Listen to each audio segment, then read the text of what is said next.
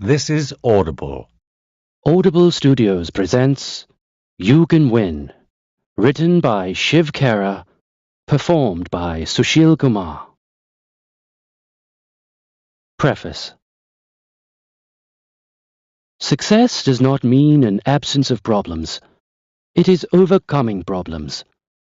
Success is not measured by how high we go up in life, but how many times we bounce back when we fall down. Have you ever wondered why some people are more successful than others? It is no secret. They simply think and act more effectively. They have mastered the principles of success. Positive behavior comes effortlessly to them because they have internalized the success principles. Successful people accept responsibility and hold themselves accountable for their actions and decisions. This audiobook can empower you to achieve your goals and live a meaningful life. You might have heard of the power of positive thinking, but have you ever heard of the power of negative thinking? Power of positive thinking empowers you with a willpower to succeed. Power of negative thinking empowers you with want power to fail. What kind of audiobook is this? In one sense, this audiobook is a construction manual. It describes the tools you will need for success and offers blueprints to help you build a successful and rewarding life. In a second sense, it is a cookbook. It lists the ingredients, the principles you will need to follow to become successful, and gives you the recipe for mixing them in the correct proportions. But, above all, this is a guidebook, a step-by-step how-to audiobook that will take you from dreaming about success to unlocking your potential for success. How to listen to this audiobook. This audiobook will empower you with time-tested principles, which, if applied properly, can help you to achieve lifetime success. But the concepts in this audiobook cannot be absorbed by casual browsing or by gulping the whole audiobook down in one session. It should be listened to slowly and carefully, one chapter at a time. Don't move on to the next chapter until you are sure you understand every concept in the previous chapter. Use this as a workbook. Write marginal notes to yourself. Mark those words or sentences or paragraphs that seem vital or especially applicable to you. As you listen, discuss the concepts in each chapter with your spouse or partner or with a close friend. A second and hopefully frank opinion from someone who knows your strengths and weaknesses can be especially helpful. Start an action plan. One of the purposes of this audiobook is to help you create an action plan for the rest of your life. If you have never created an action plan, it defines 3 things. 1. What you want to achieve. 2. How you expect to achieve it. 3. Target date to achieve it. As you listen to this audiobook, keep a notebook handy divided into 3 sections: your goals, the stages in which you plan to reach them, and your timetable for success. By the time you finish listening to this audiobook, your notebook will be the foundation on which you can build your new life. The principles in this audiobook are universal. They are applicable in any situation, organization, or country. As Plato said, truths are eternal. Throughout the audiobook, I have used masculine gender only for the purpose of ease in writing. The principles apply to both genders and are based on the premise that most people fail not because of lack of ability or intelligence, but because of lack of desire, direction, dedication, and discipline. This revised edition clarifies and elaborates many concepts. It contains a detailed step-by-step action plan along with the auto-suggestions for the chapter on subconscious mind in order to implement the concepts explained in the audiobook. The revised edition not only explains the principles of success, but also how to implement them. Chapter 1. Importance of Attitude. Winner's Edge. Ability teaches us how we do. Motivation determines why we do. And attitude decides how well we do. There was a man who made his living selling balloons at a fair. He had balloons of many different colors, including red, yellow, blue, and green. Whenever business was slow, he would release a helium-filled balloon into the air. When the children saw the balloon go up, they all wanted one. They would come up to him, buy a balloon, and his sales would go up. All day he continued to release a balloon whenever sales were slow. One day, the balloon man felt someone tugging at his jacket. He turned around and a little boy asked, "If you release a black balloon, will that also fly?" Moved by the boy's concern, the man replied gently, "Son, it is not the color of the balloon. It is what's inside that makes it go up." The same principle applies to our lives. It's what's inside that counts, and what's inside of us that makes us go up is our attitude. William James of Harvard University said, "The greatest discovery of my generation is that human beings can alter their lives by altering their attitudes of mind." Most of us have heard of the power of positive thinking, but very few have heard of the power of negative thinking. They both are very powerful, but take us in totally opposite directions. Just the way positive thinking empowers people to achieve new heights, negative thinking propels people towards self-destruction. Your attitude contributes to success. A study attributed to Harvard University found that when a person gets a job or a promotion, 85% of the time it is because of his attitude, and only 15% of the time because of intelligence and knowledge of specific facts and figures. Isn't it surprising then that almost 100% of education dollars go to teach facts and figures, which account for only 15% of success in life? You Can Win is all about that 85% of success. Attitude is the most important word in the English language. It applies to every sphere of life, including one's personal and professional life. Can an executive be a good executive without a good attitude? Can a student be a good student without a good attitude? Can parents, teachers, salespersons, employers, or employees be good in their roles without a good attitude? The foundation of success, regardless of your chosen field, is attitude. If attitude is such a critical factor in success, shouldn't we examine our attitude towards life and ask how our attitude will affect our lives? Acres of Diamonds. Hafiz was a farmer in Africa who was happy and content. He was happy because he was content. He was content because he was happy. One day a wise man came and told him about the glory of diamonds and the power that goes along with them.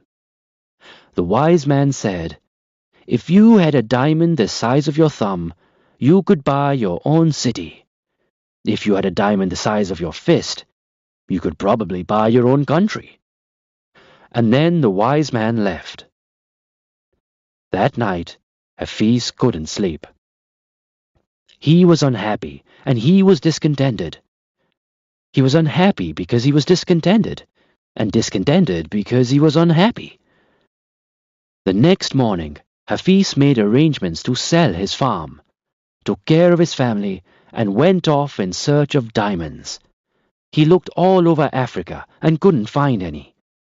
He looked all through Europe and couldn't find any.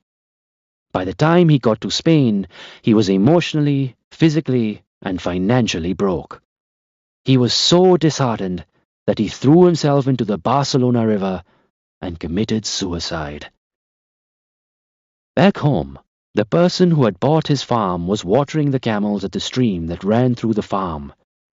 Across the stream, the rays of the morning sun hit a stone and made it sparkle like a rainbow. He thought the stone would look good in his living room.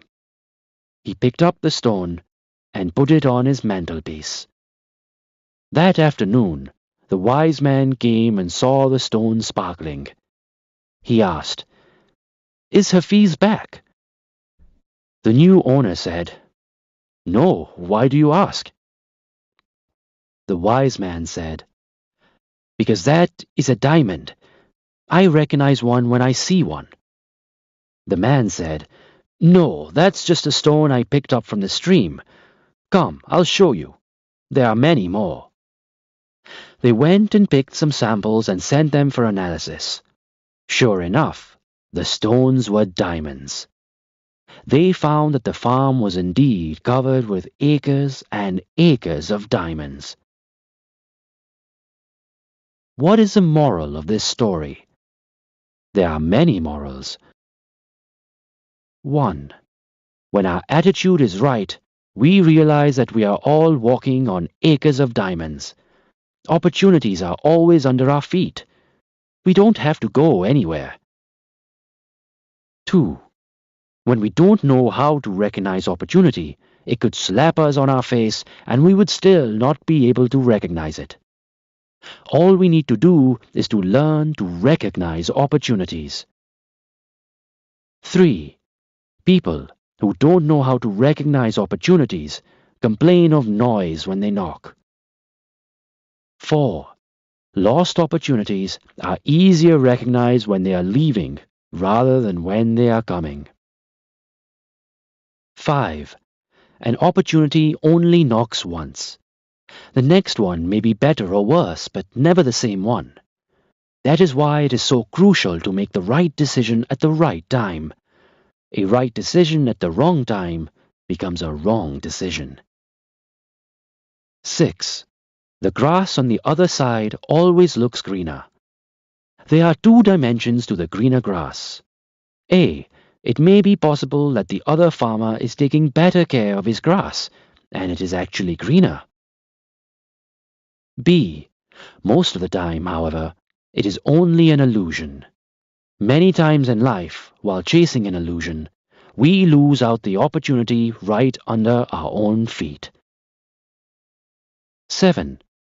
While we are eyeing the grass on the other side, there are others who are eyeing the grass on our side. They would be happy to trade places with us. David and Goliath. We all know the biblical story of David and Goliath. Goliath was a giant of a man. He struck fear in everyone's heart. One day, a 17-year-old shepherd boy came to visit his brothers and asked, "Why don't you fight the giant?" The brothers were terrified of Goliath and replied, "Don't you see he is too big to hit?" But David said, "No, he is not too big to hit. He is too big to miss." The rest is history. We all know what happened. David killed the giant with the slingshot. Same giant, different perceptions. Our attitude determines how we look at a setback. To a positive thinker, a setback can be a stepping stone to success. To a negative thinker, it can be a stumbling block. Great thinkers and philosophers feel and believe that every problem comes with an equal or greater opportunity for success. The importance of attitude to organizations.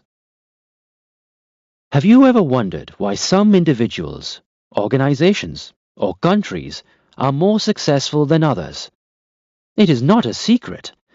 They simply think and act more effectively. They do so by investing in their most valuable asset, people.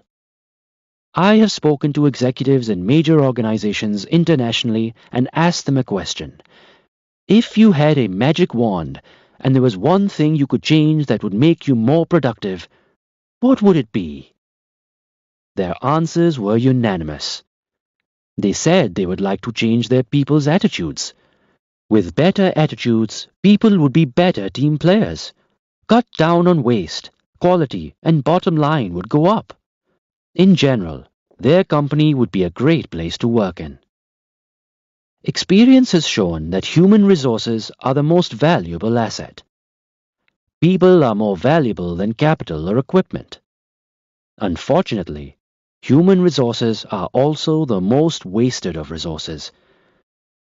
People can be your biggest asset or your biggest liability. TQP, Total Quality People. Having attended a number of training programs such as customer service, selling skills, strategic planning, etc., I have come to the conclusion that most of these are great programs with one major challenge. None of them will work unless they have the right foundation, and the right foundation is TQP. What is TQP? TQP is Total Quality People. They are people with character, integrity, good values, and positive attitudes. Don't get me wrong. You do need these programs, but they will only work when you have the right foundation. Total Quality People. For example, some customer service programs teach participants to say please and thank you, smile and shake hands. How long can a person smile if he does not have the desire to serve? Besides, people can always see through a fake smile. When the smile is not sincere, it is irritating.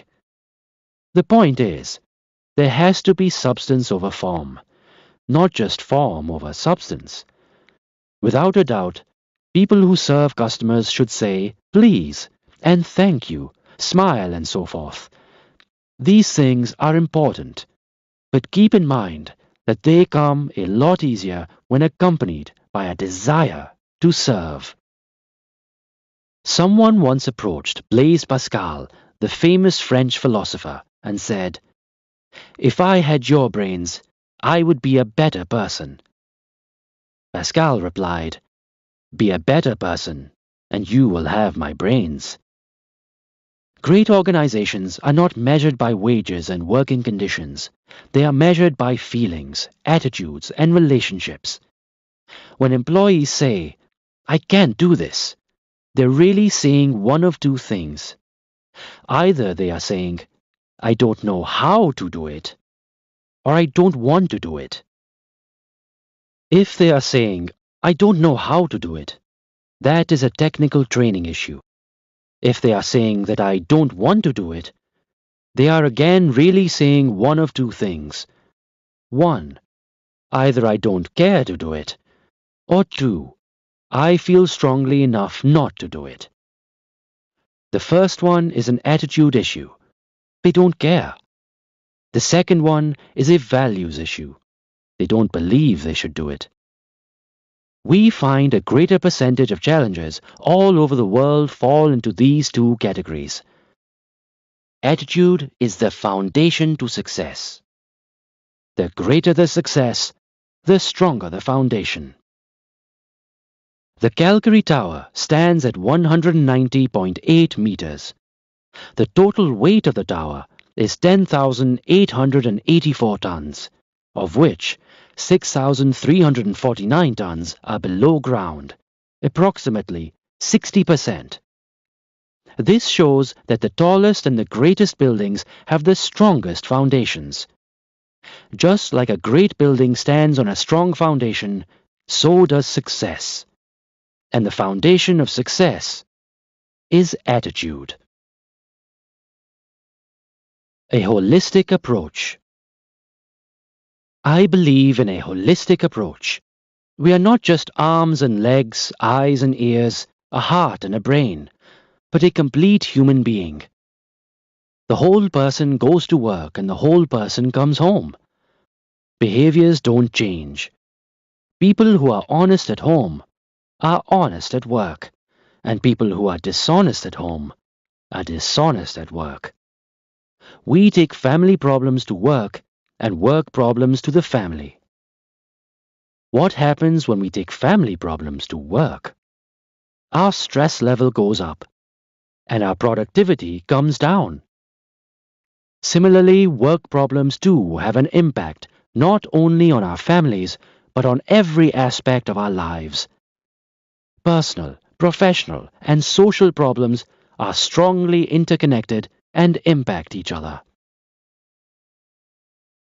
Factors that determine our attitude. Let me ask you, are we born with attitudes or do we develop them as we mature? What are the factors that form our attitudes? Can attitudes be changed?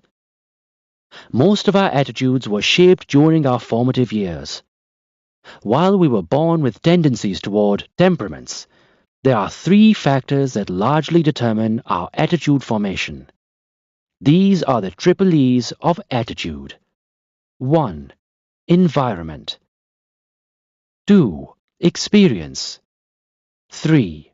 Education. Let's evaluate each of these factors individually. Environment. Environment consists of the following. Home environment. Positive or negative influences start rubbing off on all family members. School environment. Peer pressure. Work environment. Supportive or overcritical environment. Social environment. Media, television, newspapers, magazines, radio, movies, etc.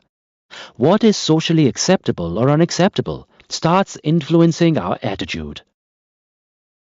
Economic environment. Abject poverty. Can you teach values on an empty stomach? Religious environment. Many times, either interpretation or misinterpretation of religion makes people fatalistic. Political environment. All these environments create a culture. Every place, be it a home, organization, or a country, has a culture or lack of it. Even lack of it is a culture. For example, if you go to a shop, you may find the salesperson polite, the supervisor polite, manager polite, the owner polite. You go to another shop and you find the salesperson rude, supervisor rude, manager rude, and the owner rude. There's a culture running. Similarly, if you go to a home and you find the kids are courteous, so are the parents. Even the help is polite. You go to another home, you may find the kids are fighting like cats and dogs, so are the parents. Even the help is rude. There is another culture running. Culture in any place always goes top down, never bottom up. In countries where there is political uncertainty, people stop thinking long term. They start thinking short term. Their objective becomes to fleece everybody and fill their pockets today, because if their pockets are full today, they will be more prepared to face the uncertainties of tomorrow.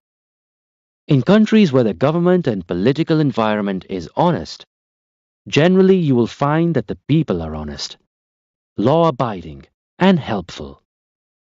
And the reverse is true too. In a corrupt environment, an honest person has a hard time, whereas in an honest environment, a corrupt person has a tough time. In a positive environment, a marginal performer's output goes up. In a negative environment, a good performer's output goes down. We need to step back and look at what kind of environment we have created for ourselves and those around us. It is tough to expect positive behavior in a negative environment. In societies where lawlessness becomes a law, honest citizens become cheats, crooks, and dacoits. Take some time to evaluate how the environment that you are in affects you and how the environment created by you affects others. Experiences. Events and experiences in life determine our attitude. If we have a positive experience with a person, our attitude towards him is likely to be positive, and conversely, negative experiences tend to make us cautious. Experiences and events become reference points in our lives, and we draw conclusions which serve as guidelines for the future. I teach my grandson to tell the truth. If he sees me lying, he gets somewhat confused initially, because he hears one thing and experiences something else. He draws his own conclusions based on his experience, which become his reference points going forward in life. Education. Holistic education ought to teach us not only how to make a living, but also how to live. Education refers to both formal and informal education. We are drowning in information, but starving for knowledge and wisdom. Strategically applied, knowledge translates into wisdom, which in turn translates into success. The role of the educator is vital. A teacher affects eternity. The ripple effect is immeasurable. How do you recognize people with a positive attitude? Just as the absence of ill health does not equal good health, similarly the absence of negativity does not make a person positive. People with positive attitudes have certain personality traits that are easy to recognize.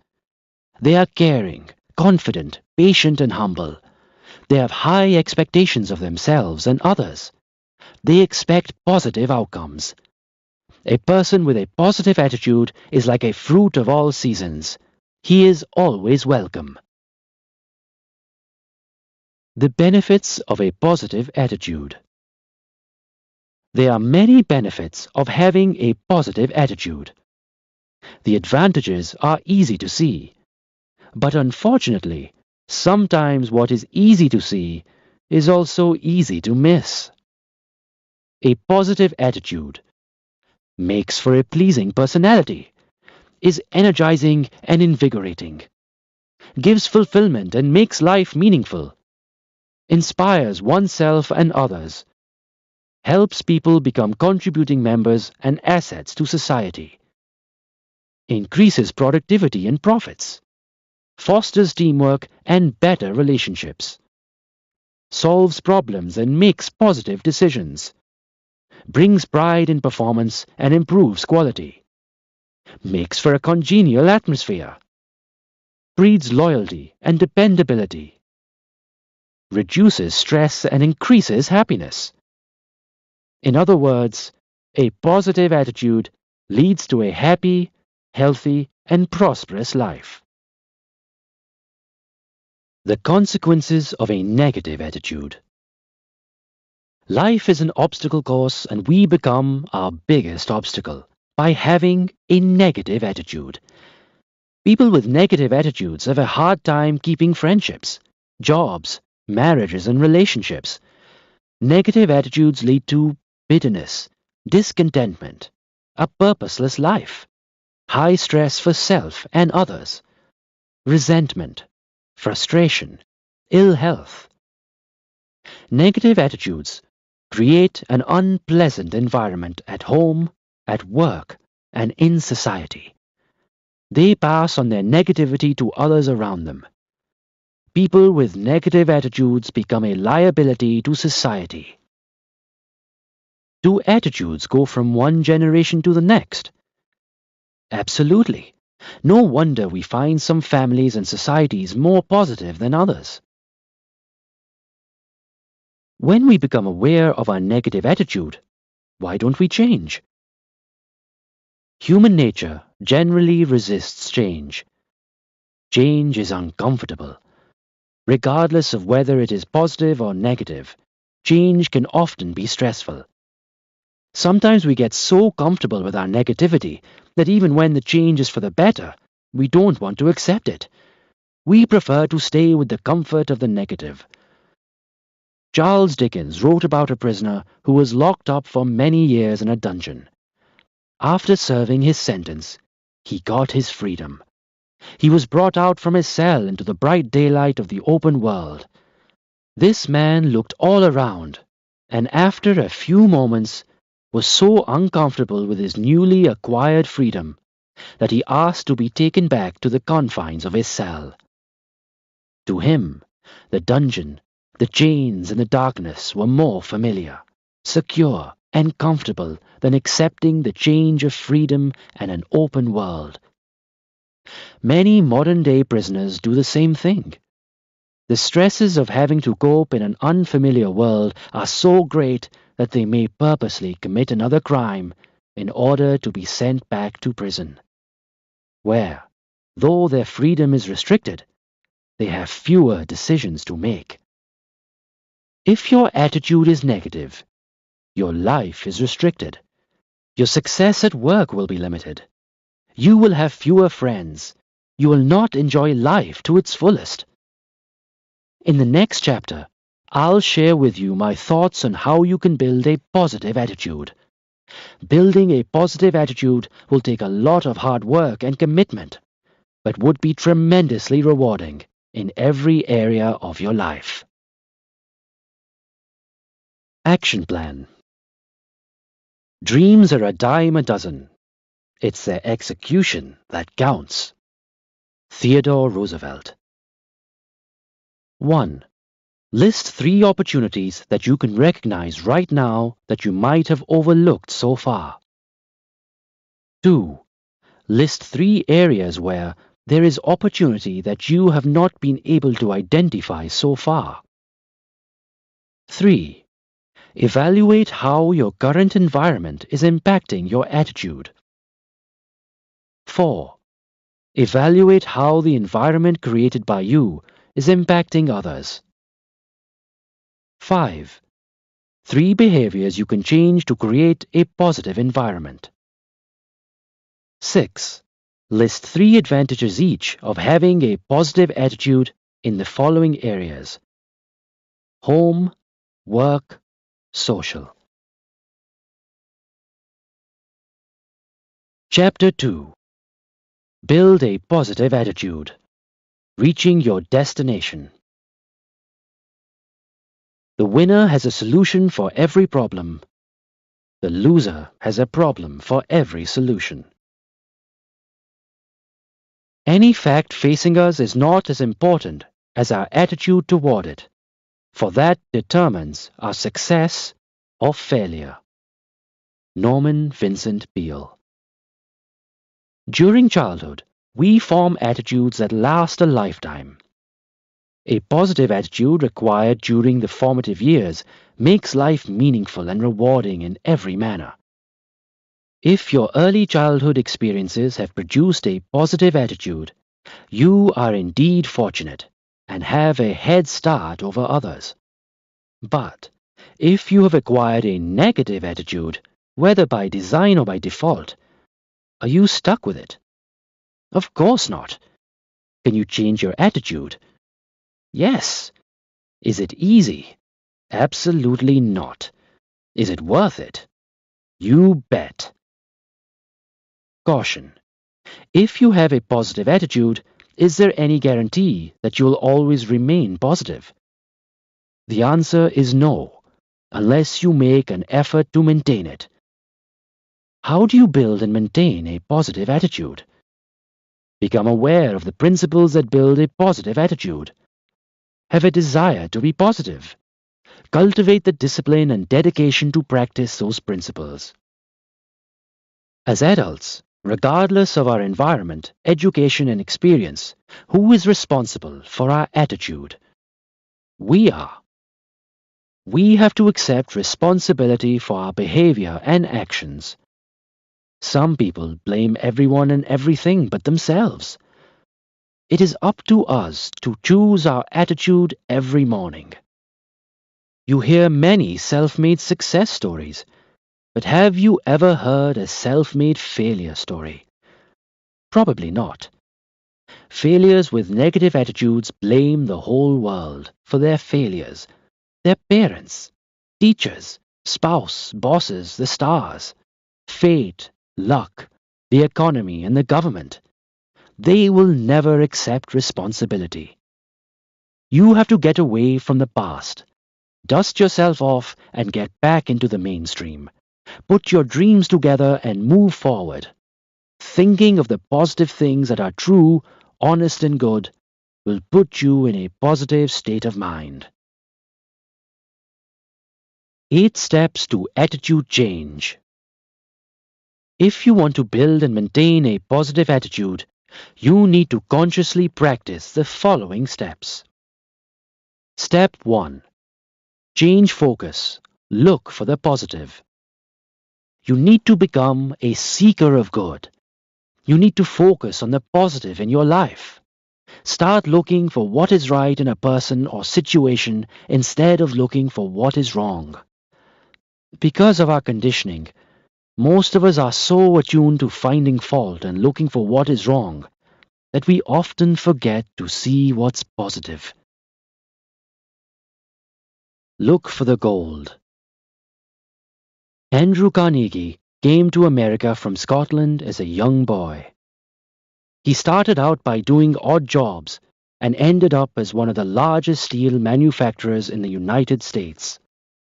At one time, he had 43 millionaires working for him. $1 million is a lot of money today, but in the 1920s, it was worth much more. Someone once asked Mr. Carnegie how he dealt with people.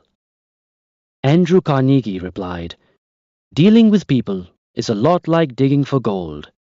When you go digging for an ounce of gold, you have to move tons of dirt before you get to an ounce of gold. But when you go digging, you don't go looking for the dirt. You go looking for the gold." Andrew Carnegie's reply has a very important message.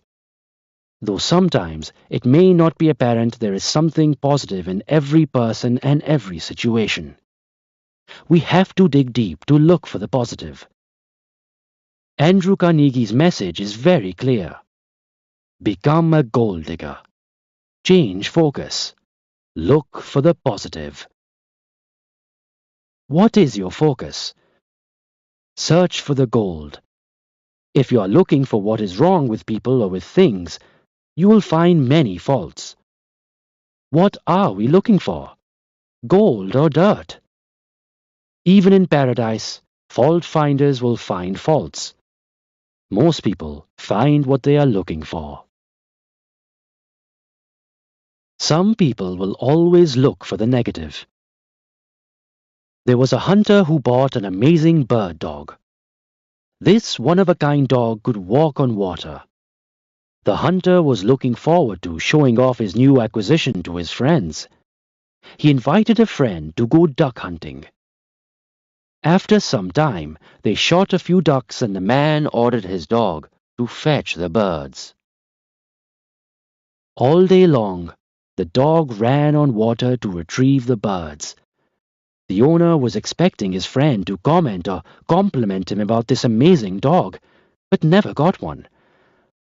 As they were returning home, he asked his friend if he had noticed anything unusual about his dog. The friend replied, "Yes, in fact, I did notice something unusual. Your dog cannot swim." What is the message from the above story? Some people fail to see the positive, in spite of its being obvious. Some people always look at the negative side. Who is a pessimist? Pessimists are moaners, groaners, and permanent complainers. Are unhappy when they have no troubles to speak of. Feel bad when they feel good, for fear they will feel worse when they feel better. Always turn out the lights to see how dark it is. Cannot enjoy their health today because they think they may be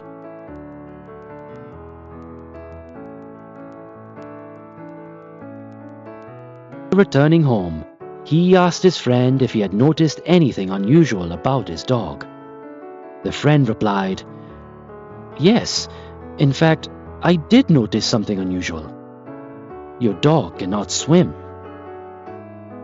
What is the message from the above story? Some people fail to see the positive in spite of its being obvious. Some people always look at the negative side. Who is a pessimist?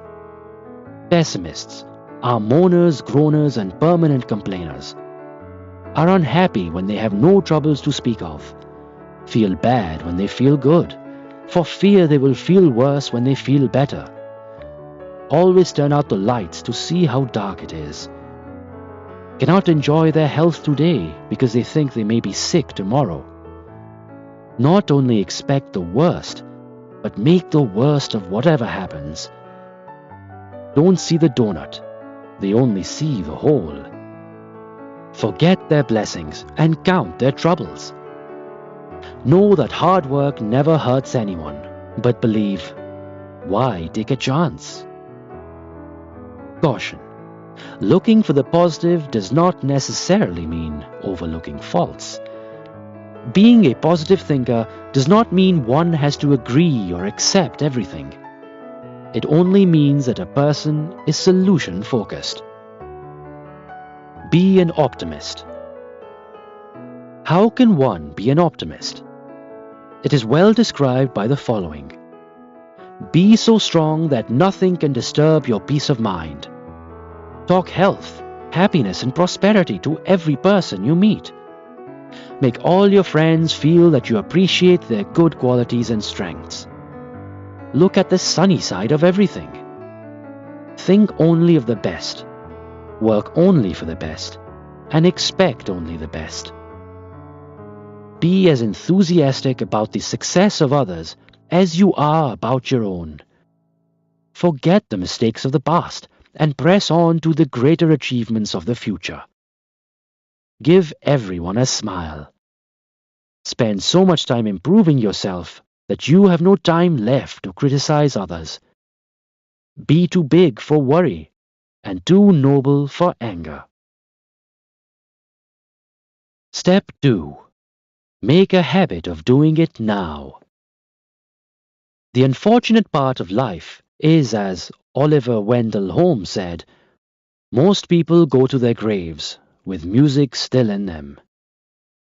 We don't achieve excellence because of our own lack of vision. He slept beneath the moon. He basked beneath the sun. He lived a life of going to do and died with nothing done. James Albury. We have all procrastinated at some time or another in our lives. I know I have, only to have regretted it later. Procrastination leads to a negative attitude. The reverse is just as true. They feed on each other. The habit of procrastination fatigues you more than the effort it takes to do the task. A completed task is fulfilling and energizing. An incomplete task drains energy. If you want to build and maintain a positive attitude, get into the habit of living in the present and doing it now. When I become a big boy. This is like the little boy who says that when he becomes a big boy, he will do this and that and will be happy. And when he becomes a big boy, he says that when he finishes college, he will be happy. And when he finishes college, he says that when he gets his first job, he will be happy.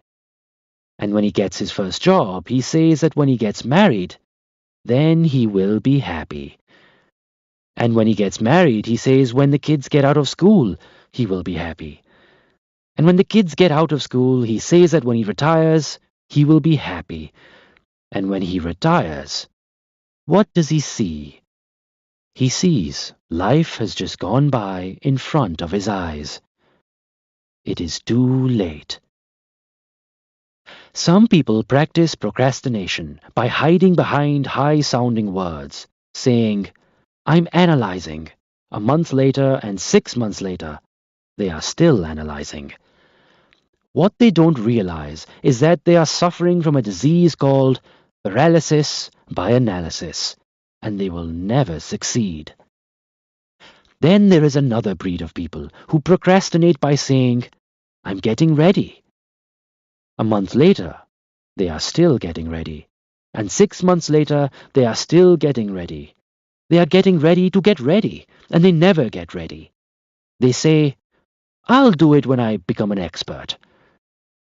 They don't understand that unless you do it, you'll never become an expert. They keep making excuses. You cannot learn to swim by reading a book. You have to get into the water. Live in the present. Life is not a dress rehearsal. I don't care what philosophy you believe in. We have got only one shot at this game called life. The stakes are too high to waste life. The stakes are our future generations. Unlike the game of football, where we can replace players, in the game of life, we have to play our own game. And the funny part about life is that the test comes before the text, and experience is the name we give to our mistakes. This life is a one-way street. There is no rewind button. What time is it, and where are we? The answer is that time is now, and we are here. Let's make the best of now and utilize the present to the fullest. The message is not that we don't need to plan for the future. The message is that we do need to plan for the future.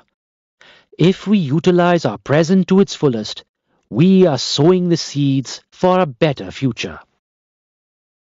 If you want to build a positive attitude, learn the phrase, "Do it now," and stop the habit of procrastination.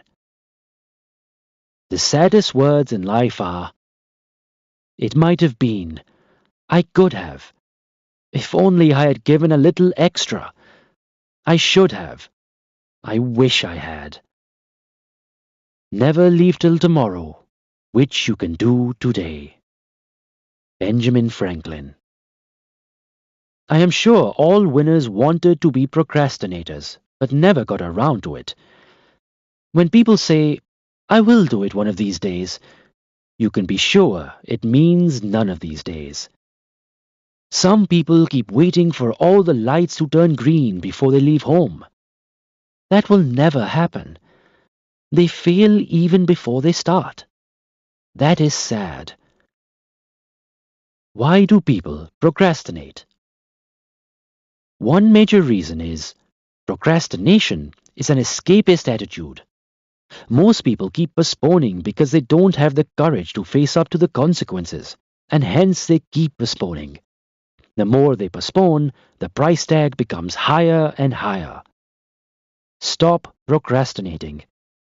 Isn't it time that we put off putting things off? Step 3. Develop an attitude of gratitude. Gratitude reflects humility. It keeps a person grounded. It is a great philosophy to live by. Never forget what others have done for you, and never remember what you have done for others. Count your blessings, not your troubles. Take time to smell the roses. It is not uncommon to hear that someone, because of an accident, became blind or paralyzed, but got $1 million in a settlement from the insurance company. How many of us would like to trade places with that person? Not many. We are so focused on complaining about things we do not have that we lose sight of the things we have. There is a lot to be thankful for. When I say count your blessings, not your troubles, I don't mean that a person should become complacent. If complacence was the message you got, then I would be guilty of miscommunication and you of selective listening. Many of our blessings are hidden treasures. Count your blessings and not your troubles. Step 4. Get into a continuous education program. Let's get some myths out of the way. It is a general belief that we get educated in schools and colleges. During my seminars in many different countries, there is a question I ask my audience all the time. Do we really get educated in schools and colleges? Generally, there is a consensus that some people do, but most don't. Don't get me wrong. We get a lot of information in schools and colleges. We do need information to get educated. But everyone who has information may not necessarily be educated. E.g., a PhD may have a lot of information in his area. They may or may not be educated. We live in an information age. It is estimated that the amount of information is doubling every year. With information so readily available, it is easy to dispel ignorance. It is sad to see that we are taught everything but the most essential things. We are taught the 3 R's: reading, writing, arithmetic. But what good is intellectual education without understanding human dignity and values? We need to know the true meaning of education. Intellectual education influences the head, and values-based education influences the heart. In fact, education that does not train the heart can be dangerous. If we want to build character in our offices, homes, and society, we must achieve a minimum level of moral and ethical literacy. Education that builds fundamental traits of character, such as honesty, compassion, courage, persistence, and responsibility, is absolutely essential. We don't need more academic education. We need more value-based education. A person who is morally educated will be a lot better equipped to move up in life or succeed than a morally bankrupt person with excellent academic qualifications. I would prefer to go to the second most qualified surgeon in town who has character than go to the most qualified surgeon who lacks character. The same thing holds true in any profession. Education without values. Universities are turning out highly skilled barbarians because we don't provide a framework of values to young people who more and more are searching for it. Stephen Muller, President, Johns Hopkins University. True education is training of both the head and the heart. It is better to be uneducated than ill-educated. An uneducated thief may steal goods from the train, but an educated one may steal the entire train. We need to compete for knowledge and wisdom, not for grades. Knowledge is piling up facts, wisdom is simplifying them. One could have good grades and a degree and still not learn much. The most important thing one can learn is to learn to learn. People confuse education with the ability to memorize facts. Educating the mind without morals creates a menace in society. Knowledge is not power. We are often told that knowledge is power. Not really. Knowledge is information. It is potential power, and it becomes power only when it is acted upon. What is the difference between a person who cannot read and a person who can, but does not read? As Ben Franklin said, not a whole lot. Learning is a lot like eating. It is not how much we eat that matters, but what really matters is how much we digest. Knowledge is potential power. Wisdom is real power. Education takes many forms. It is not just grades or a degree. It is cultivating our strength, learning self-discipline, listening, eagerness to learn, developing characteristics leading to success. Our minds are like muscles that can stretch or shrink. It all depends on how much or how little we exercise them. If you think education is expensive, Try ignorance. Derek Bok. Education does not mean good judgment. There is a story about a man who sold hot dogs by the roadside. He was illiterate, so he never read newspapers. He was hard of hearing, so he never listened to the radio. His eyes were weak, so he never watched television. But enthusiastically, he sold lots of hot dogs. His sales and profits went up. He ordered more meat and got himself a bigger and better stove. As his business was growing, his son, who had recently graduated from college, joined his father. Then something strange happened. The son asked, "Dad, aren't you aware of the Great Recession that is coming our way?" The father replied, "No, but tell me about it."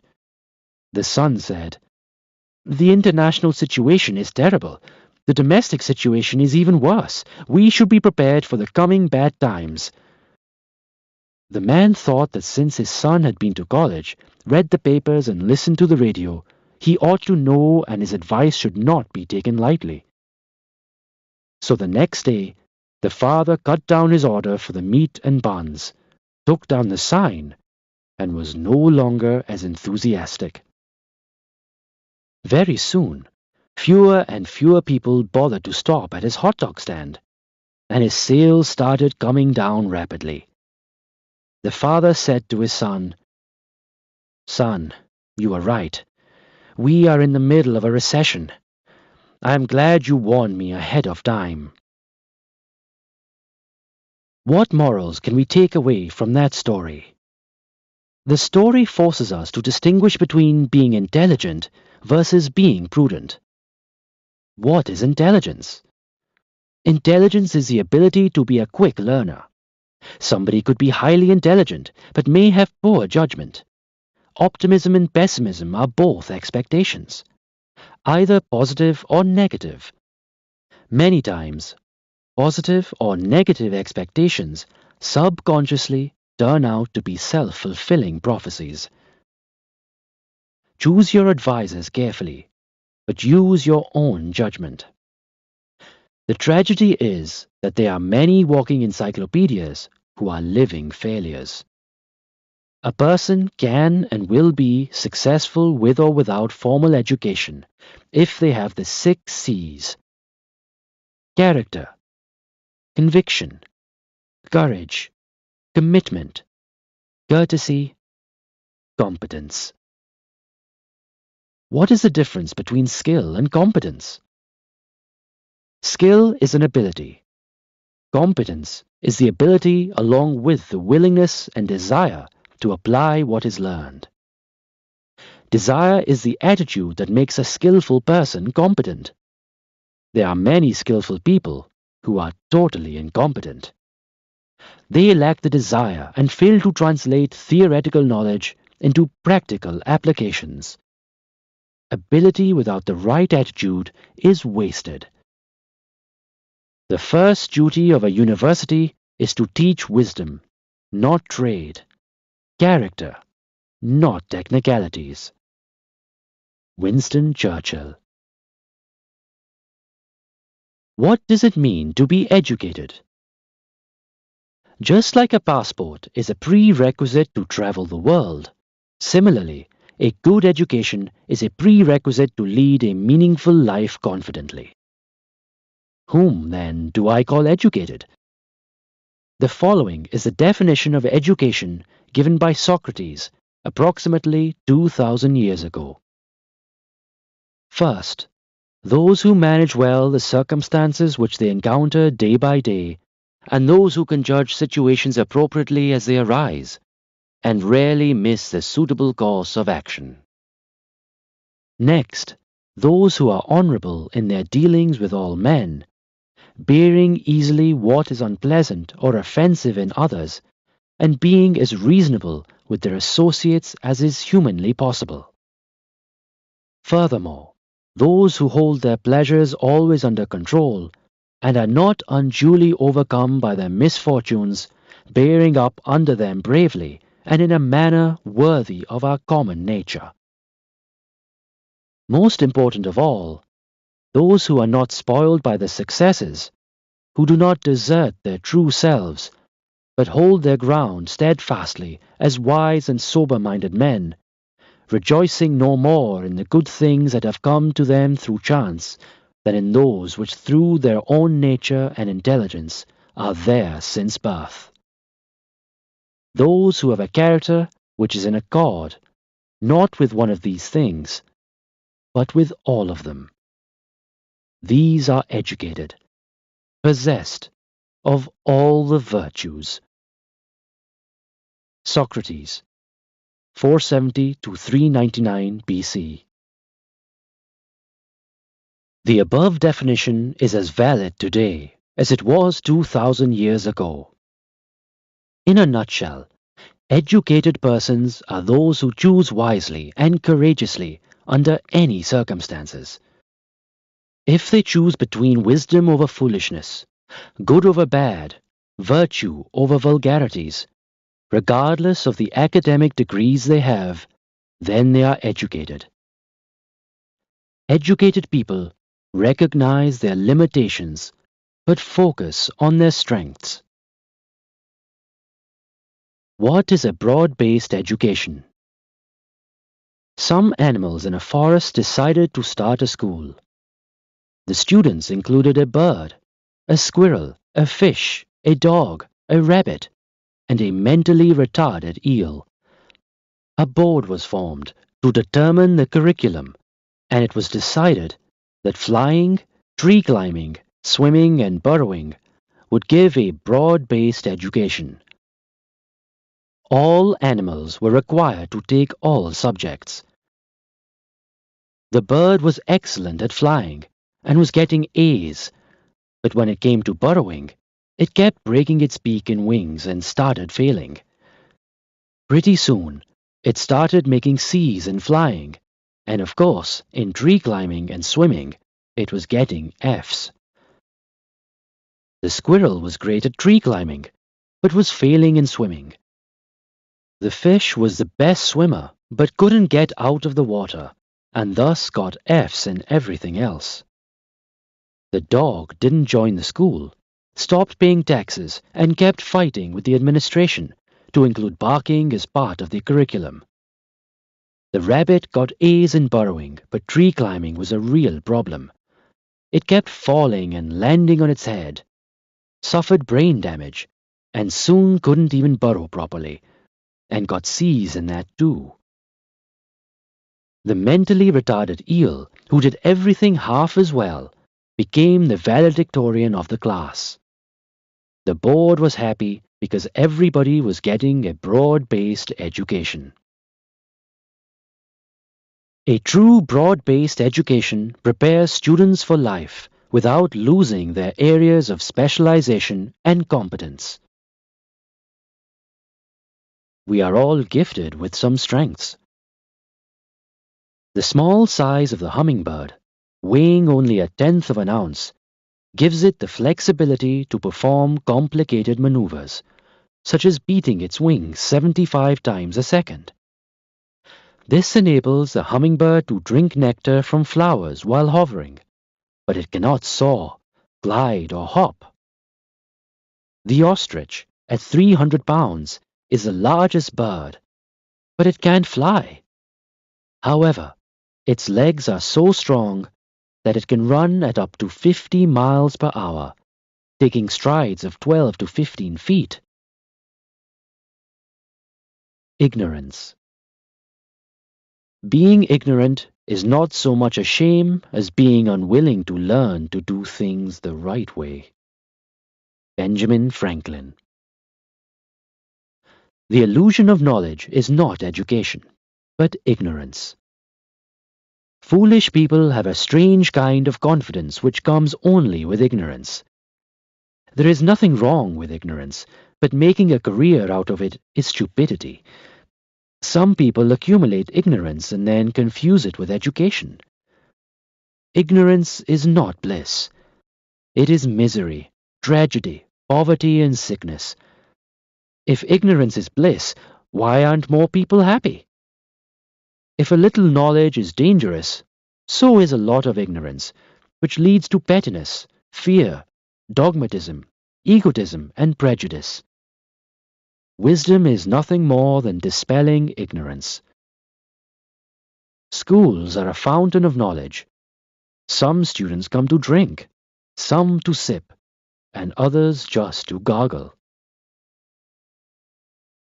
Common sense. We are born with 5 senses: touch, taste, sight, smell, and hearing. But successful people have a 6th sense: common sense. Common sense is the ability to see things as they are and do them as they ought to be done. The application of education and knowledge without common sense is meaningless. Common sense may not necessarily come as a result of education. The best education without common sense is worthless. An abundance of common sense is called wisdom. What is continuous education? It is sharpening your axe. John, a woodcutter, worked for a company for 5 years, but never got a raise. The company hired Bill, and within 2 years, he got a raise. This caused resentment.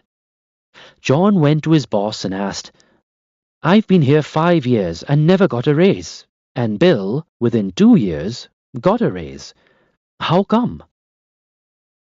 The boss said, "We are a result-oriented company and would be happy to give you a raise if your output went up."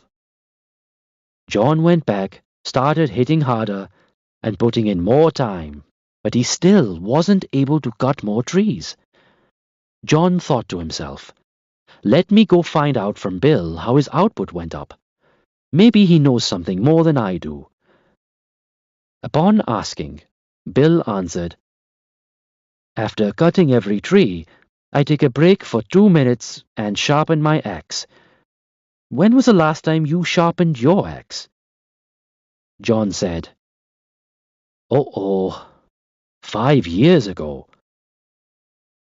When was the last time you sharpened your axe? Past glory and education don't count for much. We have to continuously sharpen the axe. There is another dimension to the above story. John's boss said, "You really don't have 5 years' experience.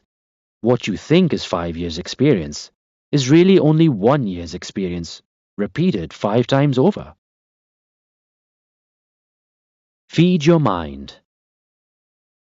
Just as our bodies need good food every day, our minds need positive thoughts every day. The key words in the preceding sentence are good food and positive thoughts. If we feed our body with junk food and our mind with negative thoughts, we will have both a sick body and a sick mind. We need to feed our minds with pure and positive thoughts to stay on track. Similarly, positive thinkers regularly build a reserve of positive attitude by constantly feeding their minds on pure, powerful, and positive thoughts on a daily basis. Positive thinkers are not fools, and they are not going through life with blinders. They are winners who recognize their limitations, but focus on their strengths. Losers, on the other hand, recognize their strengths, but focus on their weaknesses. If we commute 2 hours a day and utilize that time for our education by reading good books or listening to positive recorded messages, it will give us close to 500 hours of education in 1 year, in the field that we want to excel in. That is equivalent to receiving a postgraduate education. Step 5. Build high self-esteem. What is self-esteem? Self-esteem is the way we feel about ourselves. When we feel good, the world looks nice, productivity goes up, and our relationships are a lot better. The reverse is just as true. What could be the reason? It is that there is a direct correlation between our feelings and behavior. How do you build high self-esteem? If you want to build high self-esteem quickly, one of the fastest ways is to do something for those who cannot repay you in cash or kind. A few years ago, I started volunteering my time to teach attitude and self-esteem programs to jail inmates.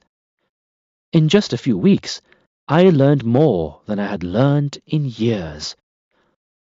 After attending my program for 2 weeks, one of the inmates stopped me and said, "Shiv, I'm going to be released from the prison in a couple of weeks." I asked him what he had learned through the attitude development program. He thought for a while and then said that he felt good about himself. I said, "Good doesn't tell me anything.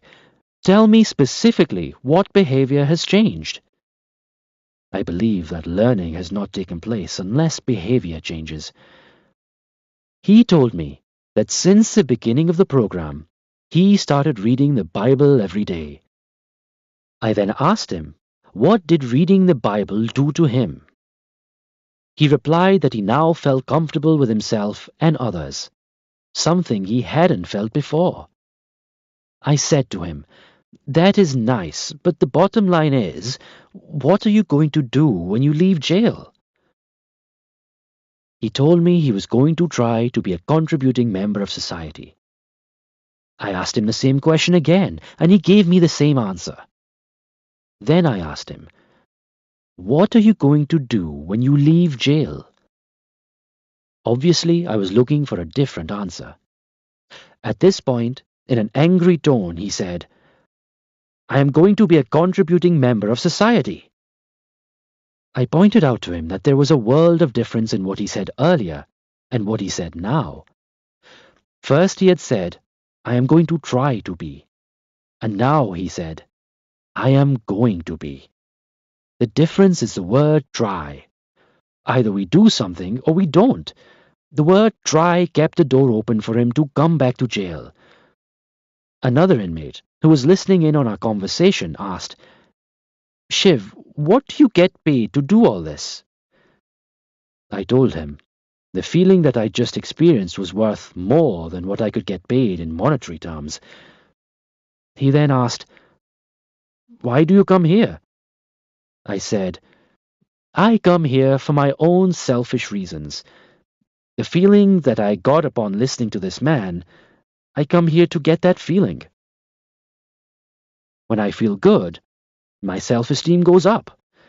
When my self-esteem goes up, I become more productive everywhere." This kind of selfishness is healthy. In a nutshell, what you put into the system, you always get back, and most times, it is more than you can ever put in. But you don't put it in with the desire to get something back. Another inmate said, "What anybody does is their own business. When people take drugs, it is none of your business. Why don't you leave them alone?" I replied, "My friend, even though I disapprove, I will compromise and accept what you are saying, that it is none of my business. If you can guarantee that when someone takes drugs and gets behind the wheel of a car and has an accident, the only thing they will ever hit is a tree, I will compromise. But if you cannot guarantee this, you or I or our kids could be dead. Then you better believe it is my business. I have to get this person off the roads." Whenever we do something positive in life, even if no one is watching, we rise a little bit in our own eyes. Whenever we do something negative like lying, cheating, stealing, even if no one is watching, we fall down a little bit in our own eyes. That's the magic of self-esteem. There are many individuals and organizations who do voluntary activities where there are no gains in cash or kind, such as organizing blood donation, eye donation camps. You ask them why they're doing this, and their answer is, "I feel good." Many times you hear parents telling their kids, Do what feels good, without understanding that feeling good is a natural outcome of doing good, and doing good is a natural outcome of being good. How can a person feel good when they don't do good? This one phrase, "It is my life, I will do what I want," has done more damage than good. People choose to ignore the spirit and derive the meaning that is convenient to them. Such people have tied this phrase to selfishness, and this has had a negative effect on them and the world around them. These people forget that we don't live in isolation. What you do affects me, and what I do affects you. We are connected. We have to realize that we are sharing this planet, and we must learn to behave responsibly. There are two kinds of people in this world: givers and takers. Takers eat well, and givers sleep well.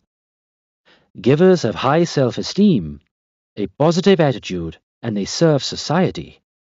By serving society, I do not mean a run-of-the-mill pseudo-leader turned politician who serves himself by pretending to serve others.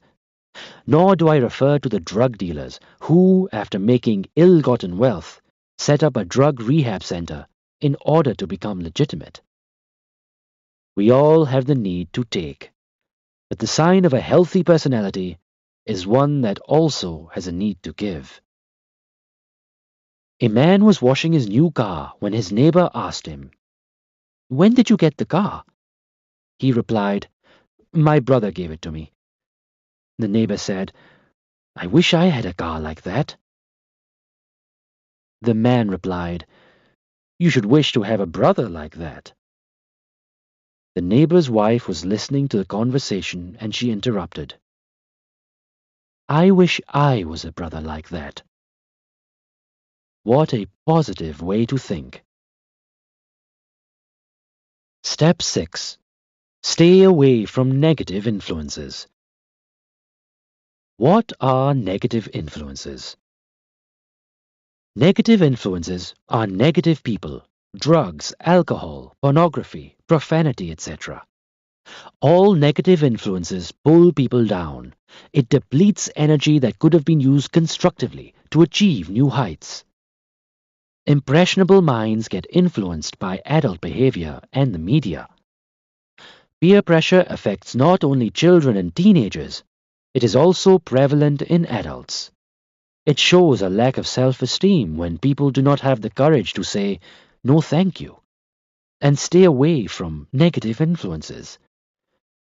A person's character is judged not only by the company they keep, but also by the company they avoid.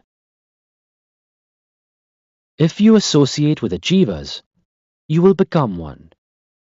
If you associate with thinkers, you will become one.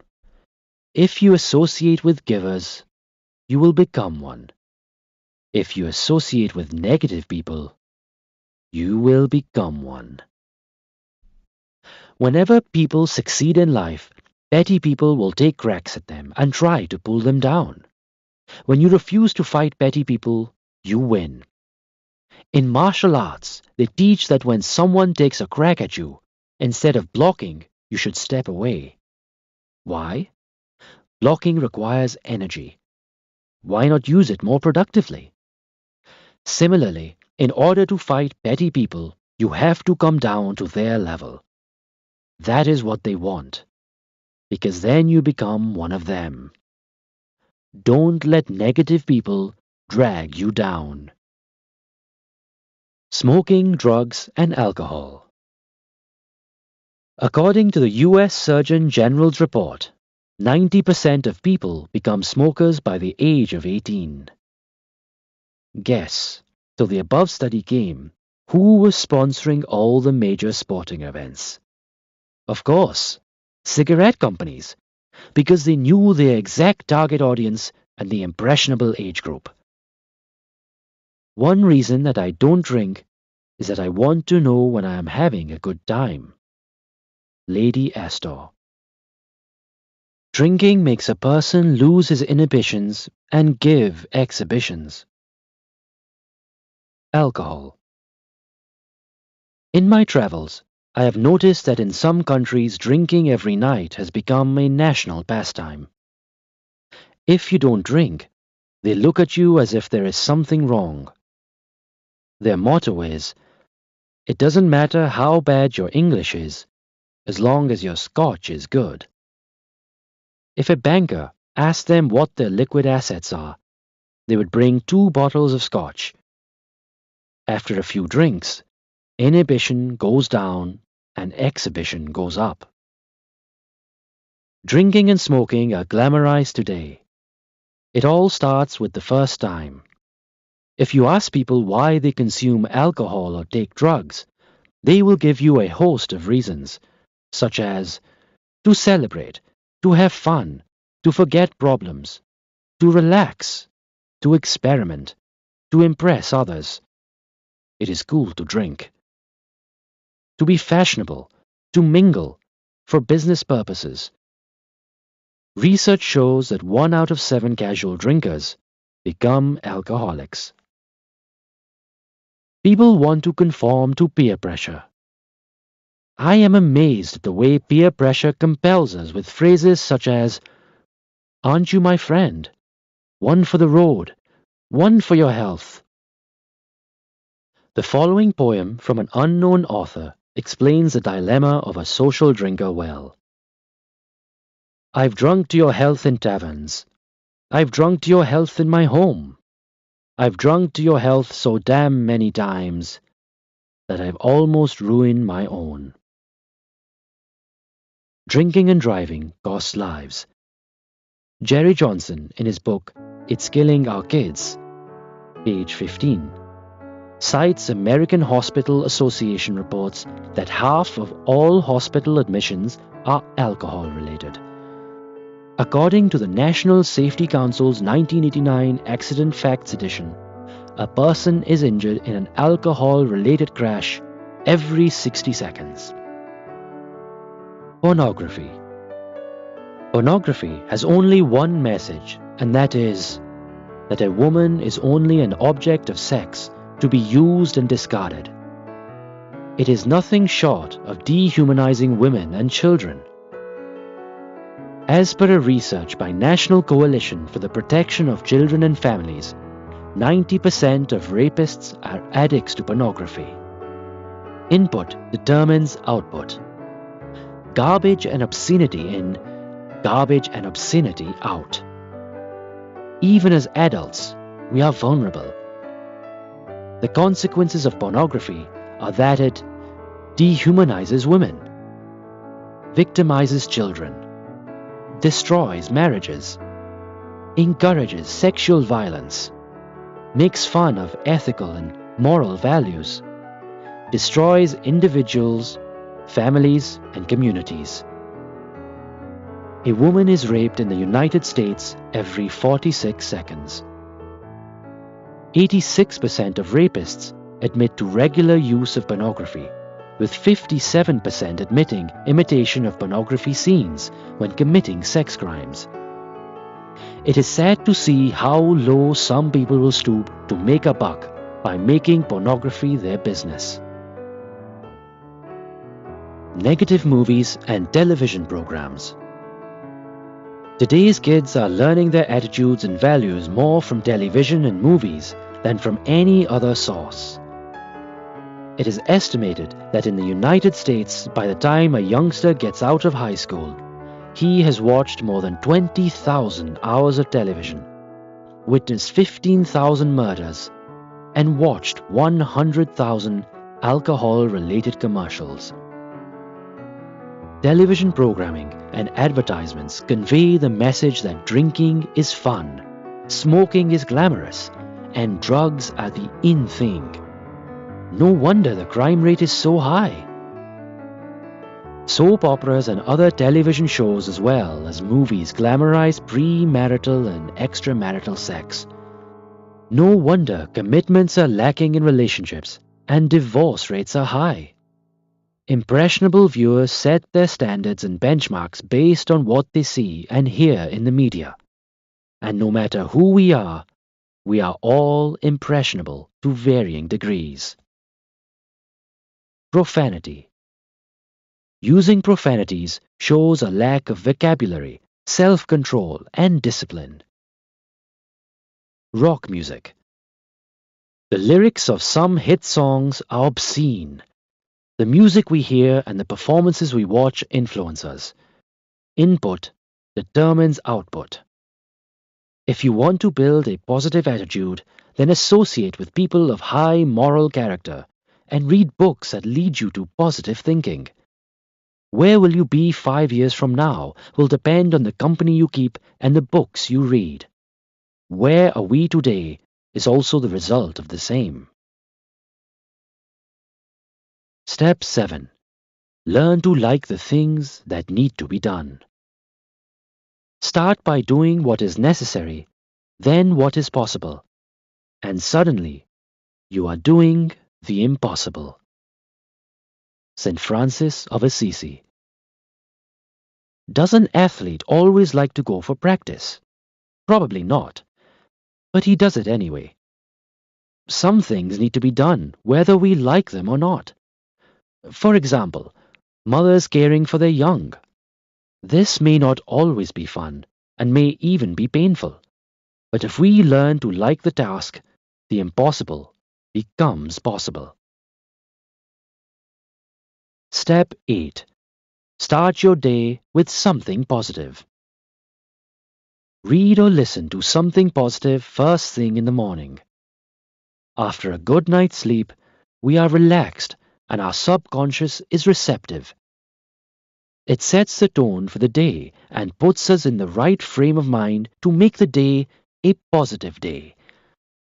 In order to bring about change, we need to make a conscious effort and be committed to make positive thoughts and behavior part of our lives. Practice having positive thoughts and behavior daily until they become a habit. William James of Harvard University said, "If you are going to change your life, you need to start immediately." If you follow the 8 steps above, you will be a winner. Winners versus losers. The winner is always part of the solution. The loser is always part of the problem. The winner always has a plan. The loser always has an excuse. The winner says, "Let me do it for you." The loser says, "That is not my job." The winner sees a solution for every problem. The loser sees a problem for every answer. The winner says, "It may be difficult, but it is possible." The loser says, "It may be possible, but it is too difficult." When a winner makes a mistake, he says, "I was wrong." When a loser makes a mistake, he says, "It wasn't my fault." A winner makes commitments. A loser makes promises. Winners have dreams. Losers have schemes. Winners say, "I must do something." Losers say, "Something must be done." Winners are a part of the team. Losers are apart from the team. Winners trade short-term pain for long-term gain. Losers trade short-term gain and get long-term pain. Winners see possibilities. Losers see problems. Winners believe in win-win. Losers believe for them to win, someone has to lose. Winners see the potential. Losers see the past. Winners choose what they say. Losers say what they choose. Winners use hard arguments but soft words. Losers use soft arguments but hard words. Winners stand firm on values but compromise on petty things. Losers stand firm on petty things but compromise on values. Winners follow the philosophy of empathy. Don't do to others what you would not want them to do to you. Losers follow the philosophy, do it to others before they do it to you. Winners make things happen. Losers wait for things to happen. Winners plan and prepare to win. The key word is preparation. Action steps. You may be disappointed if you fail, but you will be doomed if you don't try. Beverly Sills. Let me close this chapter with the 8 action steps discussed earlier. Look for the positive. Make a habit of doing it now. Develop an attitude of gratitude. Create a continuous education program for yourself. Build positive self-esteem. Stay away from negative influences.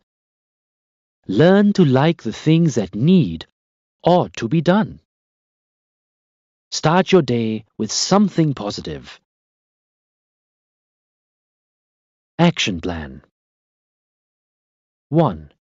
Based on the 8 steps, what commitments are you making that you will practice immediately at home, at work, socially?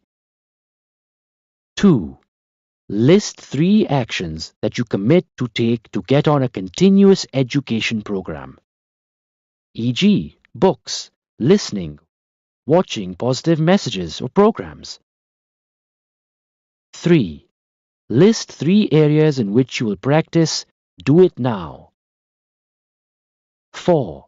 Identify 3 blessings that are priceless. 5. List 3 things that you would do to build your self-esteem. 6. Identify 3 negative influences you want to stay away from that are pulling you down. 7. List 3 things that you will do even if you don't want to do that ought to be done. 8. What would you do to start your day with something positive? 9. List 3 benefits you will receive by doing all of the above. 10. Establish a timetable and commit yourself to do all of the above. Chapter 3. Success. Winning Strategies. The greatest job security is performance. Superachievers don't waste time in unproductive thoughts, esoteric thoughts, or catastrophic thoughts. They think constructively, and they know that their level of thinking determines their success. Dr. Seymour Epstein. You need to keep your mind on what you want, not on what you don't want. Success is not an accident. It is the result of your attitude, and your attitude is a choice. Hence, success is a matter of choice, and not chance. A priest was driving when he saw an exceptionally beautiful farm. He stopped at the edge of a field, got out and stood quietly, appreciating the bountiful crop. The farmer was riding on his tractor and saw the priest. He drove over to where the priest was standing. The priest said to him, "God has blessed you with a beautiful farm. You should be grateful for it." The farmer replied, "Yes, God has blessed me with a beautiful farm, and I am grateful for it. But you should have seen this farm when God had the whole farm to himself." What is the moral of the story? 1. God only helps those who help themselves. 2. Fatalistic people only wait for things to happen. They never make things happen. Most crackpots keep waiting for a jackpot. That strategy rarely brings success. In fact, that is not even a strategy. It is an invitation to disaster. The common man seeks security, whereas the uncommon man seeks opportunity. Why does one person move forward with one success story after another, while others are still getting ready? Why does one man go through life crossing one hurdle after another and accomplishing his goals, while another struggles and gets nowhere? If we are able to understand the answer to the above two questions, we could revolutionize our lives. What is success? If you really want to succeed, form the habit of doing things that failures don't like to do. Anonymous. A lot of research has been done on the subject of success and failure.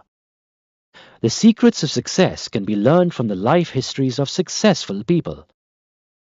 Successful people have certain qualities in common, no matter which period of history they lived in, and no matter what their fields of endeavor. Success leaves clues. If we identify and adopt the qualities of successful people, we too shall be successful. Similarly, there are characteristics common to people who aren't successful. If we avoid those characteristics, then we shall not be failures. Success is no mystery. It is simply the result of consistently applying some principles leading to success. The reverse is just as true. Failure is simply a result of making a few mistakes repeatedly. This might sound too simplistic, but the fact is that most truths are very simple. I'm not saying they are easy, but they are simple. How do we define success? What makes a person successful? How do we recognize success? What are the manifestations of success? How do we know we have arrived? To some people, success might mean wealth. To others, it may be recognition, good health, a good family, happiness, satisfaction, or peace of mind. What this really tells us is that success is subjective. Success means different things to different people. The definition that I feel best summarizes success is: success is a progressive realization of a worthy goal. Earl Nightingale. Let's look at that definition of success carefully. Progressive means that success is a journey, not a destination. It's an ongoing process. We never arrive. After we reach one goal, we go on to the next, and so on. Realization means it is an experience. Outside forces cannot make me feel successful. I have to feel it within myself. It is internal, not external. That is why what often appears success externally may be total hollowness internally. No wonder we hear of some celebrities and billionaires taking drugs and committing suicide because they feel emptiness internally. Worthiness determines the quality of our journey. Can people have unworthy goals in their lives? The answer is yes. What makes a goal worthy? It is our value system which determines the quality of our journey. Whenever we talk of values, whose values are we talking about? And who are we to judge? We talk of universal values and eternal values. Universal values mean that they cut across countries, cultures, and religions. Eternal means they were here before we came, and they will be here after we are gone. When I do my programs internationally, I am asked, "Don't you see cultural differences?" My answer is that I find more similarities in people than differences. To me, what I find cultural are really surface issues. They may not end up as surface issues, but to me, they appear totally surface issues. E.g., the thumbs up sign in the Western world is a sign of encouragement, of victory, whereas in some parts of the Middle East, it means you insulted me. You showed me your thumb. That's cultural. In India, we worship the snake and the rat. That's cultural. In Singapore and China, the number 4 is considered unlucky. That's cultural. Emotional appeals are totally identical. Integrity and cheating is given the same meaning in New Delhi, New York, New Zealand. Worthiness is what gives meaning and fulfillment. Success without fulfillment is empty. That's like good looks without goodness. In life, we need substance over form, not form over substance. Goals. Goals are important because they give us a sense of direction. Our destination determines the direction we take. Success and happiness go hand in hand. Success is getting what you want, and happiness is wanting what you get. Existence alone is not success. It is a lot more. Do more than exist. Live. Do more than touch. Feel. Do more than look. Observe. Do more than read. Absorb. Do more than hear. Listen. Do more than listen. Understand. John H. Rhodes. Some obstacles to success, real or imagined. Ego. Fear of failure or success. Low self-esteem. No planning or poor planning. Lack of formalized goals. Ups and downs in life. Not accepting responsibility. Financial insecurity. Lack of focus. Short-sightedness. Under-ambitious. Over-ambitious. Overcommitment. Lack of commitment. Lack of training. Lack of persistence. Lack of priorities. Procrastination or escapist behavior. I don't know the key to success, but the key to failure is trying to please everybody. Success does not mean being liked and accepted by everyone.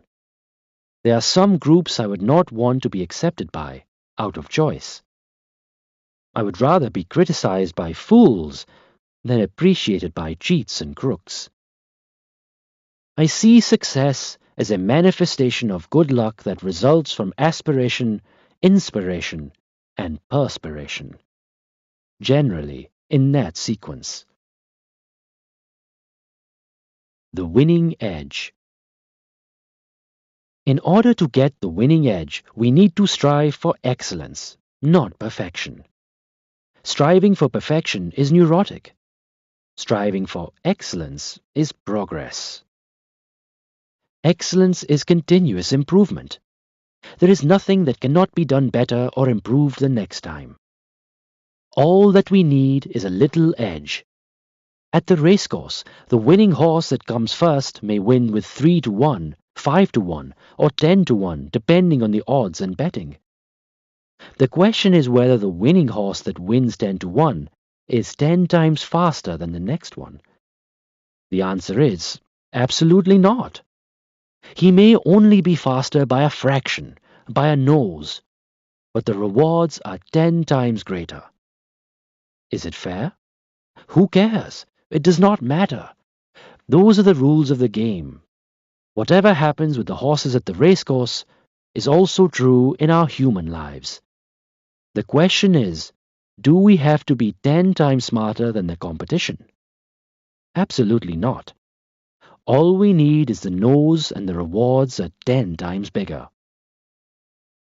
It's a lot easier to improve 1% in 100 different areas than to improve 100% in any one area. That is the winning edge. Struggle. History has demonstrated that the most notable winners usually encountered heartbreaking obstacles before they triumphed. They won because they refused to become discouraged by their defeats. B.C. Forbes. Trials in life can be tragedies or triumphs, depending on how we handle them. Triumphs don't come without effort. A biology teacher was teaching his students how a caterpillar turns into a butterfly. He told the students that in the next couple of hours, the butterfly would struggle to come out of the cocoon, but no one should help the butterfly. Then he left. The students were waiting, and it happened. The butterfly struggled to get out of the cocoon, and against the advice of the teacher, one of the students took pity on it and decided to help the butterfly out of the cocoon. He broke the cocoon to help the butterfly so it didn't have to struggle anymore. But shortly afterwards, the butterfly died. When the teacher returned, he was told what had happened. He explained to the student that it is a law of nature that the struggle to come out of the cocoon actually helps develop and strengthen the butterfly's wings. By helping the butterfly, the boy had deprived the butterfly of its struggle, and the butterfly died. We should apply this same principle to our lives. Nothing worthwhile in life comes without a struggle. As parents, we tend to hurt the ones we love most because we don't allow them to struggle and gain strength. Overcoming obstacles. People who have overcome obstacles are more secure than those who have never faced them. We all have problems and sometimes feel discouraged. Everyone faces disappointments, but winners don't get disheartened. The answer is perseverance. An English proverb says, "A smooth sea never made a skillful mariner." Nothing comes easy in life. We cannot run away from our problems. Obstacles keep coming to test our grit time and time again. Most people give up just when they're about to achieve success. They quit on the 1-yard line. They give up at the last minute of the game, 1 foot from a winning touchdown. H. Ross Sparrow. How do we measure success? True success is measured by the feeling of knowing we have done a job well and have achieved our objectives. Success is not measured by our position in life, but by the obstacles we overcame to get there.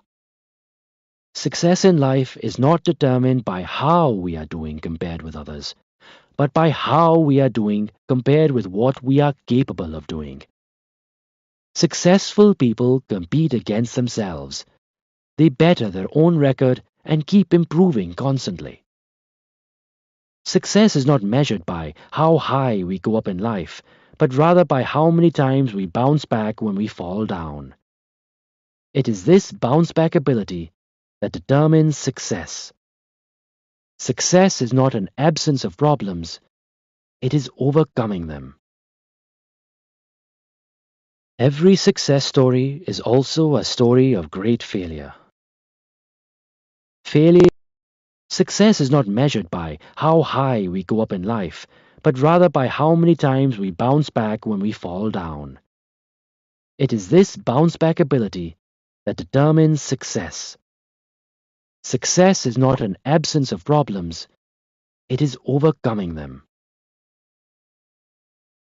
Every success story is also a story of great failure.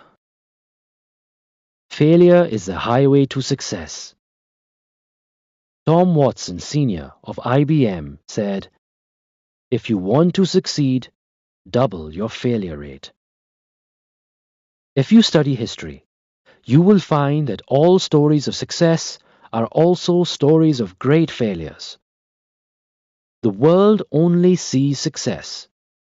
They don't see the struggle behind the success and say, "He got lucky. He must have been at the right place at the right time." Let me share a famous life history with you.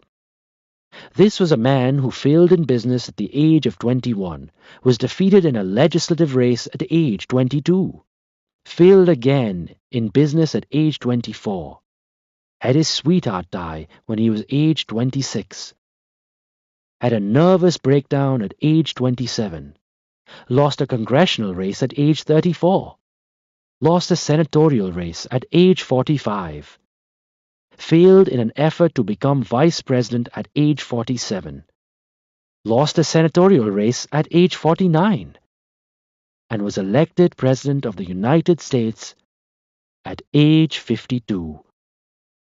This man was Abraham Lincoln. With these many failures, if Lincoln had quit, probably nobody would have blamed him, but nobody would remember him either. Would you call Lincoln a failure? He could have quit, hung his head in shame, and gone back to his law practice. But to Lincoln, defeat was a detour, not a dead end. The greatest people in the world turn a setback into a comeback. In 1913, Lee DeForest, inventor of the triode tube, was charged by the district attorney for using fraudulent means to mislead the public into buying stocks in his company by claiming that he could transmit the human voice across the Atlantic. He was publicly humiliated. Can you imagine where we would be without his invention? A New York Times editorial on 10th of December 1903 questioned the wisdom of the Wright brothers, who were trying to invent a machine heavier than air that would fly. 1 week later, at Kitty Hawk, the Wright brothers took their famous flight. Colonel Sanders, at age 65, had assets of a beat-up car and a $100 check from Social Security. He realized he had to do something to improve his position. He remembered his mother's fried chicken recipe and went out selling. How many doors did he have to knock on before he got his first order? It is estimated that he had knocked on more than 1,000 doors before he got his first order. How many of us quit after 3 tries, 10 tries, 100 tries, and then we say we tried as hard as we could? As a young cartoonist, Walt Disney faced many rejections from newspaper editors who said he had no talent. One day, a minister at a church hired him to draw some cartoons. Disney was working out of a small, rodent-infested shed near the church. Seeing a small mouse inspired him to draw a new cartoon. That was the start of Mickey Mouse. All the above examples confirm that success is not the absence of failure. It is overcoming failure. Successful people don't do great things. They only do small things in a great way. One day, a partially deaf 4-year-old child came home with a note in his pocket from his teacher. "Your Tommy is too stupid to learn. Get him out of school." His mother read the note and answered, "My Tommy is not too stupid to learn. I will teach him myself." And that Tommy grew up to be the great Thomas Edison. Thomas Edison had only 3 months of formal schooling. Henry Ford forgot to put the reverse gear in the first car he made. Do you consider these people failures? They succeeded in spite of problems, not in the absence of them. But to negative thinkers it appears as though they just got lucky. All success stories are stories of great failures. The only difference is that every time they failed, they bounced back. This is called failing forward, rather than backward. You learn and move forward. Learn from your failure and keep going. In 1914, Thomas Edison, at age 67, lost his factory to fire. It had very little insurance. No longer a young man, Edison watched his lifetime effort go up in smoke and said, "There is great value in disaster. All our mistakes are burnt up.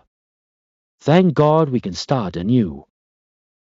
In spite of disaster, 3 weeks later, he invented the phonograph. What an attitude! Here are more examples of the failures of successful people. Thomas Edison failed approximately 10,000 times while he was working on the light bulb. Henry Ford was broke at the age of 40. Lee Iacocca was fired by Henry Ford II at the age of 54.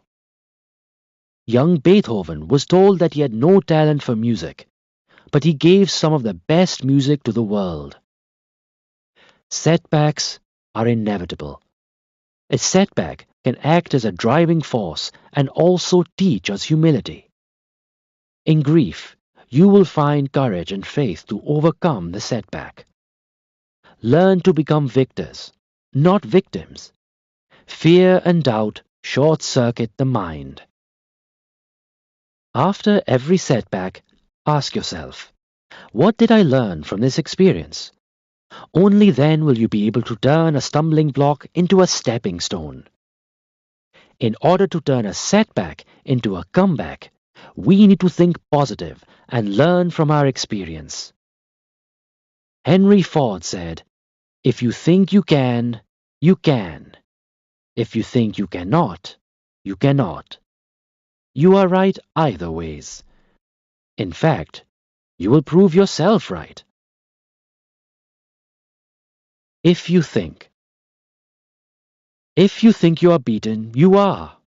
If you think you dare not, you don't. If you like to win but think you can't, it's almost a cinch you won't. If you think you'll lose, you're lost. For out in the world we find, success begins with a fellow's will, it's all in the state of mind. If you think you are outclassed, you are. You've got to think high to rise. You've got to be sure of yourself before you can ever win a prize. Life's battles don't always go to the stronger and faster man. But sooner or later, the man who wins is the man who thinks he can. Walter D. Wintle. Prosperity and success are the result of our thoughts and decisions. It is for us to decide what thoughts will dominate our lives. Success is not an accident. It is the result of our attitude. The greatest gift. The greatest gift that humans have is the ability to think. Of all the creatures in the world, humans are physically the most ill-equipped. A human cannot fly like a bird, outrun a leopard, swim like an alligator, nor climb trees like a monkey. A human doesn't have the eyes of an eagle, nor the claws and teeth of a wildcat. Physically, humans are helpless and defenseless. A tiny insect can kill them. But nature is reasonable and kind. Nature's greatest gift to humankind is the ability to think. Humans can create their own environment, whereas animals have to adapt to their environment. Sadly, very few people use the greatest gift, the ability to think, to its full potential. Failures are of two kinds: those who did and never thought, and those who thought and never did. Going through life without using your ability to think is like shooting without aiming. Life is like a cafeteria. You take your tray, select your food, and pay at the other end.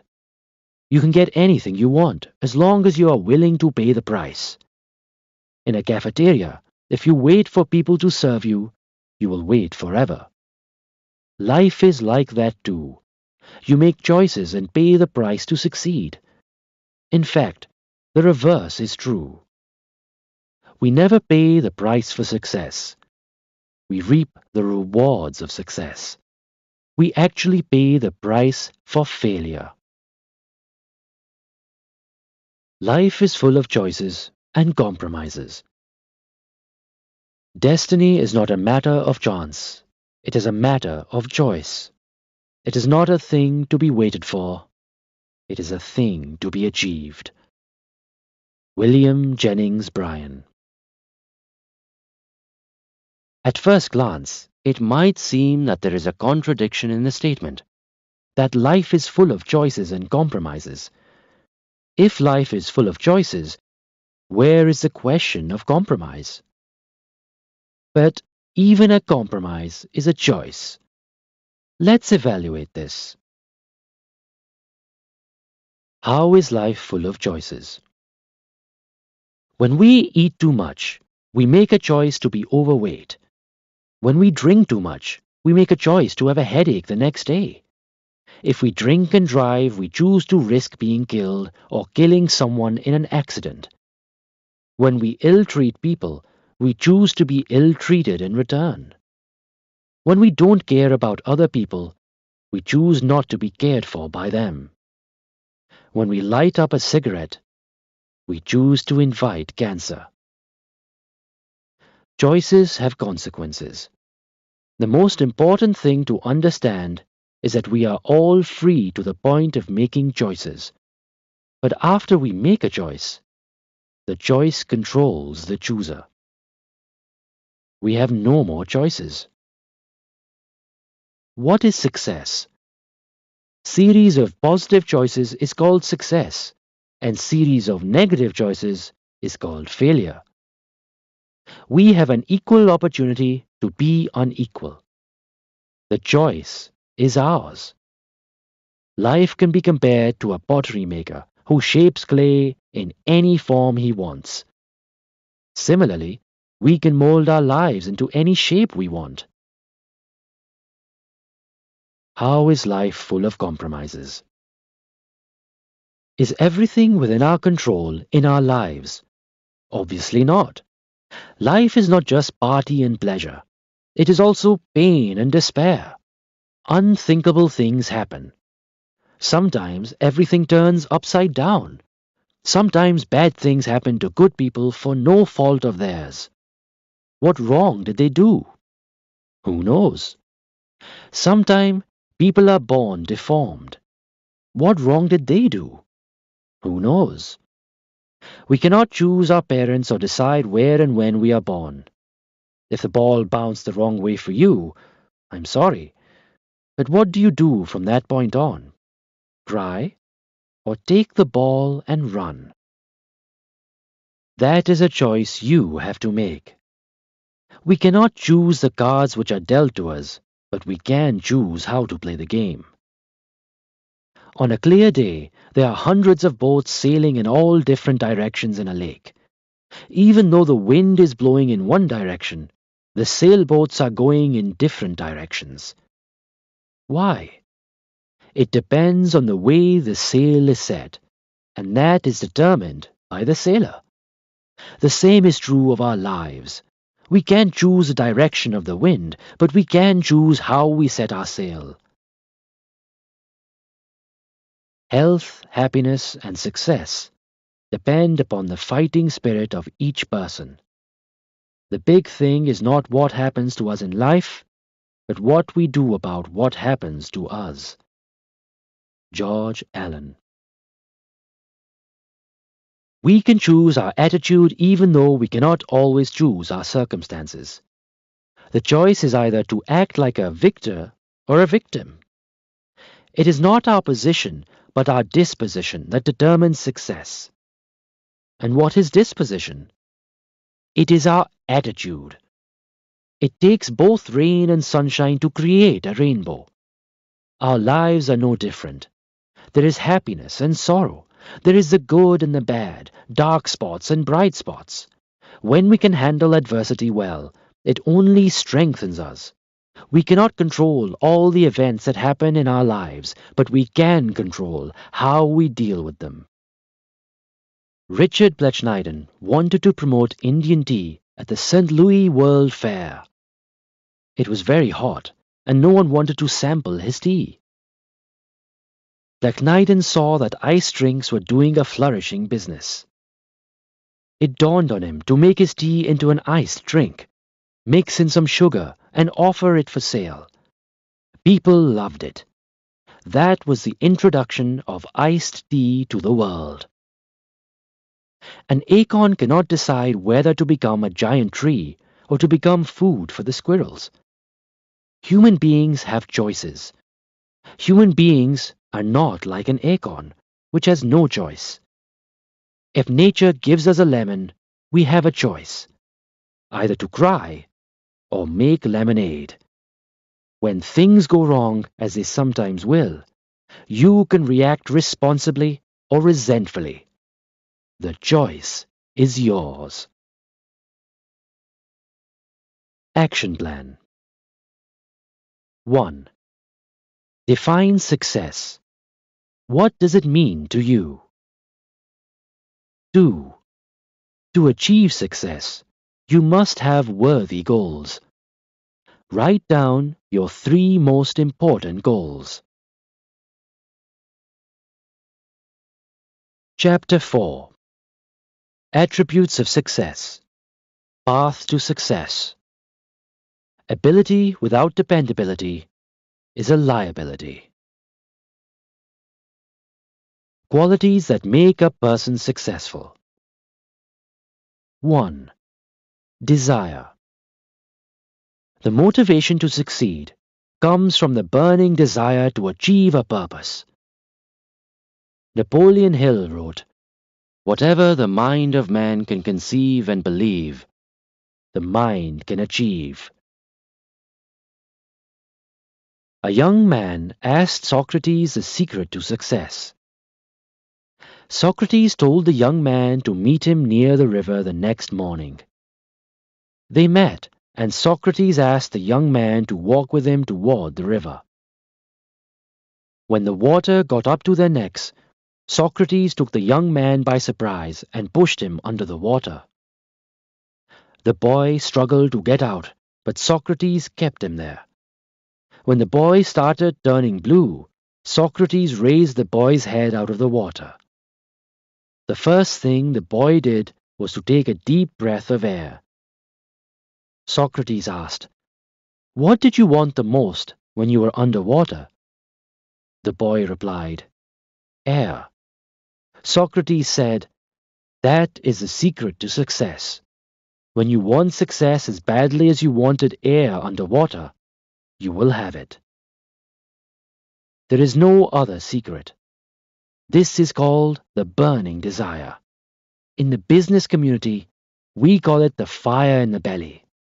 In the sports community, we call it the killer instinct. A burning desire is the starting point of all accomplishment. Just like a small fire cannot give much heat, a weak desire cannot produce great results. 2. Commitment. Integrity and wisdom are the 2 pillars on which to build and keep commitments. This point is best illustrated by the manager who told one of his staff members, "Integrity is keeping your commitment, even if you lose money, and wisdom is not to make such foolish commitments." Playing to win requires commitment. There is a big difference between playing to win and playing not to lose. When we play to win, we play with enthusiasm and commitment. However, when we play not to lose, we are playing from a position of weakness. When we play not to lose, we are playing to avoid failure.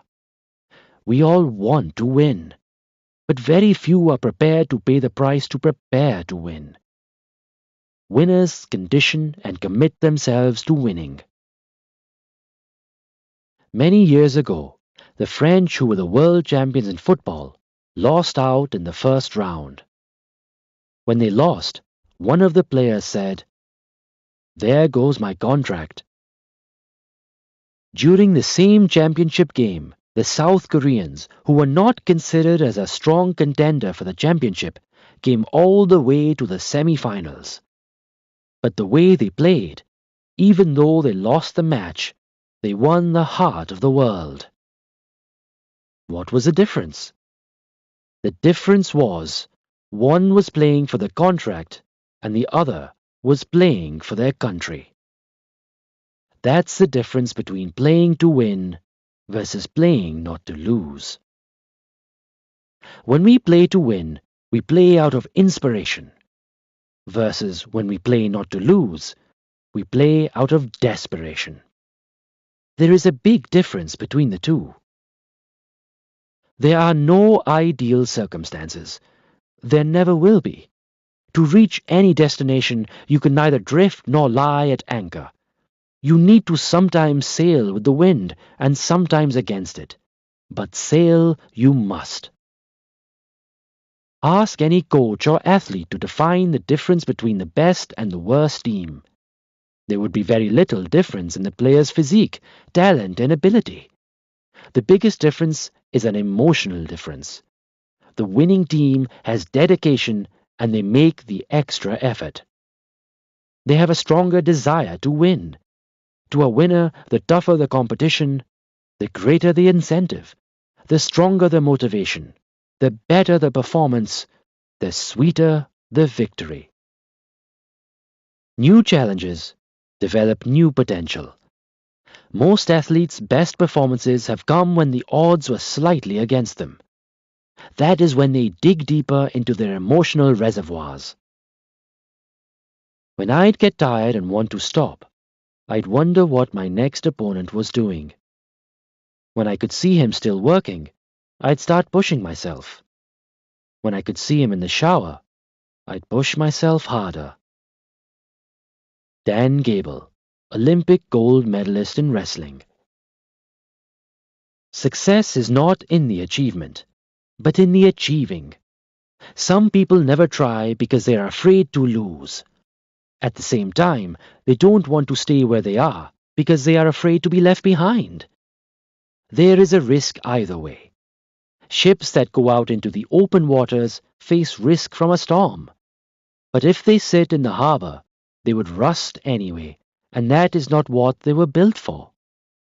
The difference between playing to win and playing not to lose is that you cannot be committed and not take risks. People who play to win thrive on pressure, and those who play not to lose don't know how to succeed. Commitment makes people who play to win prepare harder. For those who play not to lose, the pressure saps their energy. They want to win, but they are so afraid of losing that they can't reach their full potential. They lose energy worrying about losing instead of concentrating their efforts on winning. Losers want security. Winners seek opportunity. Losers are more afraid of life than death. Failing is not a crime, but lack of effort is. The quality of a person's life is in direct proportion to their commitment to excellence, regardless of their chosen field of endeavor. Vince Lombardi. 3. Responsibility. A duty that turns into a desire eventually turns into a delight. People with character accept responsibilities. They make decisions and determine their own destiny in life. Accepting responsibilities involves taking risks and being accountable, which is sometimes uncomfortable. Most people would rather stay in their comfort zone and live passive lives without accepting responsibilities. They drift through life waiting for things to happen rather than making them happen.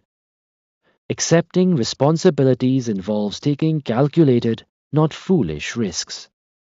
It means evaluating all the pros and cons, then taking the most appropriate decision or action.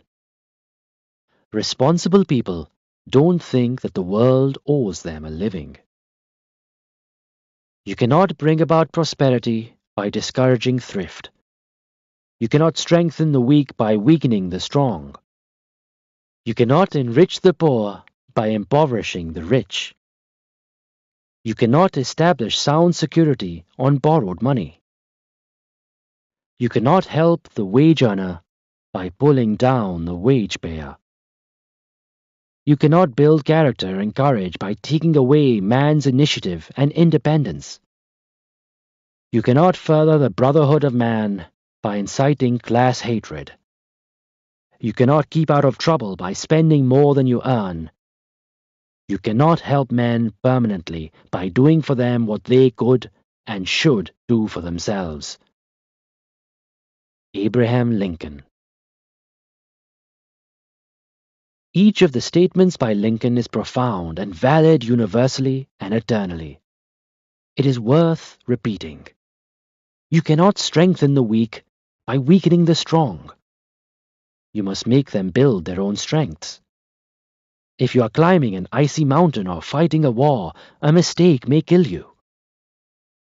When things go wrong, negative people play the blame game. The retiring president of a company, after a standard farewell, gave 2 envelopes marked number 1 and number 2 to the incoming president and said, "Whenever you run into a management crisis you cannot handle by yourself, open envelope number 1. At the next crisis, open the second one." A few years later, a major crisis came. The president went into the safe and pulled out the first envelope. It said, "Blame it on your predecessor." A few years later, a second crisis came. The president went for the second envelope and it said, "Prepare 2 envelopes for your successor." What is the moral of the story? Losers look for scapegoats and excuses. They're not willing to take responsibility. 4. Hard work. Mark Spitz created a new world record in swimming by winning 7 gold medals at Munich. I'm sure some people thought it must be his lucky day. Mark Spitz was at Mexico in 1968 and won 3 gold medals. He was happy, but unhappy. From 1968 to 1972, from Mexico to Munich, he trained 10,000 hours, and if you're good at maths, it translates to 2,500 hours per year. And if you are good at calculus, that translates into close to 8 hours per day. No Sunday. You go sit in the water 8 hours per day for the next 4 years, your body will shrivel. Did he get lucky? Luck is not designed to deliver you these things in life. Athletes train 15 years for a 15-second performance. Go ask them if they got lucky. There is no substitute to hard work. Most people want to win in life, but very few are willing to pay the price to prepare to win. If you and I are willing to train 10,000 hours like Mark Spitz, probably we could be at the Olympics too. The question is, are we willing to do it? Luck? I don't know anything about luck. I've never banked on it, and I'm afraid of people who do. Luck to me is something else. Hard work, and realizing what is opportunity and what isn't. Lucille Ball. Success is not something that you run into by accident. It takes a lot of preparation and character. It takes sacrifice and self-discipline. There is no substitute for hard work. Henry Ford said, "The harder you work, the luckier you get." The world is full of willing workers, some willing to work, and the others willing to let them. How true!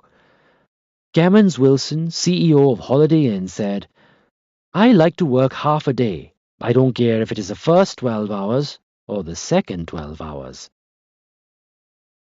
Just as a person cannot learn to spell by sitting on a dictionary, he cannot develop a capacity to do anything without hard work. Professionals make things look easy because they have mastered the fundamentals of whatever they do. Michelangelo said, "If people knew how hard I had to work to gain my mastery, it wouldn't seem wonderful at all." The average person puts only 25% of his energy and ability into his work.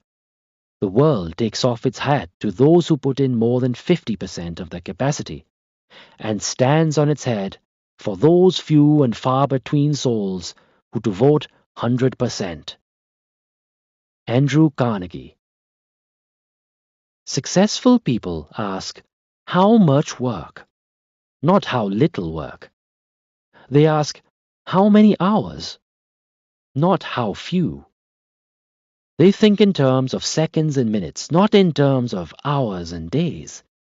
To them, every second is precious. Wasting time amounts to wasting life. The best musicians practice every day, often for hours. Winners don't need to apologize for winning because they work long and hard. Everything that we enjoy is a result of someone's hard work.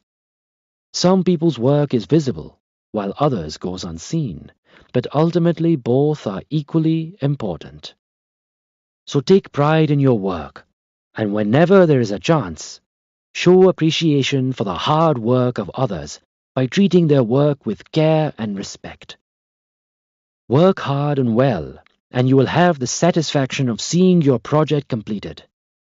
Sometimes, others may show appreciation, but that's a bonus, for the major satisfaction comes from within. Many people don't understand the difference between idle time and leisure time. Idle time amounts to wasting or stealing time. Leisure time is earned. Enjoying leisure time leaves us energized and refreshed. Idle time saps our energy. Procrastinating is idle time. Excellence is not luck. It is the result of a lot of hard work and practice, which make a person better at whatever he is doing. Far and away, the best prize that life offers is the chance to work hard at something worth doing. Theodore Roosevelt. Hard work is both a beginning and an end in itself. The harder a person works, the better he feels, and the better he feels, the harder he works. The best ideas will not work unless you work the ideas. Great talent without willpower and hard work is a waste. We need to learn from nature. The duck keeps paddling relentlessly underneath the water, but appears smooth and calm on the top. Once when the great violinist Fritz Kreisler finished a concert, someone came up to the stage and said, "I'd give my life to play the way you do." Kreisler replied, "I did." There is no magic wand for success. In the real world, success comes to doers, not observers. A horse that pulls cannot kick. A horse that kicks cannot pull. Let's pull and stop kicking. Nature gives birds their food but does not put it in their nests. They have to work hard for it. Nothing comes easily. Milton rose every morning at 4 a.m. to write Paradise Lost. It took Noah Webster 36 years to compile Webster's dictionary. Even small accomplishments require hard work. A small good action is a lot better than a great intention. It is sad but true that there are more people in the world who are not working than there are people who are unemployed. Some people stop working as soon as they find a job. Regardless of the unemployment statistics, it is hard to find good people to work. Many times you hear, "Don't work hard, work smart." What does working smart mean? It means 1. Learning from other people's mistakes, because our lives are not long enough to make all of our own mistakes. 2. We need to find a process or way to accelerate to achieve our goals or destination. Acceleration means speeding up the process rather than bypassing the process. Working smart does not mean compromising values. The key to succeed in life is to work both smart and hard. There is no substitute to hard work. Working hard includes working smart. 5. Character. Try not to become a success, but rather try to become a man of value. Albert Einstein. Character is the sum total of a person's values, beliefs, and personality. It is reflected in our thoughts, behavior, and actions. It needs to be preserved more than the richest jewel in the world. To be a winner takes character. George Washington said, "I hope I shall always possess firmness and virtue enough to maintain what I consider the most valuable of all titles, the character of an honest man." It is not the polls or public opinion, but the character of the leader that determines the course of history. There is no twilight zone in integrity.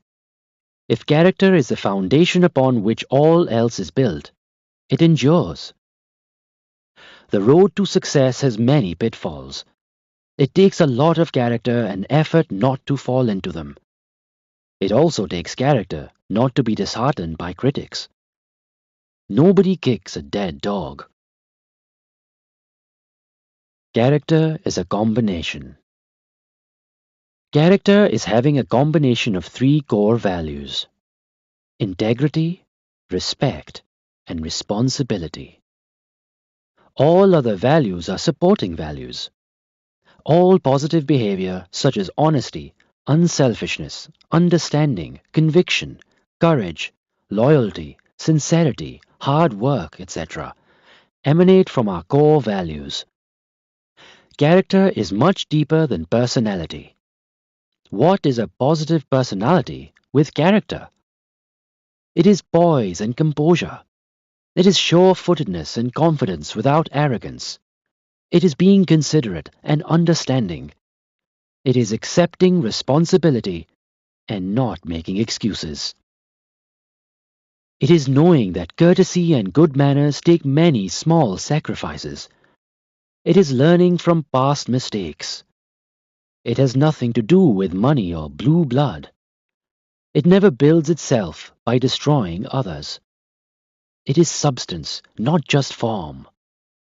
It is being able to walk with the elite and yet maintain the common touch. It is a gentle word, a kind look, and a good-natured smile. It is a courage that stands against tyranny. It is being comfortable with oneself and others. It is having the classic touch that gives the winning edge. It is easy to recognize, hard to define.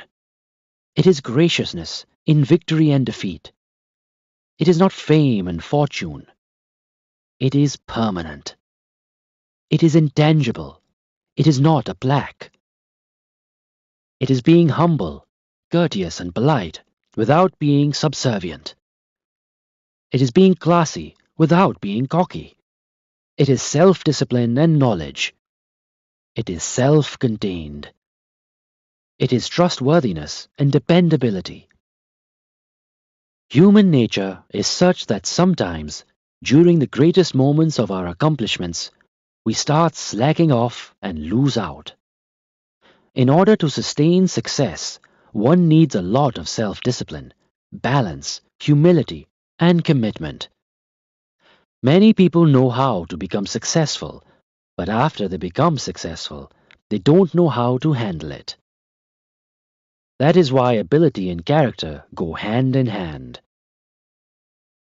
Ability will get you success.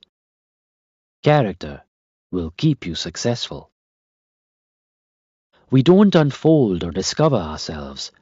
We create and build ourselves into the kind of person we want to be. Character building starts from infancy and goes on until death. Character does not need success. It is success.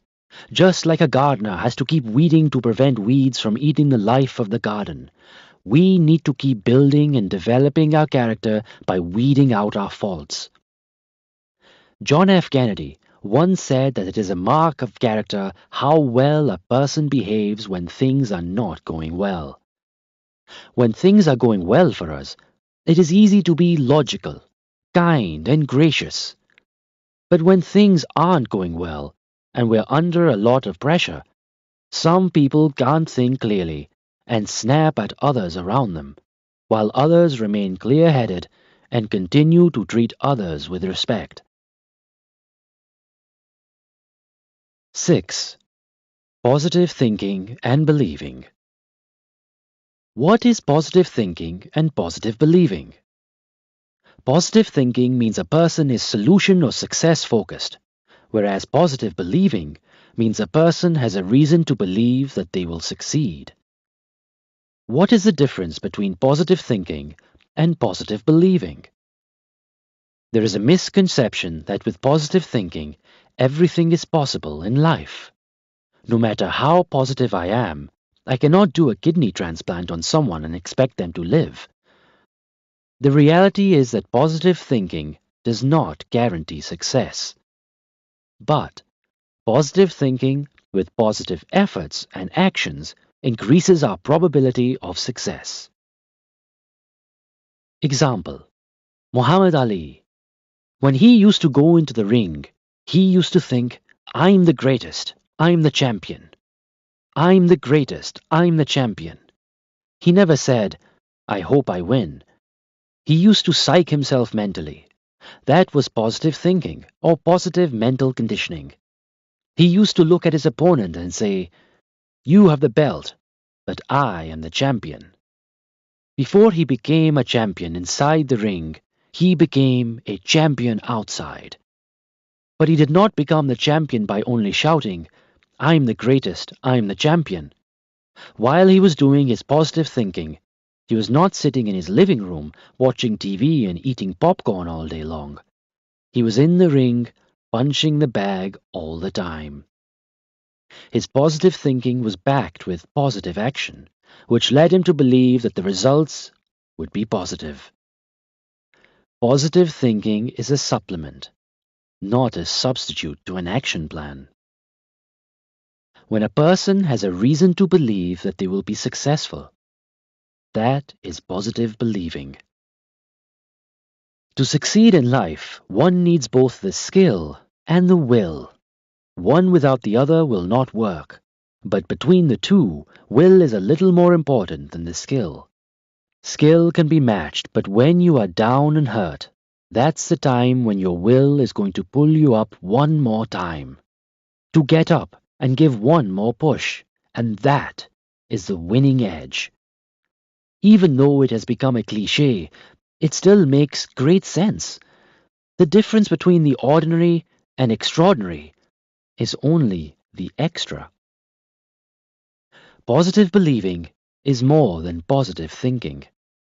It is knowing that positive thinking will work. Positive believing is an attitude of confidence that comes from preparation. What if you could actually listen to your thoughts?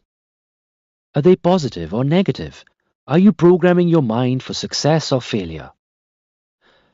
The way in which you think has a profound effect on your performance. Having a positive attitude and being motivated is a choice we make every day. Living a positive life is not easy, but then neither is negative living. Given a choice, I would rather go for a positive living. Positive thinking, with positive actions, help you use your abilities to the fullest. Having a positive attitude without making the effort is nothing more than having a wishful dream. The following illustrates positive believing. Several years ago, Lockheed introduced the L-1011 TriStar plane. In order to ensure safety and test the strength of the jetliner, Lockheed exposed the plane to the roughest possible treatment for 18 months, a program that cost $1.5 billion. Hydraulic jacks, electronic sensors, and a computer put the airplane through its paces for more than 36,000 simulated flights, equivalent to 100 years of airline service, without one single malfunction. Finally, After thousands of tests, the aircraft was given the seal of approval. Does the Lockheed organization have reason to believe positively? You bet. There is every reason to believe that this plane is safe to fly, because of all the effort put into preparation. 7. Give more than you get. At one of my programs, there were a couple of hundred people. It was a very mixed group. There were doctors, lawyers, accountants, engineers, carpenters, plumbers, electricians. As I walked in, I said, "Never in the history of mankind has it been so easy to succeed in life than the way it is today. Regardless of your profession, we have no competition." After I repeated myself twice, one person stopped me and asked me to explain how it is that we have no competition. I asked him, "Tell me, how many people do you know walking down the street who are willing to do a little more than what they get paid for?" The answer was, "Hardly any." I continued, "Most people don't even want to do what they get paid for. And a second category of people want only to do what they can get by with. There is a very small fraction of people who are willing to do a little bit more than what they get paid for." I then asked him, "If you fall into that category, I don't care what your profession is. Tell me, where is your competition? You can't even find a good attorney today, or an accountant, or an electrician, or a plumber. The question is, are you willing to do a little bit more than what you get paid for?" If you look at the life histories of most successful people or organizations who have 1. Succeeded, 2. Sustained success, and 3. Maintained goodwill, they have all lived by this one principle: I shall always give more than I get to my family, organization, and my society. If we live by this principle, you tell me, where's the competition? In fact, we become the competition. We have no competition. Why should you do more? The advantages of doing more than you get paid for are: you make yourself more valuable regardless of what you do and where you work. It gives you more confidence. People start looking at you as a leader. Others start trusting you. Superiors start respecting you. It breeds loyalty from both your subordinates and your superiors. It generates cooperation. It produces pride and satisfaction. If we go the extra mile, where is the competition? If you work for a man, for heaven's sake, work for him. Kim Hubbard. People who live by this philosophy are in demand everywhere they go, regardless of age, experience, or academic qualifications. They can work without supervision, are punctual and considerate, listen carefully and carry out instructions accurately, don't sulk when called upon to pitch in at the time of an emergency, are result-oriented rather than task-oriented, are cheerful and courteous. Always think in terms of giving more than is expected by your customer, friends, spouse, parents, and children. Whenever you do anything, ask yourself, how can I add value to what I am doing? Or, how can I give added value to others? The key to success can be summed up in 4 words: and then some more. Winners do what they are supposed to, and then some more. Winners do their duty, and then some more. Winners are courteous and generous, and then some more. Winners can be counted on, and then some more. Winners put in 100%, and then some more. They always put in an extra effort even when it hurts. Why are some highly intelligent people, often with impressive academic qualifications, living failures or at best practicing mediocrity. It is because they become experts at why things won't work and build a reserve of negative energy. No wonder they are living failures. Only when they give or do more than what they get paid for do they eliminate competition. This attitude is much more important than intelligence or a degree. 8. The power of persistence. Many times I am asked that if there was only one quality that could bring success, which one would that be? My answer is, first of all, there is no one quality. It is a combination. But if there was only one, I would say it would be persistence. Persistence is the bounce back ability. All successful people gain success because they persisted. Calvin Coolidge said, "Nothing will take the place of persistence. Talent will not. Nothing is more common than unsuccessful people with talent. Genius will not. Unrewarded genius is a proverb. Education will not. The world is full of educated derelicts. Persistence and determination alone are omnipotent." How well said by Calvin Coolidge. Talent will not compensate for persistence, neither will genius nor education. The world is full of educated derelicts. How true! Persistence is omnipotent. The journey to being your best is not easy. It is full of setbacks. Winners persist and have the ability to overcome and bounce back with even greater resolve. The following poem, "Don't Quit," literally changed my life. Don't quit.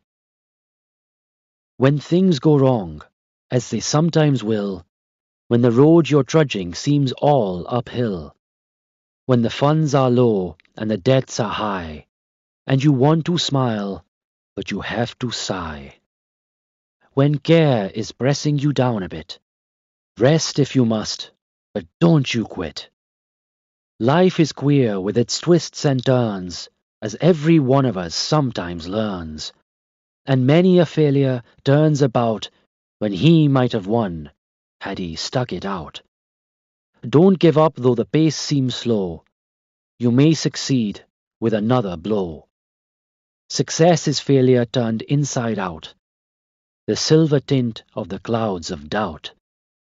And you never can tell how close you are. It may be near when it seems so far. So stick to the fight when you're hardest hit. It's when things seem worst that you must not quit. Anonymous. Fritz Kreisler, the great violinist, was once asked, "How do you play so well? Are you lucky?" He replied, "It is practice. If I don't practice for a month, the audience can tell the difference. If I don't practice for a week, my wife can tell the difference. If I don't practice for a day, I can tell the difference." What is the moral of the story? Persistence, hard work, and pride in performance are inseparable. Persistence results from commitment and leads to determination. There is pleasure in endurance. Performers put in years of practice for a few seconds or minutes of performance. Persistence is a decision. It is a commitment to finish what you start. When we are exhausted, quitting looks good, but winners endure. Ask a winning athlete and he will tell you that he endures pain and finishes what he started. Lots of people who are failures began well but never finished anything. Persistence comes from purpose. Life without purpose is drifting. A person who has no purpose will never persevere and will never feel fulfilled. 9. Pride in performance. In today's world, Pride in performance has fallen by the wayside because it requires effort and hard work. However, nothing happens unless it is made to happen. When one is discouraged, it is easy to look for shortcuts. These, however, should be avoided no matter how great the temptation. Pride comes from within. It is what gives the winning edge. Pride in performance does not reflect ego. It represents high standards of performance with humility. The quality of the work and the quality of the worker are inseparable. Half-hearted effort does not produce half results. It produces no results. 3 people were laying bricks. A passerby asked them what they were doing. The first one replied, "Don't you see I am making a living?" The second one said, "Don't you see I am laying bricks?" The third one said, "I am building a beautiful monument." Here were 3 people doing the same thing who had totally different perspectives on what they were doing. They had 3 very different attitudes about their work. And would their attitude affect their performance? The answer is clearly yes. People who take pride in performance hold themselves accountable to much higher standards of performance than others do. Excellence comes when the performer takes pride in doing his best. Every job is a self-portrait of the person who does it, regardless of what the job is, whether washing cars, sweeping the floor, or painting a house. Do it right the first time, every time. The best insurance for tomorrow is a job well done today. Michelangelo had been working on a statue for many days. He was taking a long time to retouch every small detail. A bystander thought these improvements were insignificant and asked Michelangelo why he bothered with them. Michelangelo replied, "Trifles make perfection, and perfection is no trifle." Most people forget how fast you did a job, but they remember how well it was done. If a man is called to be a street sweeper, he should sweep streets even as Michelangelo painted, or Beethoven composed music, or Shakespeare wrote poetry. He should sweep streets so well that all the hosts of heaven and earth will pause to say, "Here lived a great street sweeper who did his job well." Martin Luther King, Jr. The feeling of a job well done is a reward in itself. It is better to do small things well than do many things poorly. 10. Be willing to be a student. Get a mentor. If God and the teacher, Guru, are standing together, who does the student salute first? According to Indian culture, the answer is the teacher, because without his direction and help, the student could not have met God. A mentor or a teacher is a person whose hindsight can become your foresight. Look for someone who can mentor you. Choose your mentor carefully. A good mentor will guide and give direction, whereas a bad mentor will misguide. Show respect. Be an interested student, because an interested student gets the best out of a teacher. The best teachers will not give you something to drink. They will make you thirsty. They will not give you answers, but will put you on a path to seek answers. Once a person asked a fresh science graduate, "What are your qualifications?" The graduate replied, "I'm a master of science." Then the same question was asked to his professor, and the professor replied, "I'm a student of science." Isn't that amazing? One cannot be a good teacher unless he is a good student. Do you have what it takes to be successful? Do all of us have the qualities for success? Some people feel they don't. They stay mediocre and fail. But it doesn't have to be that way. All of us possess each of the qualities discussed in this chapter. The qualities may not be developed to the level that you want them to be, but they are there. You may not know that they are there, but once you discover them, life takes a new turn and changes for the better. This is like having $1 million buried in your backyard and not knowing about it. You wouldn't be able to use it. But the moment you find out, your thinking and behavior will change. We all have hidden treasures. All we need to do is bring them to the surface and use them. A crash course for success. Play to win and not to lose. Learn from other people's mistakes. Associate with people of high moral character. Give more than you get. Don't look for something for nothing. Always think long term. Evaluate your strengths and build on them. Always keep the larger picture in mind when making a decision. Never compromise your integrity.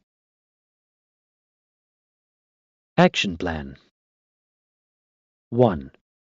Write 3 things that you commit to do where you will give more than what you get from.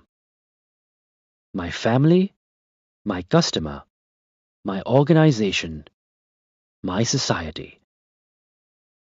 2. Look back into the last 3 years of your life and write what you learned from each setback. Ben Franklin identified 13 virtues and worked on each of them for a week. At the end of 13 weeks, he started the cycle over again. Ben Franklin's 13 virtues: temperance, silence, order, resolution, frugality, industry, sincerity, justice, moderation, cleanliness, tranquility, chastity, humility. 3. Decide how you can work on each of the 10 keys to success in this chapter. Desire, commitment, responsibility, hard work, character, positive believing, give more than you get, persistence, pride of performance, be a student, get a mentor. Chapter 5. What is holding us back? Fear and self-doubt. Ability will take you up there. Character will keep you up there. The only limit to our realization of tomorrow will be our doubts of today. Franklin D. Roosevelt. What would happen if you drove your car with the brakes on? You'd never go full speed because the brakes would offer resistance. Your car would overheat and break down. If it didn't break down, the resistance would strain the engine. To get to your destination, you would have to make one of 2 choices. You could either press the accelerator harder and risk damage, or release the brakes to make the car go faster. This analogy is a good parallel to life, because many people go through life with our emotional brakes on. What are the brakes? They are the factors that prevent you from achieving success. Fear, procrastination, lack of pride, etc. The way to release your emotional brakes is by building a positive attitude, realizing your self-worth, and accepting responsibility. Failure. 20 reasons why we don't achieve excellence. Life is like a 10-speed bicycle. Most of us have gears we never use. Charles Schulz. There are 20 factors that can cause you to fail. By working to overcome these factors, you can release the brakes that are holding back your success. 1. Unwillingness to take risks. Success involves taking calculated risks. Risk-taking does not mean gambling foolishly and behaving irresponsibly. People sometimes mistake irresponsible and rash behavior as risk-taking. They end up with negative results and blame it on bad luck. Risk-taking is relative. The concept of risk varies from person to person and can be a result of training. To both a trained mountain climber and a novice, mountain climbing is risky. But to the trained person, it is not irresponsible risk-taking. Responsible risk-taking is based on knowledge, training, and competence. Factors that give you the confidence and courage to act while facing fear. The person who never attempts anything risky makes no mistakes. However, not making the attempt is often a bigger mistake than making the attempt and failing. Once, someone asked a farmer if he had planted wheat for the season. The farmer replied, "No, I was afraid it wouldn't rain." The man asked, "Did you plant corn?" The farmer said, "No, I was afraid that insects would eat the corn." Then the man said, "What did you plant?" The farmer said, "Nothing. I played it safe." What is the moral of the story? Risk-taking is part of life. Many times, not taking any risk could become the greatest risk. People who risk nothing, do nothing, have nothing, and become nothing. Indecision is habit-forming and contagious. Many opportunities are lost because of indecision. Take risks, but don't gamble. Risk-takers move ahead with their eyes open. Gamblers shoot in the dark. The following poem explains it well. Risks. To laugh is to risk appearing the fool. To weep is to risk appearing sentimental. To reach out for another is to risk involvement. To expose feelings is to risk exposing your true self. To place your ideas, your dreams before a crowd is to risk their loss. To love is to risk not being loved in return. To live is to risk dying. To hope is to risk despair. To try is to risk failure. But risks must be taken, because the greatest hazard in life is to risk nothing. The person who risks nothing does nothing, has nothing, and is nothing. Janet Rand. 2. Lack of persistence.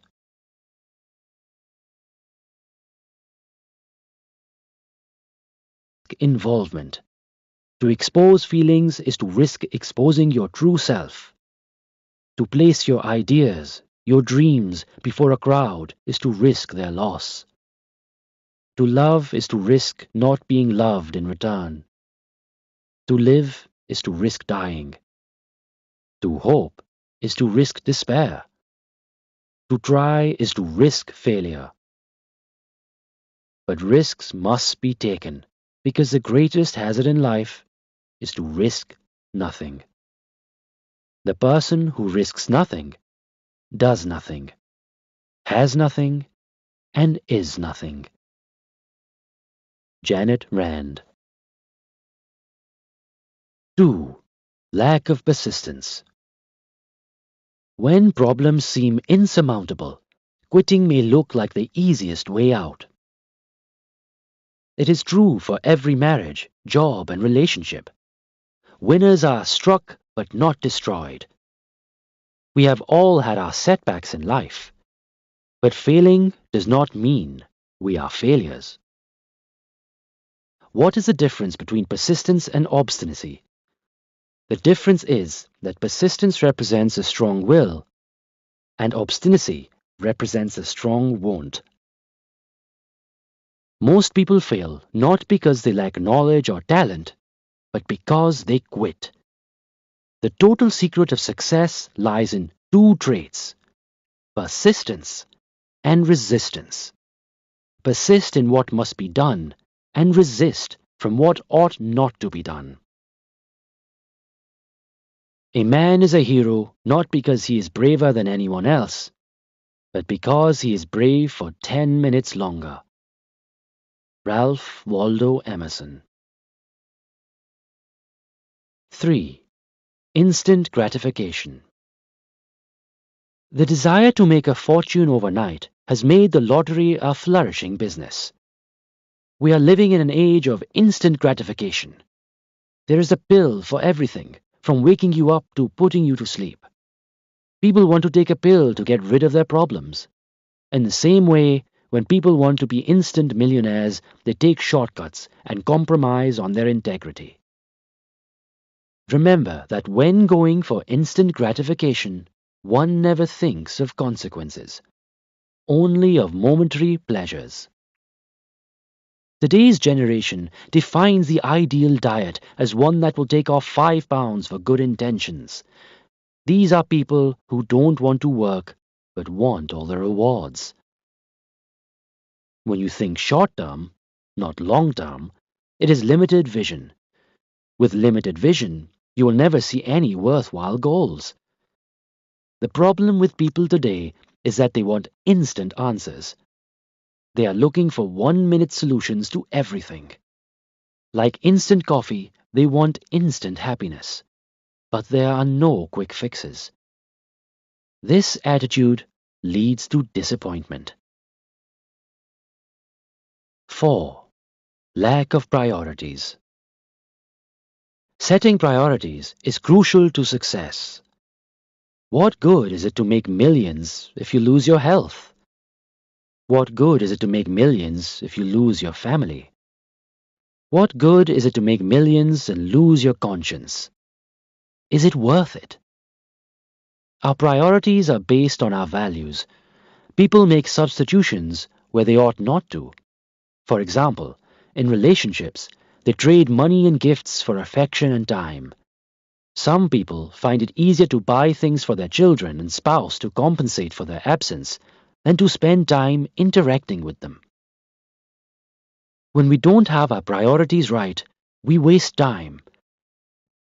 Not realizing that time wasted is life wasted. Prioritizing requires discipline to do what needs to be done rather than taking actions based on our moods and fancies.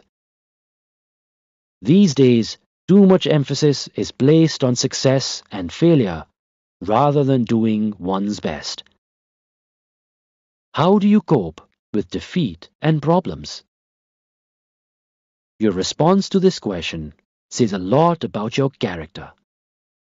One of the keys to solving this mystery of success is understanding your priorities. Some people set their sights on money, power, fame, or possessions. We have to understand our priorities.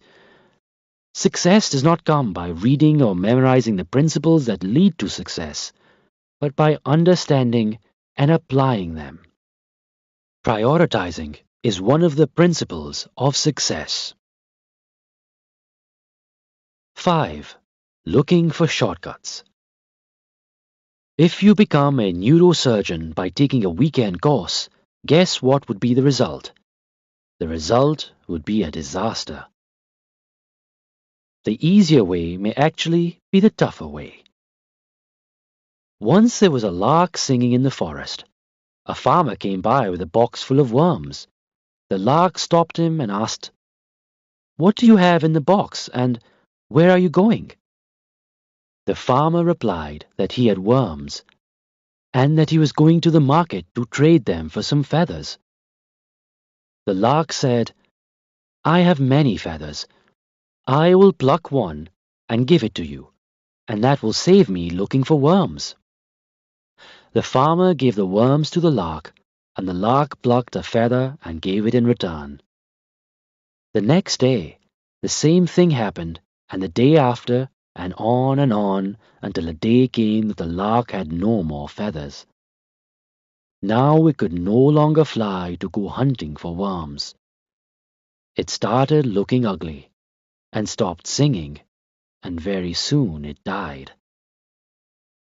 The story exemplifies the behavior of losers who, for their short-term gain, eventually suffer long-term pain. The moral of the story is quite clear. What the lark thought was an easy way to get food turned out to be the tougher way. There are no shortcuts in life. Isn't the same thing true in our lives? Many times we look for the easier way, which really ends up being the tougher way. The key is to get to the root of the problem and not just go with shortcuts. The same is true of our attitudes in life. Some people spread their attitudes of bitterness and resentment, and these attitudes keep cropping up in different parts of their lives. 6. Selfishness and greed. Individuals and organizations that have a selfish attitude have no right to expect growth. Their attitude is to keep putting themselves first without regard for the welfare of others. Greed always wants more. Needs can be satisfied, but greed cannot. Greed is like salt water. The more you drink, the thirstier you get. It is a cancer of the soul that destroys relationships. Greed comes out of low self-esteem, which manifests itself as false pride, pretense, or keeping up with the Joneses. The way out of greed is to learn to live within your means and be satisfied. Being content, however, does not mean a lack of ambition. Where does it end? A wealthy farmer was once offered all the land he could walk on in a day provided he returned by sundown to the point at which he started. To get a head start, early the next morning, the farmer started covering ground quickly because he wanted to get as much land as he could. Even though he was tired, he kept going all afternoon because he didn't want to lose his once-in-a-lifetime opportunity to gain more wealth. Late in the afternoon, he remembered that the condition he had to fulfill to get the land was to get back to the starting point by sundown. His greed had gotten him far from the starting point. He started his return journey, keeping an eye on how close he was to sundown. The closer it got to sundown, the faster he ran. He was exhausted and out of breath, and he pushed himself beyond the point of endurance. He collapsed upon reaching the starting point and died. He did make it before sundown. He was buried, and all the land he needed was a small plot. There is a lot of truth in this story and a lesson to be learned. Whether the farmer was wealthy or not, any greedy person would have ended the same way.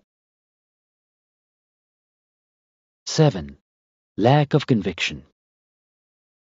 People who lack conviction take the middle of the road. And guess what happens to those in the middle of the road? They get run over. People without conviction do not take a stand.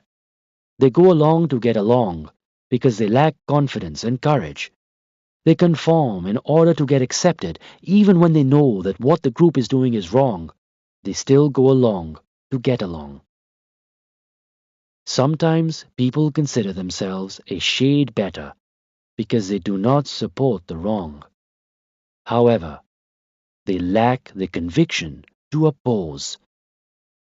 They remain silent and they think they have integrity. Silence and integrity are two different things. Just because a person is silent does not mean he has integrity. In fact, more lies in history have been told by remaining silent when we should have spoken. By not opposing something we know is wrong, we are actually supporting it. One of the important secrets to success is, instead of being against something, Be for something. That way, you don't become part of the problem, but part of the solution.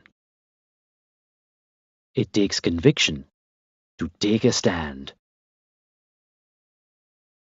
Conviction takes faith. Faith without action is delusion. Faith does not wait for miracles but produces them.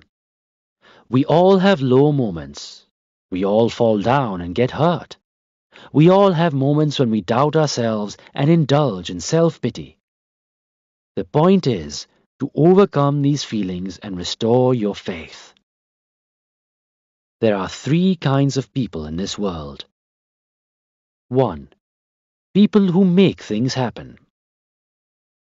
2. People who watch things happen. 3. People who wonder what happened. Which category do you fall into? 8. Unwillingness to plan. It is unfortunate but true that most people spend more time planning a party or vacation than planning their lives. Experience shows that one properly planned minute saves 4 in execution. Achievers who want to ensure success plan carefully.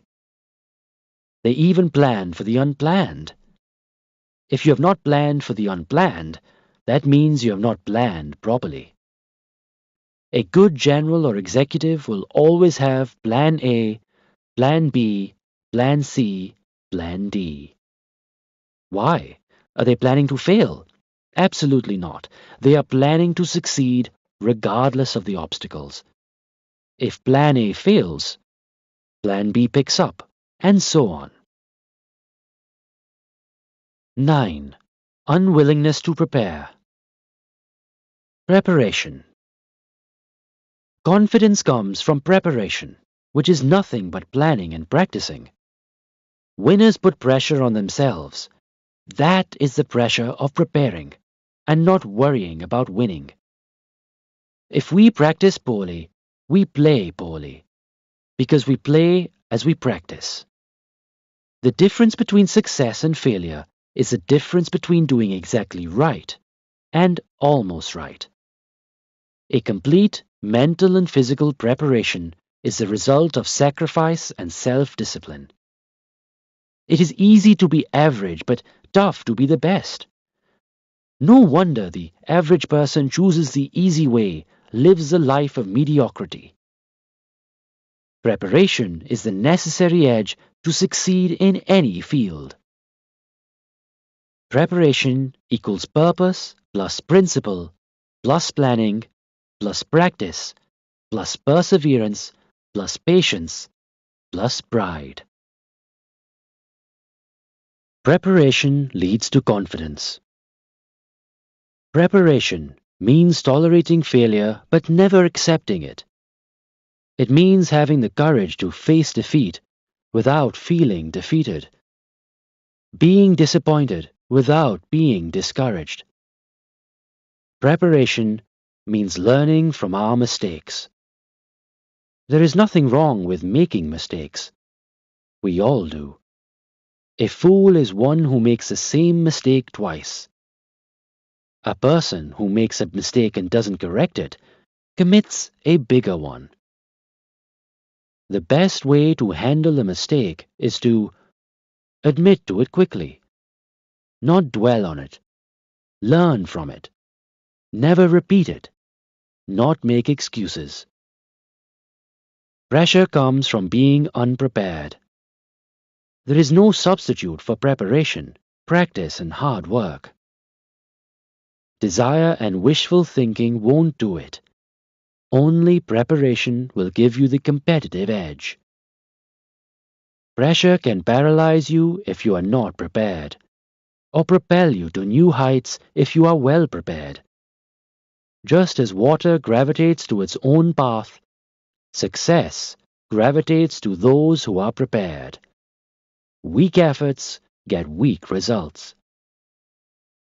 Persistence is a name we give to purpose, plan, preparation, pride, patience, practice, principles, Price, positive attitude. Ask yourself, do you have a clearly defined purpose? Do you have a plan of action? What effort are you putting into preparation? Do you have pride in your performance? Do you have the patience to withstand the gestation period? Are you willing to practice toward excellence? Do you have any firm principles to stand on? What price are you willing to pay? How far are you willing to go? Do you have the positive attitude? 10. Rationalizing. Winners may analyze, theorize, sympathize, but they never rationalize. Rationalization is a loser's game. Losers always have a book full of excuses to tell you why they could not.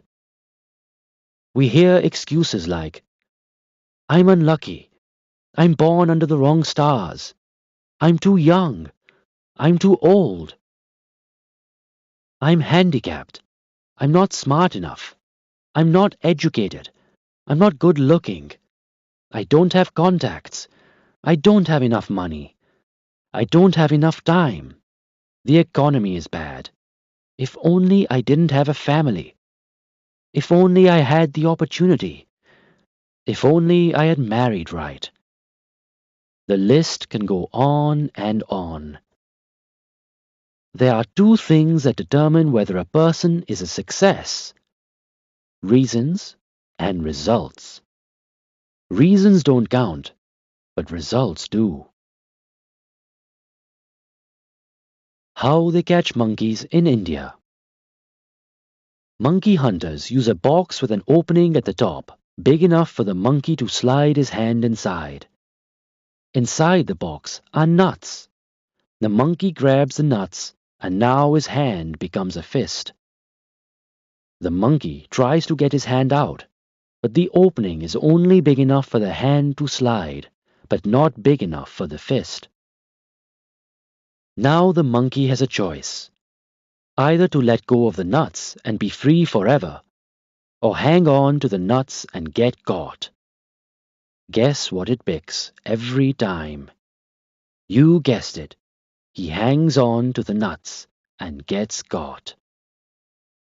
We are no different from monkeys. We all hang on to nuts that keep us from going forward in life. We keep rationalizing by saying, I cannot do this because, and whatever comes after because, are the nuts that we are hanging on to that are holding us back. Successful people don't rationalize. Good advice for sure-shot failure is, don't think, don't ask, and don't listen. Just rationalize. 11. Not learning from past mistakes. People who do not learn lessons from history are doomed. We learn from failure if we have the right attitude. Failure is a detour, not a dead end. It is a delay, not a defeat. Experience is the name we give to our mistakes. Some people live and learn, and some only live. Wise people learn from their mistakes, but wiser people learn from other people's mistakes. Because our lives are not long enough to learn only from our own mistakes. 12. Inability to recognize opportunity. Opportunities can come disguised as obstacles. That is why most people don't recognize them. Remember, the bigger the obstacle, the greater the opportunity. 13. Fear.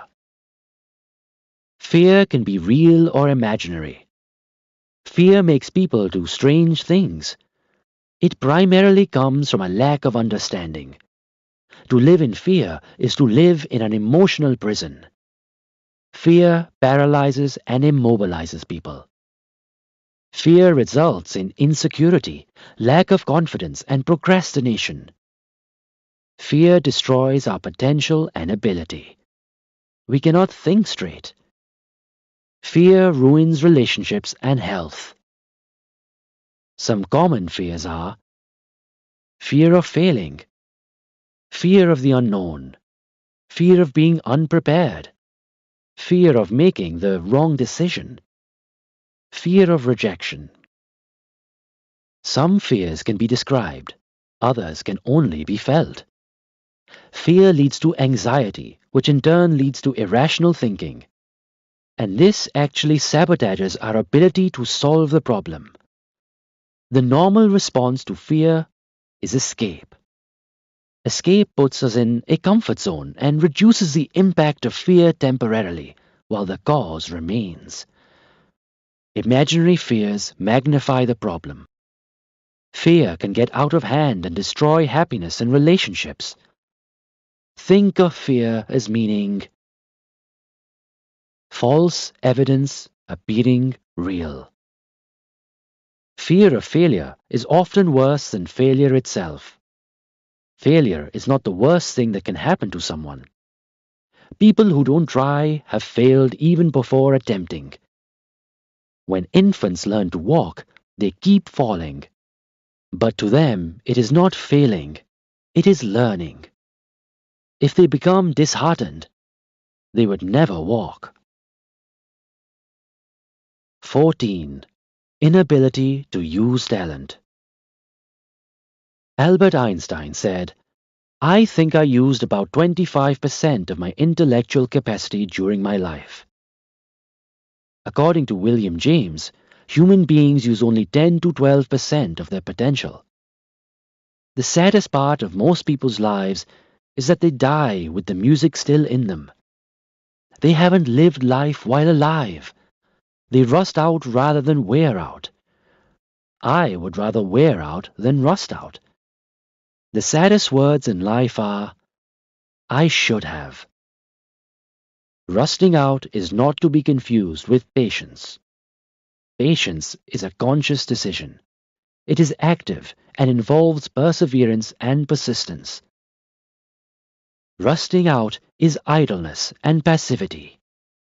Someone asked an elderly person, "What is life's heaviest burden?" The elderly person replied sadly, "To have nothing to carry." 15. Lack of discipline. You have a choice in life. You can either pay the price of discipline or regret. Tim Connor. Have you ever wondered why some people never reach their goals? Why are they always frustrated with reversals and crises? Why do some people have continued success while others have endless failures? Anyone who has accomplished anything worthwhile has never done so without discipline, whether in sports, athletics, academia, or business. What we are referring to is self-discipline, not external discipline. People without discipline try to do everything, but commit themselves to nothing. Some so-called liberal thinkers have interpreted lack of discipline as freedom. When I am in an aircraft, I want a pilot who is disciplined and does what he is supposed to do and not what he feels like doing. I don't want him to have the philosophy, "I'm free, I don't want anyone from the control tower telling me what to do." Lack of consistency demonstrates poor discipline. Discipline takes self-control, sacrifice, and avoiding distractions and temptations. It means staying focused. Steam does not move the engine unless it is confined. Niagara Falls would not generate power unless it were harnessed. We all know the story of the tortoise and the hare. The hare bragged about his speed and challenged the tortoise to a race. The tortoise accepted the challenge. They appointed a fox as the judge. The race started, and the tortoise kept going slowly, but the hare sprinted off. He quickly left the tortoise behind. As he was confident of winning the race, He decided to take a nap.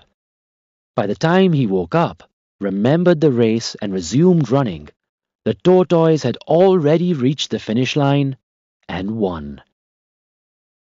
The old moral used to be slow and steady wins the race.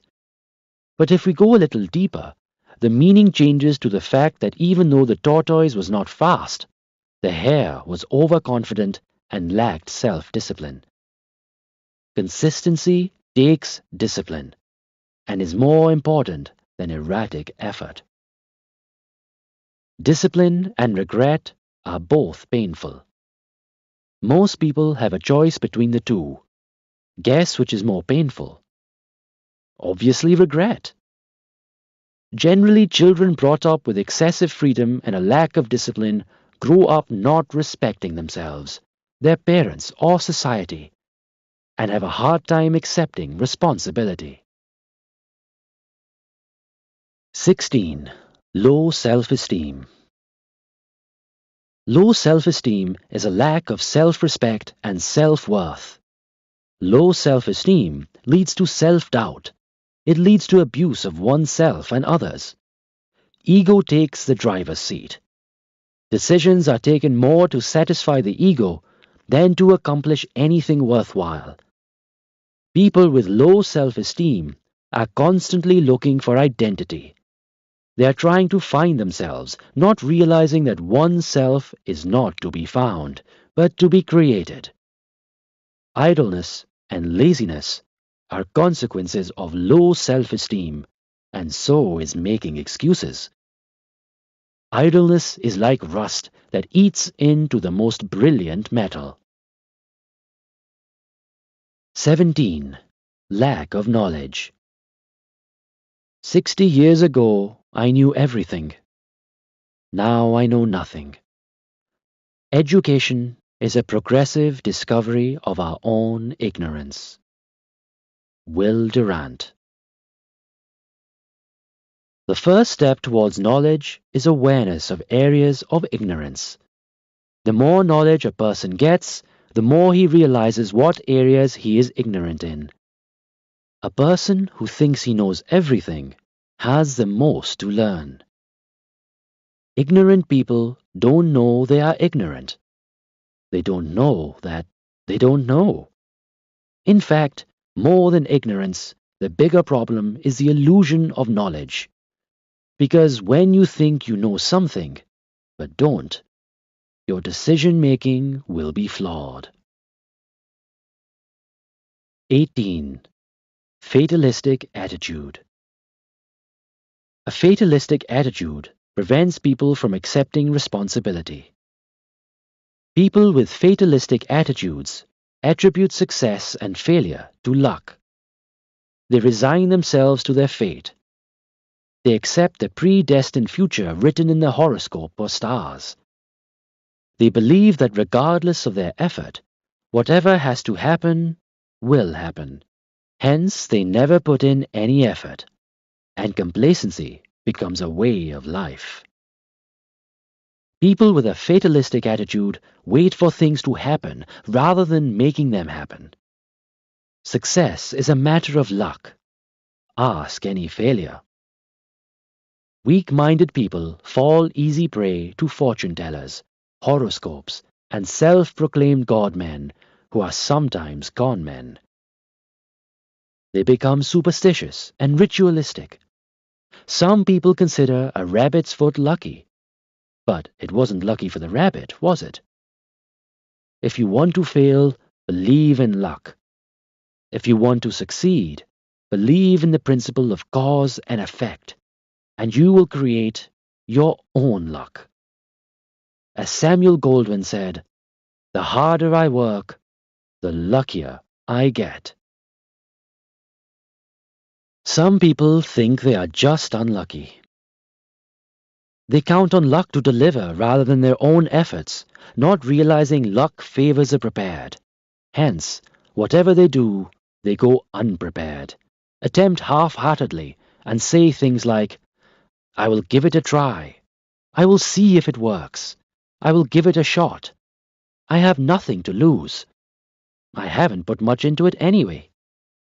If you think about it, it is this kind of non-committed behavior that results in failure.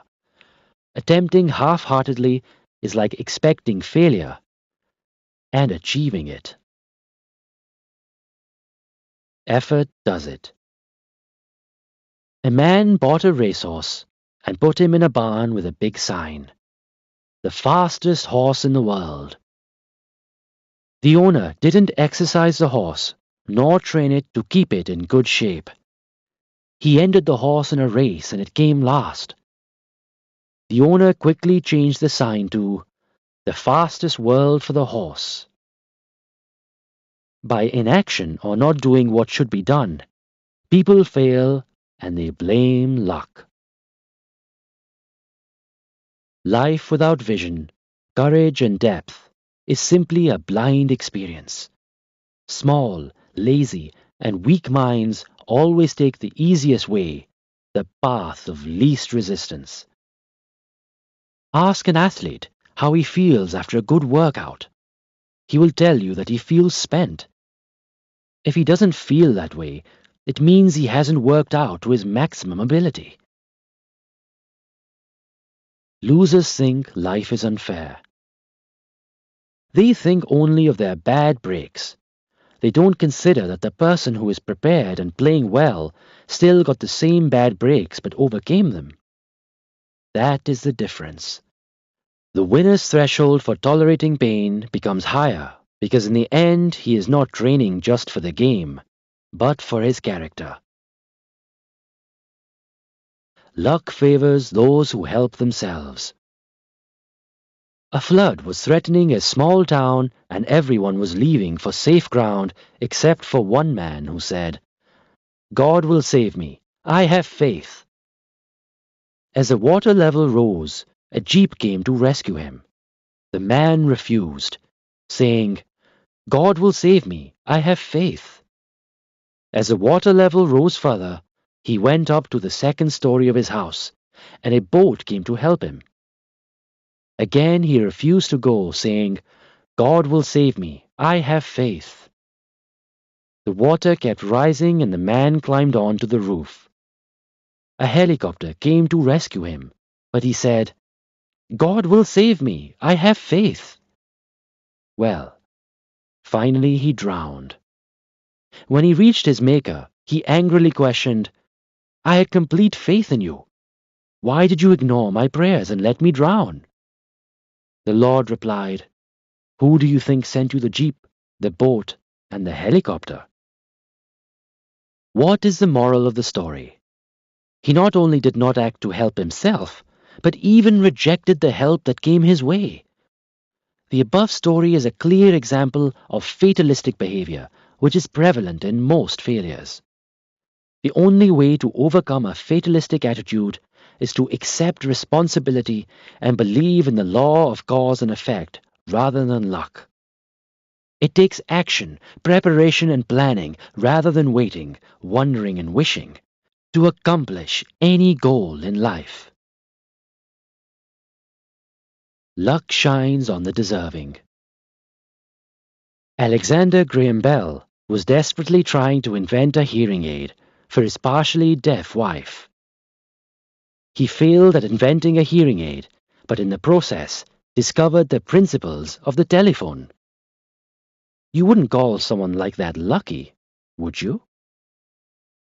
Good luck is when preparation meets opportunity. Without effort and preparation, lucky coincidences don't happen. Luck. He worked by day and toiled by night. He gave up play and some delight. Dry books he read, new things to learn, and forged ahead. Success to earn. He plodded on with faith and pluck, and when he won, men called it luck. Anonymous. 19. Lack of purpose. A lifetime goal is called a purpose. It gives meaning to life. Great minds have purposes. Others have wishes. Washington Irving. If we read stories of people who have overcome serious disabilities, it is evident that their burning desire to succeed was their driving force.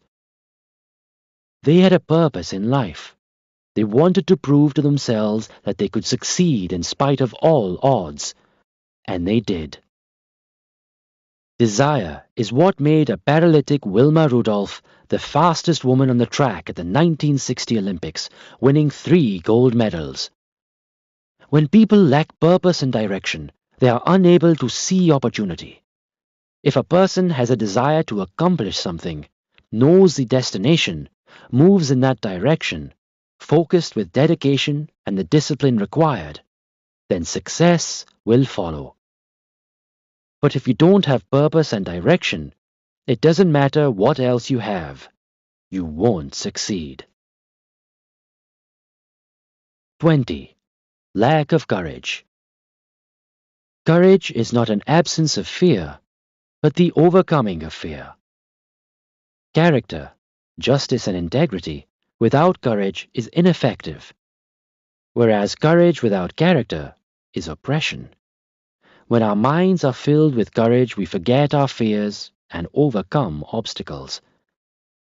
People who lack courage can never be trusted. They will always let you down at the last moment. Weak people can never be sincere, and cowards can never practice morality. How can they? They don't have the courage to do it. Successful people do not look for miracles or easy tasks. They seek courage and strength to overcome obstacles. They look at what is left rather than what is lost. Wishes don't come true. Beliefs and expectations supported by conviction do. Prayers are only answered when they are supported with courageous action. Courage and character are the critical combination for success. A recipe for success. Success is like baking a cake. Unless you have just the right recipe, it is not going to work. The ingredients must be of the finest quality and in the right proportions. You can't overbake it or undercook it. Once you have the correct recipe, with practice and learning from the occasional mishap, it becomes a lot easier. You have the recipe. Whether or not to use it is your choice. Action Plan. 1. Quiz. Answer never, sometimes, mostly, or always to the following 15 questions. 1. Do you take calculated risks? 2. Do you practice persistence regularly? 3. Do you accept short-term pain for long-term gain? 4. Do you live by your priorities? 5. Do you have conviction in whatever you do?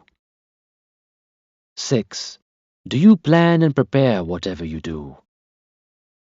7. Do you accept responsibility for your actions? 8. Do you learn from your mistakes?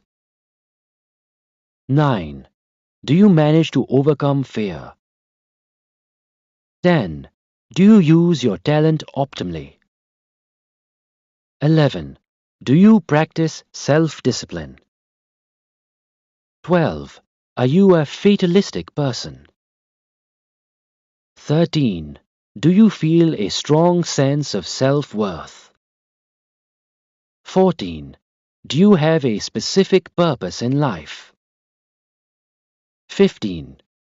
Do you consistently practice being courageous? 2. Identify 3 most critical areas you commit to improve. 3. List the areas in your life where lack of discipline is hurting you and estimate its cost, consequence to yourself. 4. The next time you face adversity, ask yourself these 2 questions. What can I learn from this challenge? How can I turn this to my advantage? Chapter 6. Motivation. Motivating yourself and others every day. Thoughts move logic. Emotions move feelings. Motivation moves us into action. Good things come to those who wait, but only those things left by those who hustle. Abraham Lincoln. Some consultants adopt the approach of telling others what to do. I take a different approach. My approach is, why don't you? I believe most people already know what to do. If you ask people on the street what should be done, they will give you all the right answers. But ask them if they are doing it, probably not. What is missing is the motivation. The question is, can we motivate people? The answer is, absolutely not. What we can do is inspire people to motivate themselves, but we cannot motivate them. Why? Because motivation is action. I cannot act for you. You will have to act for yourself. Inspiration is thinking, and when thinking changes, it starts reflecting in behavior. It raises two major questions. 1. Why do people get demotivated? 2. Who or what motivates the motivator? The most powerful motivation comes from within our belief system. To move into action, we need to believe in what we do and accept responsibility for our lives. When we accept responsibility for our behavior and actions, our attitude towards life becomes positive. We become more productive, both personally and professionally. Our relationships improve both at home and at work. Life becomes more meaningful and fulfilling. Till the basic physical needs are met, money is the greatest motivator. Thereafter, emotional needs become a bigger motivator. Let's define motivation. The next logical question is, what is motivation? Motivation is a drive that encourages an action or a feeling.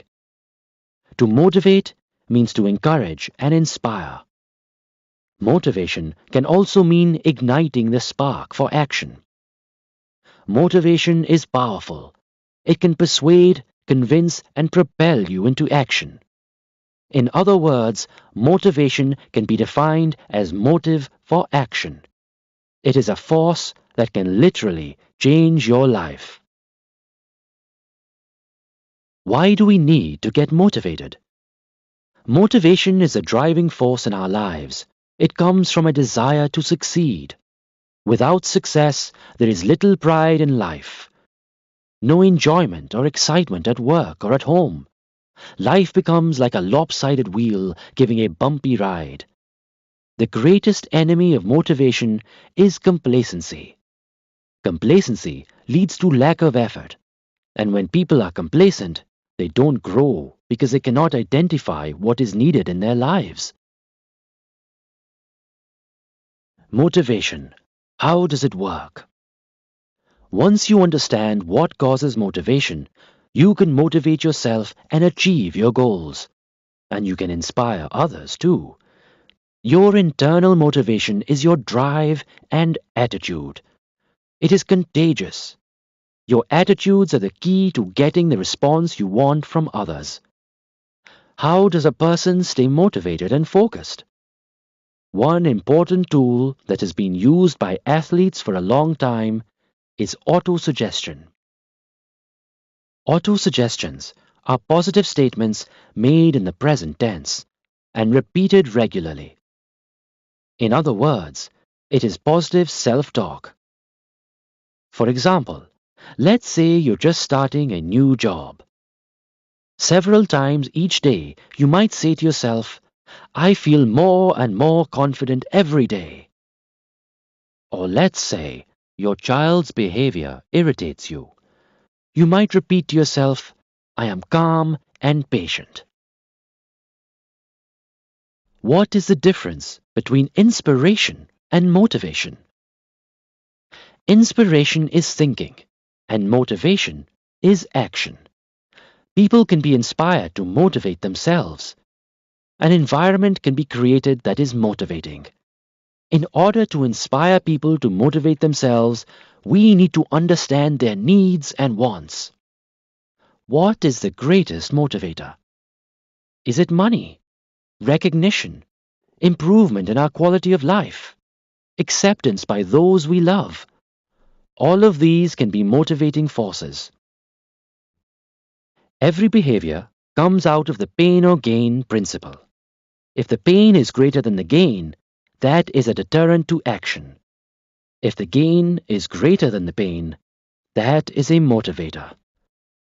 Gains can be tangible, such as monetary rewards, vacations, and gifts.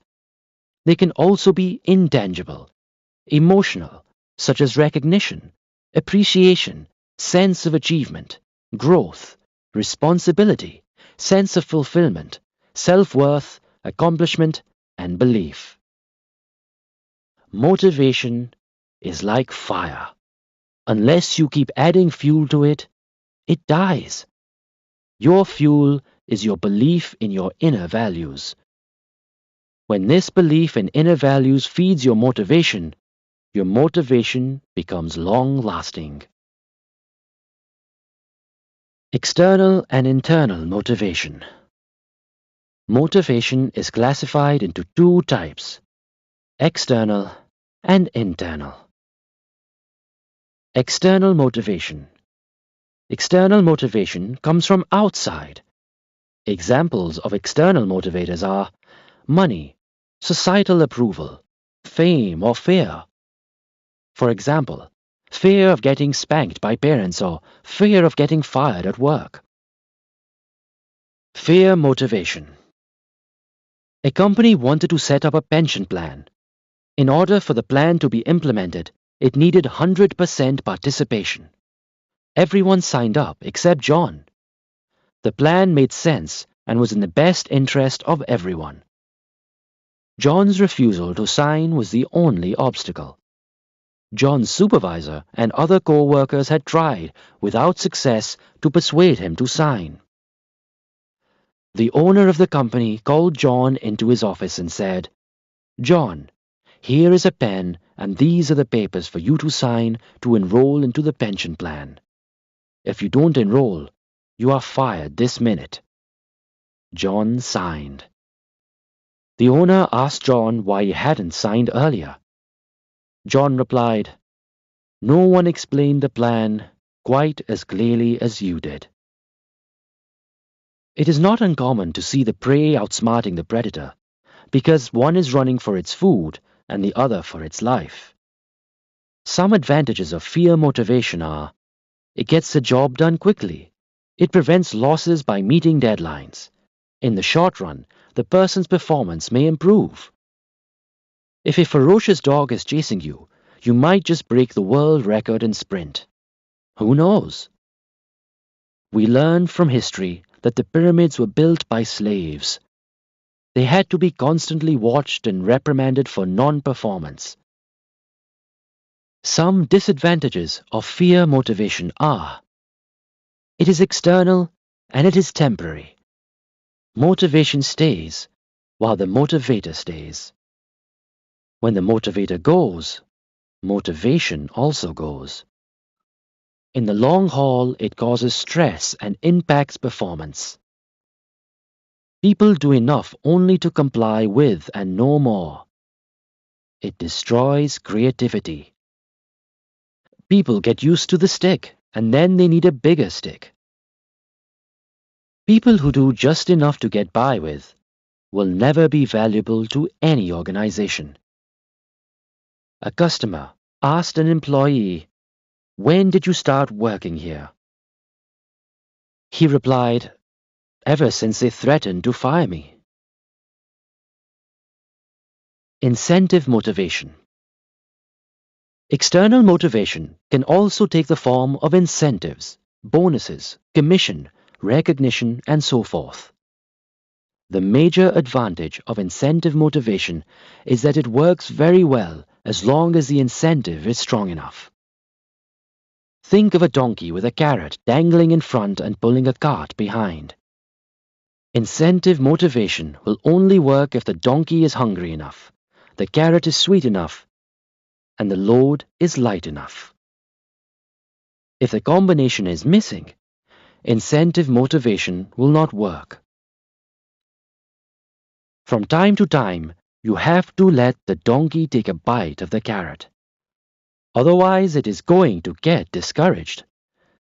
Also, after the donkey takes a bite or its stomach is full, you may need to wait for the donkey to get hungry again before it will pull the cart.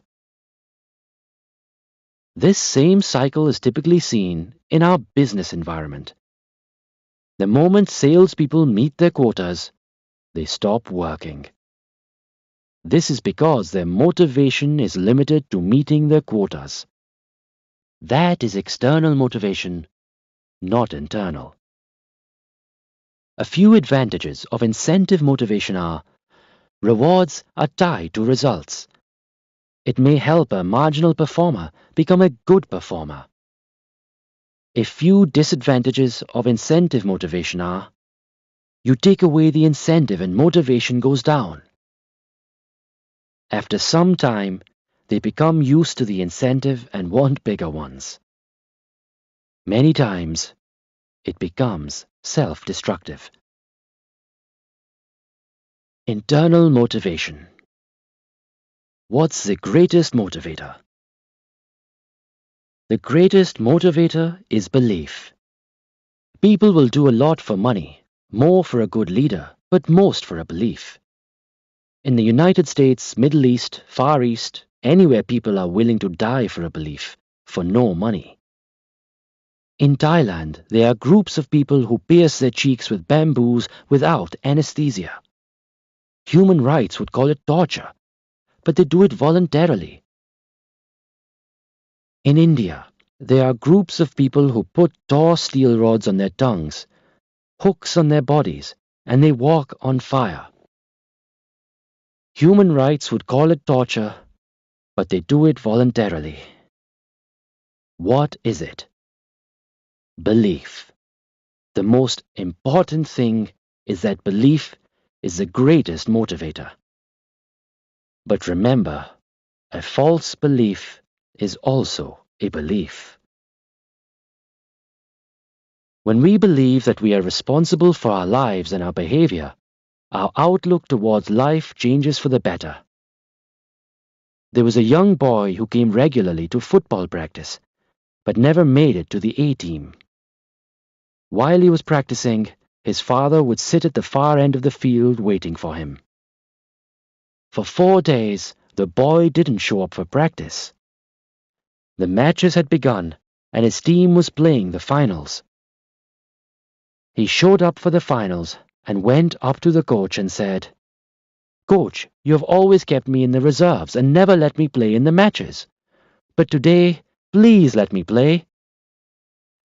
The coach said, "Son, I'm sorry, I can't let you play. There are better players than you, and besides, it is the finals.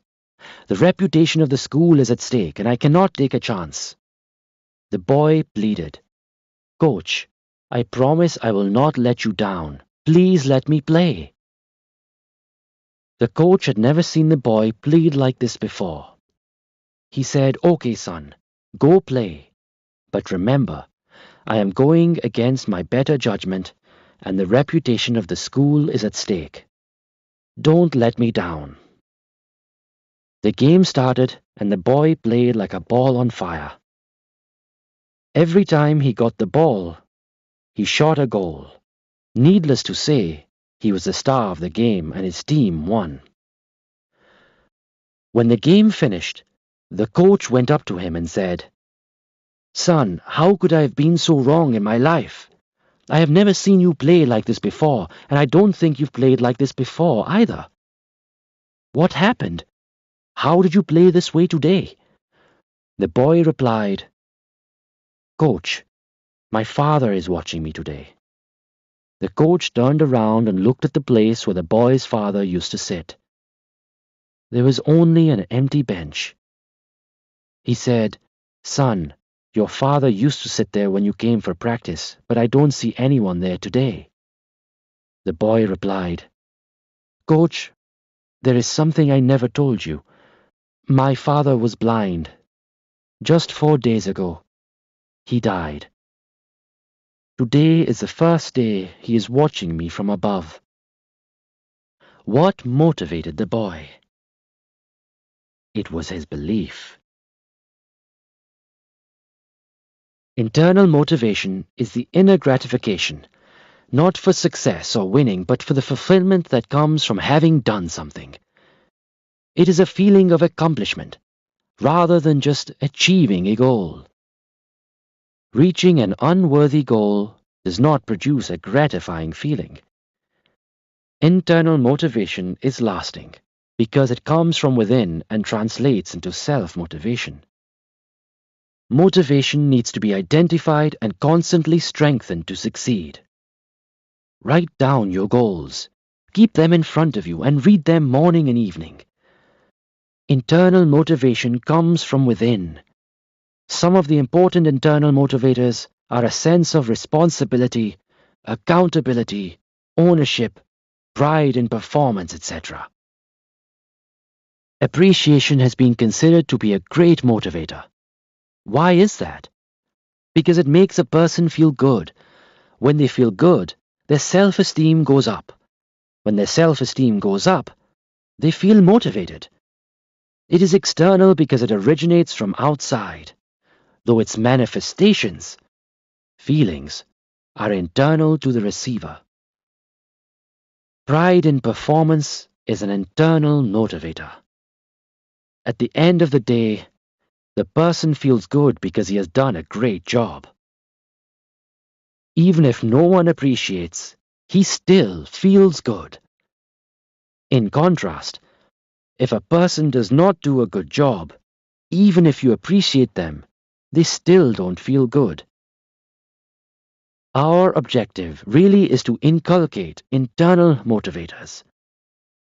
Responsibility is internal as it originates from within. Responsibility comes from a sense of belonging and ownership. Take the case of Jill, a customer service representative who had been on the job for 6 years, a relatively long time in a job that had a high turnover rate. Jill liked her job. She liked talking with customers and being a problem solver. What she didn't like was the fact that most of the other customer service reps who had been there less than 2 years were on equal footing with her. Jill was frustrated and discouraged that many of the other reps were not willing to listen to her suggestions. When they did have a problem, they'd go to the manager for help, even though the manager didn't have the frontline experience that Jill did.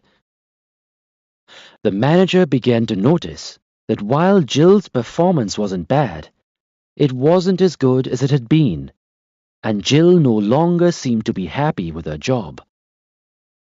Not wanting to lose such a valuable employee, the manager gave Jill a raise. But Jill's attitude about the job did not change.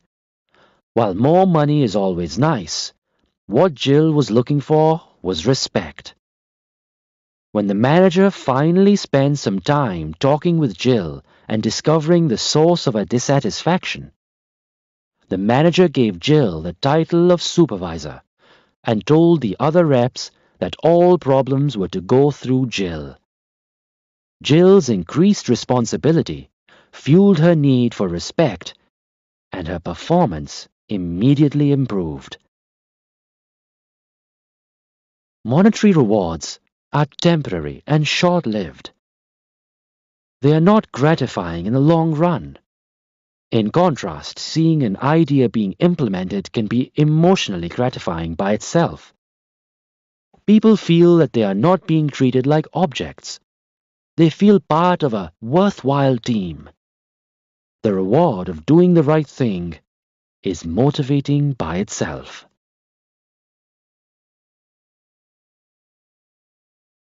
We are all motivated, either positively or negatively. Everyone is motivated, including the person who wants to do nothing. He is motivated to do nothing. When I was in Toronto, I heard a story of two brothers. One was a drug addict and a drunkard who frequently beat up his family. The other was a very successful businessman who was respected in society and had a wonderful family. How could two brothers raised by the same parents, brought up in the same environment, be so different? The first brother was asked, "What makes you do what you do? You are a drug addict, a drunk, and you beat your family. Where do you get your motivation from?" He said, "My father." He was asked, "What about your father?" He said, "My father was a drug addict, a drunk, and he beat his family. What do you expect me to be? That is what I am." The second brother was asked, "How come you are doing everything right? Where do you get your motivation from?" And guess what he said? "My father. When I was a little boy, I used to see my dad drunk and doing all the wrong things. I made up my mind that that is not what I wanted to be." Both brothers derived their motivation from the same source, but one was using it positively and the other negatively. Negative motivation brings the desire to take the easier way, which ends up being the tougher way. On the job, the 4 stages from motivation to demotivation. When people start a job, they often move through stages of motivation and competence. 1. Motivated ineffective. When is an employee most motivated in the cycle of employment? When he joins an organization. Why? Because he wants to prove that by hiring him, the employer made the right decision. He is motivated but ineffective. Why? Because he does not know what to do. This is the stage when the employee is most open-minded, receptive, and easy to mold to the culture of the organization. Training and orientation become imperative. Unprofessional organizations either have none or very poor orientation programs. The first day at the job, the supervisor shows the new employee his place of work and tells him what to do, and leaves. He teaches all the bad along with the good that he is doing. The new employee quickly learns all the mistakes the supervisor is making, because that is what he has been taught. By not having a good induction, orientation program, the organization loses the one-time opportunity to mold the individual to be effective in a positive manner. Professional organizations, on the other hand, take special care to induct people into their organizations. They explain to them, among other things, the following: their values and vision, the hierarchy, expectations of each other, do's and don'ts, parameters and guidelines, what is acceptable and what is not, the resources. How can one expect performance unless expectations are made clear up front? If induction and orientation are done well, many potential problems would not surface at all. 2. Motivated effective. This is the stage when the employee has learned what to do and does it with drive and energy. He has learned the trade and it reflects in his performance. Then he moves on to the next stage. 3. Demotivated effective. After some time, the motivation level starts going down and the employee learns the tricks of the trade. This is the stage when the employee is not really motivated but continues doing just enough so that the employer has no reason to fire him. This stage is detrimental to growth. Most people in organizations fall into this third stage. His performance is marginal. He makes fun of the good performers. He is not receptive to new ideas and resists change. Our objective is to bring him back to the second stage of being motivated effective through some good training and/or incentive programs. An employee ought not to stay in the third stage too long. Why? Because they're insiders. They start sabotaging the company.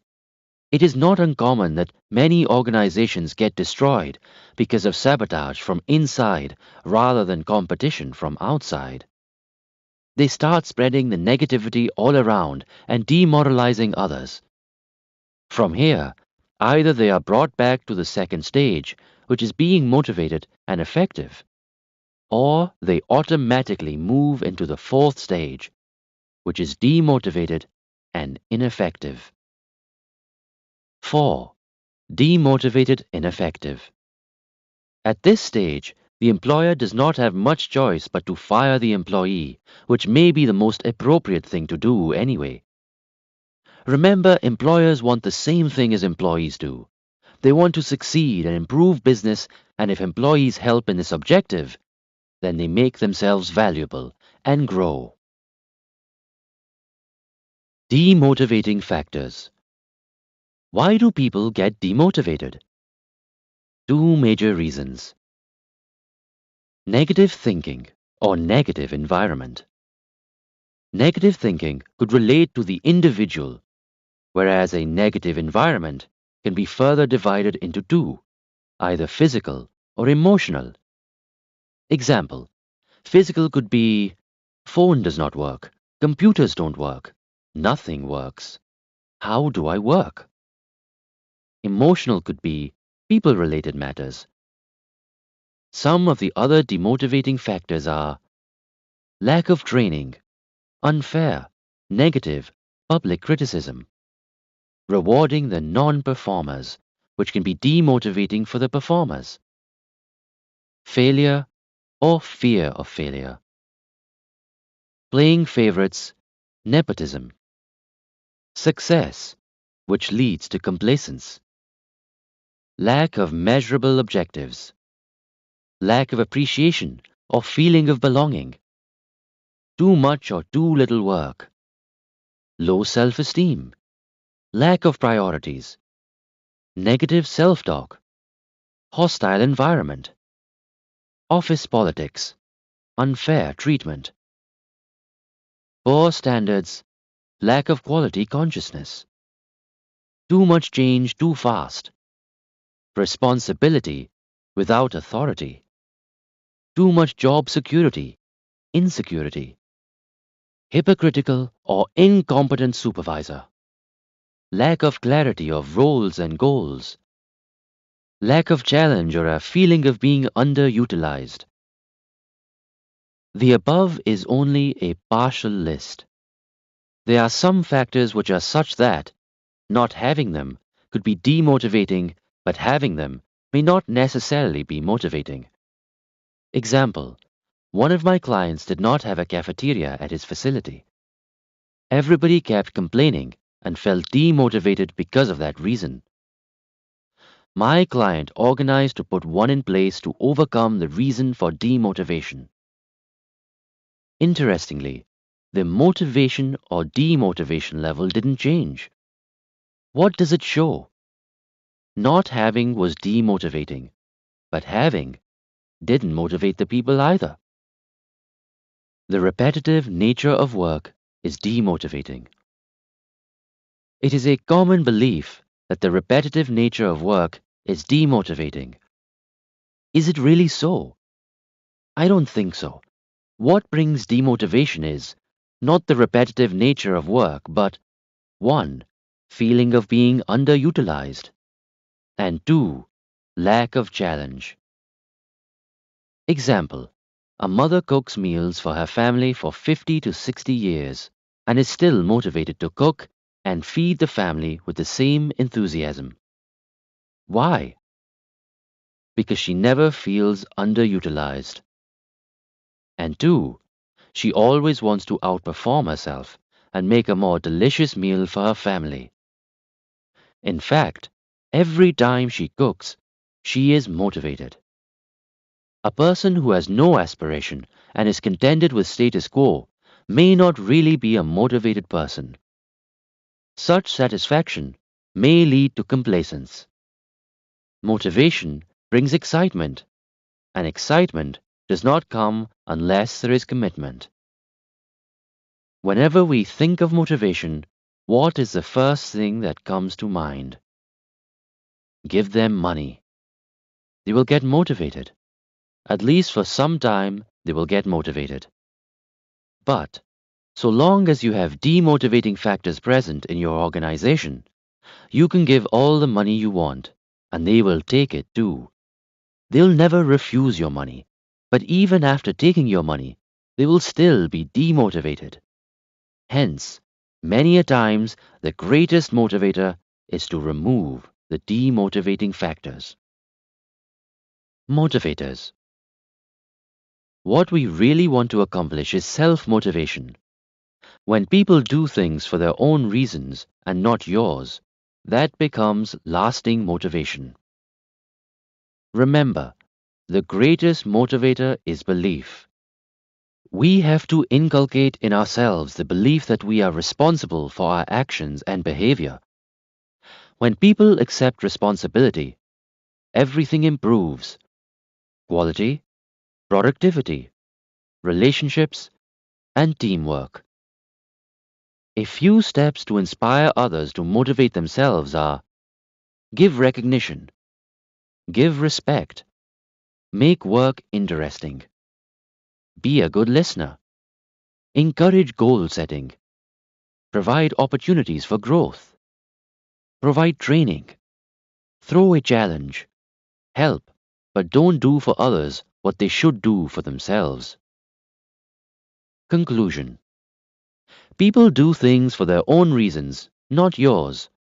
This is illustrated by a story about Ralph Waldo Emerson. He and his son were once struggling to get a calf into the barn. Both father and son were exhausted, pulling and pushing. A little girl was passing by. She put her little finger into the calf's mouth, allowing it to suck, and the calf lovingly followed her to the barn. Action Plan. 1.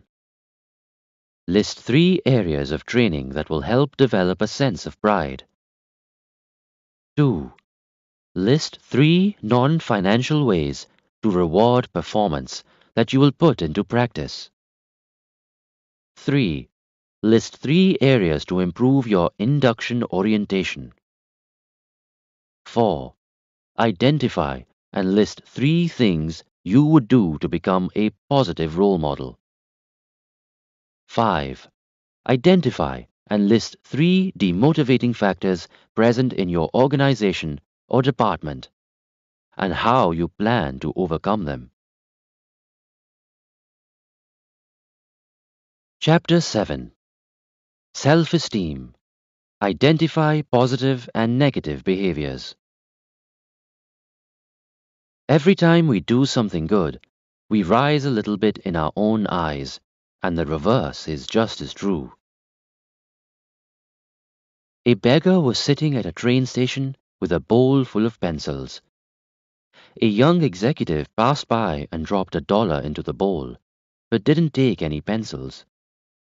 He then boarded the train, but just before the doors closed, the executive suddenly exited the train and went back to the beggar. He grabbed a bunch of pencils and said, "I will take some pencils. They are priced right. After all, you are a business person, and so am I." And he dashed back onto the train. 6 months later, the executive attended a party. The beggar was also there, dressed in a suit and tie. The beggar recognized the executive, went up to him, and said, "You probably don't recognize me, but I remember you." He then narrated the incident that had happened 6 months before. The executive said, "Now that you remind me, I do recall that you were begging. What are you doing here in a suit and tie?" The beggar replied, "You probably don't know what you did for me that day. You were the first person in my life who, instead of giving me charity, gave me back my dignity when you grabbed a bunch of pencils and said, 'They are priced right.' After all, you are a business person, and so am I. After you left, I started thinking to myself, what am I doing here? Why am I begging?" I decided to do something constructive with my life. I packed my bag, started working, and here I am. I just want to thank you for giving me my dignity back. That incident changed my life. What changed in the beggar's life? What changed was that his self-esteem went up, and so did his performance. That is the magic of self-esteem. Self-esteem is the way we feel about ourselves. When we feel good, the world looks nice, productivity goes up, and relationships are a lot better. The reverse is just as true.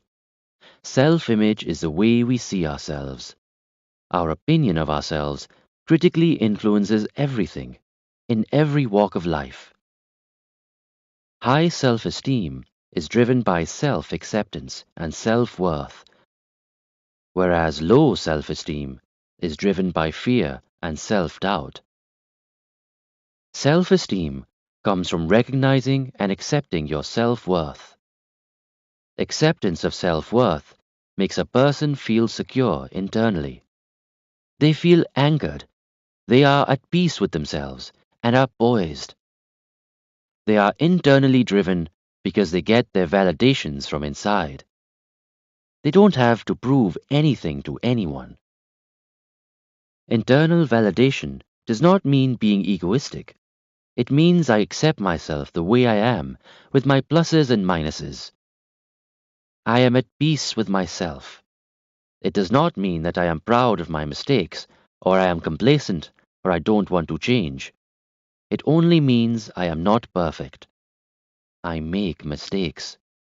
I learn from them. I am not proud of them. I won't repeat them. But I am not a mistake. This brings self-acceptance, establishes self-worth, and gets rid of self-doubt. Self-esteem is a major component in determining success or failure. High self-esteem leads to a happy, gratifying, and purposeful life. Unless you perceive yourself as worthy, you cannot have high self-esteem. All great world leaders and teachers throughout history have concluded that one must be internally driven in order to be a success. We transfer our unconscious self-appraisal to others, and they respond to us accordingly. People with high self-esteem grow in conviction, competence, and willingness to accept responsibility. They face life with optimism, have better relationships, and more fulfilling lives. They are motivated and ambitious. They are more sensitive. Their performance and risk-taking ability go up. They are open to new opportunities and challenges. They give and receive constructive criticism and sincere compliments with ease. Self-esteem is our self-concept. There is a story about a farmer who planted pumpkins on his land. For no reason, he put a small pumpkin hanging by the vine into a glass jar. At harvest time, he saw that the pumpkin he had put into the jar had grown, equivalent only to the shape and size of the jar, while the other pumpkins grew to their full potential. Just as the pumpkin could not grow beyond the boundaries restricting it, you cannot perform beyond the boundaries of your self-concept, whatever those boundaries may be. Some advantages of high self-esteem. There is a direct relationship between people's feelings and their behavior. Some of the advantages of high self-esteem are: gives confidence without arrogance, creates willingness to accept responsibility, builds optimistic attitudes, leads to better relationships and fulfilling lives, makes a person self-motivated and ambitious, makes a person open to new opportunities and challenges, improves performance and increases risk-taking ability, makes a person trustworthy, makes a person more dependable and reliable, makes a person more productive everywhere, makes a person feel secure. Low self-esteem. Low self-esteem is driven by fear and self-doubt. How do we recognize low self-esteem? What are the behavior patterns of a person with low self-esteem? The answers to all these questions are overlapping and similar. The following is a brief list of behavior patterns of a person with low self-esteem. It is not all-inclusive, but is indicative. They're neither good leaders nor good followers. Reason: because they're willing to compromise values for ulterior motives any time. You can't trust them. They are gossip mongers. They constantly criticize and are critical in nature. They get sadistic pleasure out of criticizing others. They are unwilling to accept constructive criticism. When you give them constructive criticism, they become either defensive or offensive. It is very difficult for them to say, "I am sorry," or apologize for their mistakes. Why? Because it hurts their ego. They are very conceited. Conceited people are highly egoistic and arrogant. They think they know it all. Such people talk down to others. They put down others, and every decision they make is more to satisfy ego than make sense. It raises a question that why does a human being put down another human being? It is sadistic, but true. There are some people in the world who feel good when the other person feels bad. They feel superior when the other person feels inferior. Egoistic people are very self-centered and often can be rude, discourteous, ill-mannered, inconsiderate, and selfish. They are very hypocritical in nature. They put on a false mask. They pretend to be what they are not. They have a dual personality. They become sycophants to the world and many times oppressive to their own families. Why? Because they are the only ones who will take it. They massage other people's ego, and they like others to massage their ego. They show timid behavior when they go to their bosses and oppressive behavior to their juniors. They are very touchy in nature. They have a very fragile ego. Anything you say, they take it personally and get hurt. Everything becomes a prestige issue to them. Many times, people confuse being sensitive to being touchy. Being sensitive is positive, whereas being touchy is negative. Being sensitive shows a person is caring. They are arrogant, closed-minded, and self-centered. They constantly make excuses, always justifying their non-performance and failures. They never accept responsibility. They are always blaming others. They become fatalistic in nature. They take no initiative and always wait for things to happen. They are bored and uncomfortable when alone. They have a breakdown in decency. People with low self-esteem don't know where to draw the line, where decency stops and vulgarity starts. It is not unusual for people to tell jokes at social get-togethers, but with every drink that goes down the belt, The jokes get dirtier and dirtier, and they don't know where decency stops and vulgarity begins. They don't have genuine friends because they are not genuine themselves. They compromise values for ulterior motives.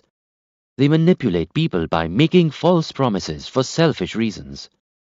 It is not unusual to see the employer-employees, husband-wife, boyfriend-girlfriend, buyers-sellers lying to each other.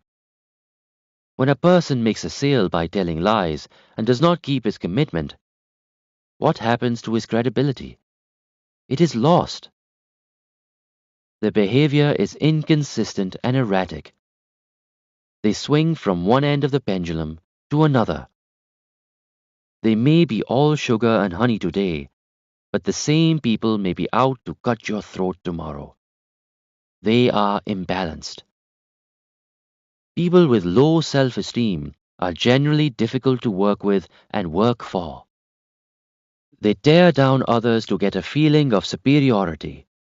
They become introverts, hence isolated and withdrawn. They are indecisive, vacillating, and non-committal in nature. They lack stickability. They decide change, decide change, decide change. They are fence-sitters, never knowing which side they will have to run. Hence, they are non-committal. They have negative expectations of themselves and others, and are seldom disappointed. They exhibit over-submissive or timid behavior. They constantly keep apologizing, even for their existence. Example: you notice there are some people who start their sentences with an apology. Please forgive me. For what? For any mistake coming in the future in advance. There is a difference between timidity and humility. Humility comes out of confidence without arrogance, whereas timidity is self-put down which reflects lack of confidence. They constantly keep looking for validation and approval from others. While working with others, they constantly keep seeking approval for every little thing. Constant approval seeking shows lack of confidence, whereas consultation is positive. They brag about themselves. It gives them a false sense of achievement and fulfillment. They lack assertiveness. What is assertiveness? Assertiveness means that when a person feels strongly enough for something, then he takes a stand firmly but politely. Assertiveness means firmness with politeness. The moment we take politeness out of firmness, it becomes aggressiveness. They become bullies. Low self-esteem is reflected in aggressive and oppressive behavior. They indulge in oppressive or intimidating behavior. Why do they do it? They get a false sense of security. This is called pseudo-self-esteem. They manipulate others for ulterior motives. They are suspicious in nature. They have pessimistic behavior. They have conforming behavior. What does that mean? Many times we notice people doing something wrong, knowing fully well that it is wrong.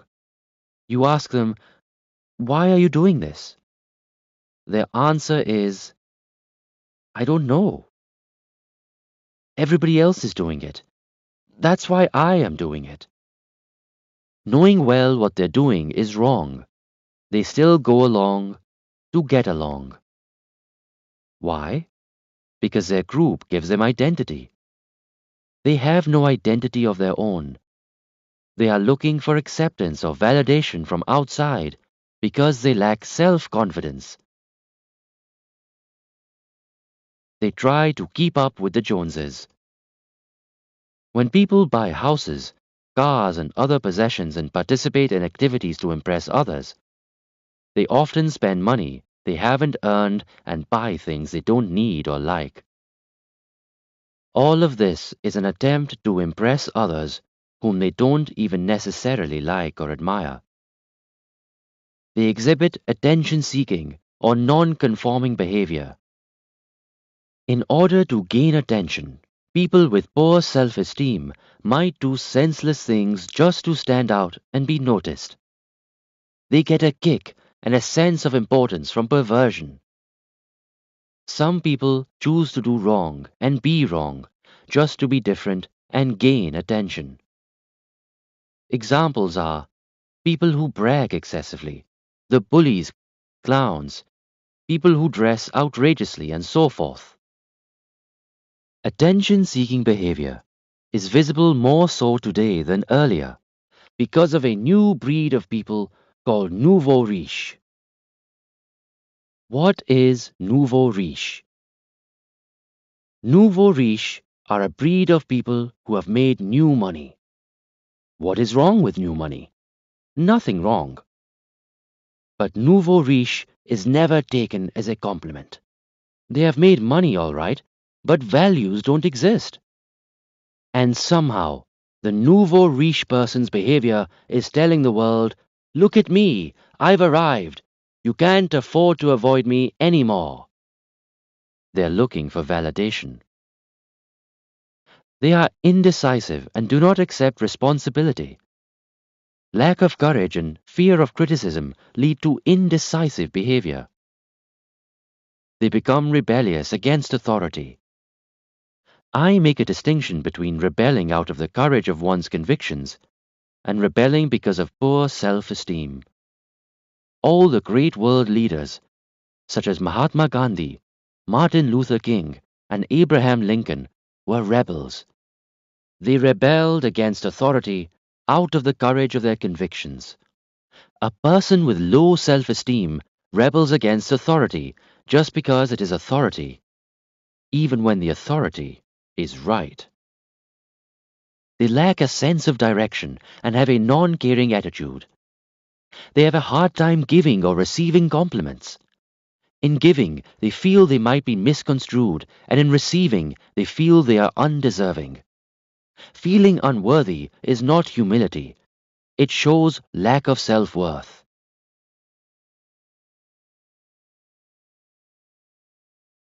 Out of the courage of their convictions. A person with low self-esteem rebels against authority just because it is authority, even when the authority is right. They lack a sense of direction and have a non-caring attitude. They have a hard time giving or receiving compliments. In giving, they feel they might be misconstrued, and in receiving, they feel they are undeserving. Feeling unworthy is not humility. It shows lack of self-worth. They place too much emphasis on material things. People with low self-esteem judge your worth by your possessions, not by who you are. They look at what kind of car you drive, what kind of home you live in, and what kind of clothes and jewelry you wear. They judge your self-worth by your net worth. They forget that people make things. Things don't make people. People with low self-esteem place more emphasis on net worth than self-worth. Their lives revolve around ads and fads. Many times you hear people saying, I don't wear anything unless it is designer. Designer labels are their status symbols. Why? Because the labels give them identity. Take away their possessions and they will die of shame. They get into a rat race of one-upmanship. As Lily Tomlin said, the problem with the rat race is that even if you win, you are still a rat. They don't take any pride in their performance. Their work is always either incomplete or faulty or shabby. They don't take any pride in their appearance. They are uncouth, shabby, untidy. There is a flip side. There are some people who are so conscious of their appearance that they are always overdecked in a three-piece suit, permanently ready to get married any time. Their thinking is, you never know who you are going to meet on the way. There are some physical manifestations of appearance, such as droopy shoulders, avoiding eye contact, shifty eyes, flimsy handshakes, etc. People with low self-esteem are very unforgiving in nature. They permanently hold grudges against others. There are times when a person makes an honest mistake and they realize it and then apologize for it. People with high self-esteem would accept the apology and go forward with a clean slate. Whereas, for a person with low self-esteem, it is very difficult to accept the apology. They continue holding a grudge. They are very argumentative in nature. It doesn't matter which side you are on, they are permanently on the other side. In order to feel good, they always have to score a point over you. They lack empathy and compassion. They are sympathy seekers and they indulge in self-pity. What is self-pity? Self-pity is a victim complex. What is a victim complex? Why did God have to do this to me and not to somebody else? They are suspicious and jealous in nature. To the jealous, their own problems don't bother them as much as other people's successes do. Which means they don't want to lift themselves up, but they want to pull others down. They have an escapist attitude. Escapist behavior comes in two ways. 1. They procrastinate. They keep postponing things because they don't have the courage to face up to the consequences. Hence, they keep postponing. The more they postpone, the higher the price tag becomes. Escapist behavior comes in other forms, and they become self-abusive. They become alcoholics, chain smokers, drug addicts, etc. If you ask, why are you doing all this? They will say, I am drowning my sorrow in the bottle. Question is, are alcoholism, smoking, and drug addiction not self-abuse? If you respected yourself, would you abuse yourself? The above is a partial list of low self-esteem behavior, which results from insecurity. Do they impact our relationship and productivity? The objective of this list is to provide a basis for self-evaluation, not to produce guilt. Does a person have to have all of the above behaviors? Probably. Most of us have a little bit of all of the above negative behaviors in varying degrees. Our objective is to identify and get rid of them. Could people with low and high self-esteem have similar behaviors? The answer is yes. Example. A person with low self-esteem can be an introvert, and so can the person with high self-esteem. But they are both driven with different motivations. A person with low self-esteem becomes an introvert because they are uncomfortable with people, whereas a person with high self-esteem becomes an introvert out of choice. This is the difference between loneliness and solitude. A person with low self-esteem is suffering from loneliness even when he is among large groups of people, whereas a person with high self-esteem is enjoying solitude out of choice. Loneliness is the pain of being alone. Solitude is the pleasure of being alone. A person with high self-esteem is really saying, I enjoy my company. I may be physically alone, but I am with myself. Here are some comparison characteristics of people with high and low self-esteem. High self-esteem. Talk about ideas, caring attitude, humility, respects authority, courage of conviction, confidence, concerned about character, assertive, accepts responsibility, self-interest, optimistic, understanding, willing to learn, sensitive, solitude, discuss, believes in self-worth. guided, disciplined, internally driven, respects others, enjoys decency, knows limit, giver. Low self-esteem, talk about people, critical attitude, arrogance, rebels against authority, goes along to get along, confusion, concerned about reputation, aggressive, blames the whole world, selfish, fatalistic, greedy, know-it-all, touchy, lonely, argue, believes in net worth only, misguided, distorted sense of freedom, externally driven, looks down on others, enjoys vulgarity, everything goes, taker. Why put on a mask? A young executive with poor self-esteem was promoted, but he couldn't reconcile himself to his new office and position. There was a knock at his door. To show how important and busy he was, he picked up the phone and then asked the visitor to come in.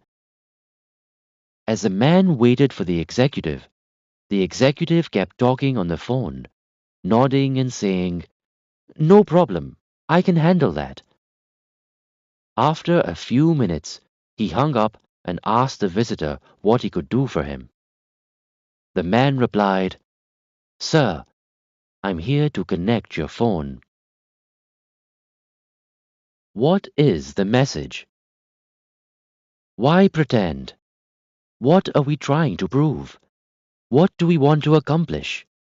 Why do we need to lie? Why look for feelings of false importance? All of these types of behavior come from insecurity and low self-esteem. Why pretend?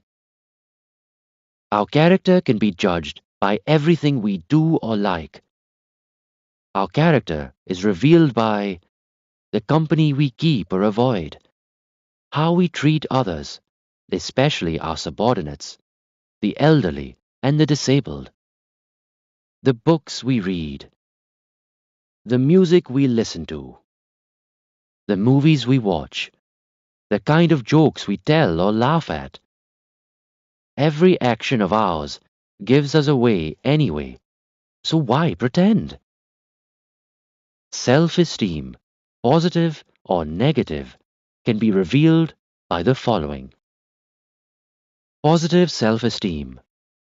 1. Self-respect. 2. Self-confidence. 3. Self-worth. 4. Self-acceptance. 5. Self-love. 6. Self-knowledge. 7. Self-discipline. Negative self-esteem. 1. Self-put-down. 2. Self-doubt. 3. Self-abuse. 4. Self-denial. 5. Self-centeredness. 6. Self-deceit. 7. Self-indulgence. High self-esteem does not mean having a big ego. In fact, the reverse is true. Unless a person is at peace with himself, he cannot be at peace with others, just as we cannot give to others what we don't have. Unless we possess the components of high self-esteem, we cannot share it with others. We need to first evaluate honestly and put ourselves in order. Even in an aircraft, the safety instructions tell you to put on your oxygen mask first, before helping your child. This is not selfishness.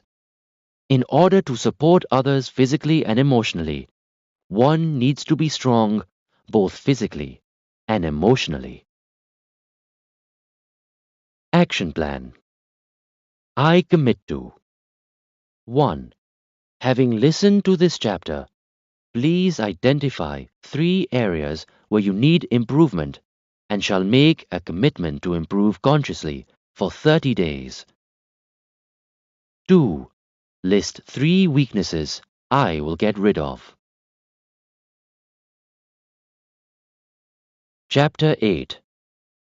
Steps on Building High Self-Esteem. Foundation to Success. Just like a passport is a prerequisite to travel the world, similarly, a high self-esteem is a prerequisite to lead a meaningful life confidently. In order to build a high self-esteem, we need to first identify what are the causes of low self-esteem. Causes of low self-esteem.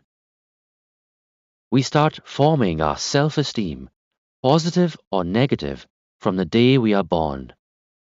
We develop feelings about ourselves that are reinforced by others. Negative self-talk or negative autosuggestions. Negative self-talk is when we say to ourselves, consciously or unconsciously, statements such as, I have a poor memory, I'm not good at math, I'm not an athlete, I'm tired. Such statements only reinforce the negative by conditioning the subconscious mind adversely and pull us down. Very soon, our minds start believing these statements and our behavior changes accordingly. They become self-fulfilling prophecies. Environment. Home. The greatest gift a parent can give his children are roots. The best part of a family tree is the roots. Noticing a little girl's courteous and polite behavior, the teacher asked, Who taught you to be so courteous and polite? The girl replied, No one. It just runs in our family. Expensive jewels are not real gifts. They may be only apologies for gifts that we never gave them. Many times we buy gifts for people to compensate for not spending enough time with them. Real gifts are when you give a part of yourself. Upbringing. Fellow citizens, why do you turn and scrape every stone to gather wealth and take so little care of your children to whom one day you must relinquish it all? Socrates. In order for our children to turn out well, we need to spend twice the time and half the money.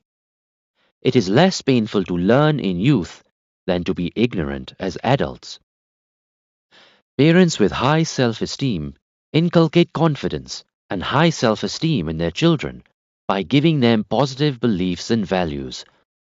The reverse is also true. It is a great heritage to have honest parents. Parents who participate in crooked deals unfortunately set bad examples for their future generations. A strong role model or mentor could be a parent, relative or teacher who is held in high regard. During their formative years, children look up to their parents and teachers as authority figures.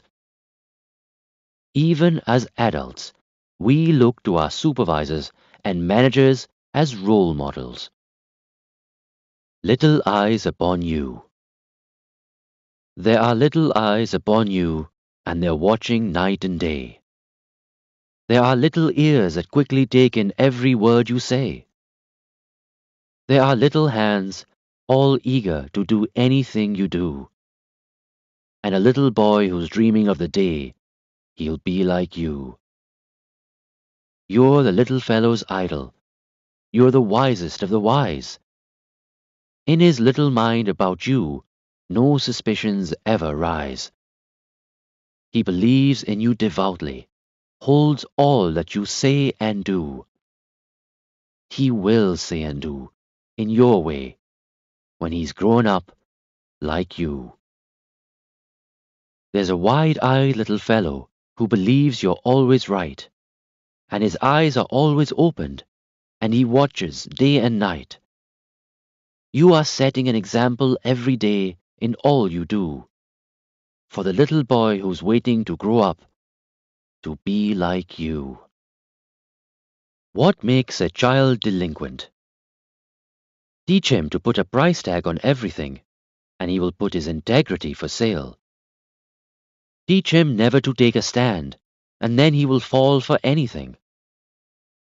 Make him believe that winning is not everything, that it is the only thing, and he will make every effort to win by hook or by crook. Give a child everything he wants, right from infancy, and he will grow up believing that the world owes him a living and everything will be handed to him on a platter. When he picks up bad language, laugh at him.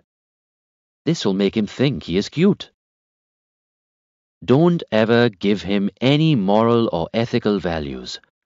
Wait until he is 21 and let him determine his own. Give him choices without direction. Never teach him that every choice has a consequence. Never tell him he is wrong. He might develop a complex. This will condition him to believe that society is against him when he gets arrested for doing something wrong. Always pick up things that he leaves lying around. Books, shoes, clothes, and so on. Do everything for him so that he will learn to push all responsibilities onto others. Let him read, watch, and hear anything he wants. Be careful what he feeds his body, but let his mind feed on garbage. In order to be popular with his peers, he must go along to get along even when he knows what they are doing is wrong. Quarrel frequently when he is present. This way he won't be surprised when things fall apart at home. Give him as much money as he wants. Never teach him respect for the value of money. Make sure he does not have things as tough as you did. Provide instant gratification for all sensual desires such as food, drink, and comfort. Deprivation can cause frustration. Side with him against neighbors and teachers, as they are prejudiced against him. When he gets into real trouble, excuse yourself by saying, "I tried my best, but could never do anything with him." Don't put your foot down because you believe discipline takes away freedom. Prefer remote control to parental control in order to teach independence. Building self-confidence. A young couple used to leave their daughter at a daycare center every day before going to work. As they parted company, the parents and child kissed each other's hands and then put the kisses in their pockets. All during the day, when the little girl got lonely, she would take out a kiss and put it on her cheek. This little routine made them feel together, even though they were physically apart. What a wonderful thought! Education. Being ignorant is not shameful, but being unwilling to learn is. Role models can teach through example. Children who are taught the importance of integrity during their formative years generally don't lose it. It becomes a part of life, which is what we are looking for in any professional, whether a contractor, attorney, accountant, politician, police officer, or judge. Integrity is a lot stronger than honesty. In fact, it is the foundation of honesty. Youth are impressionable. When they see their mentors, such as parents, teachers, or political leaders, cheating with pride or bragging about petty dishonesty, such as stealing a towel in a hotel or cutlery from the restaurants, the following happens. They are disappointed. They lose respect for their mentors.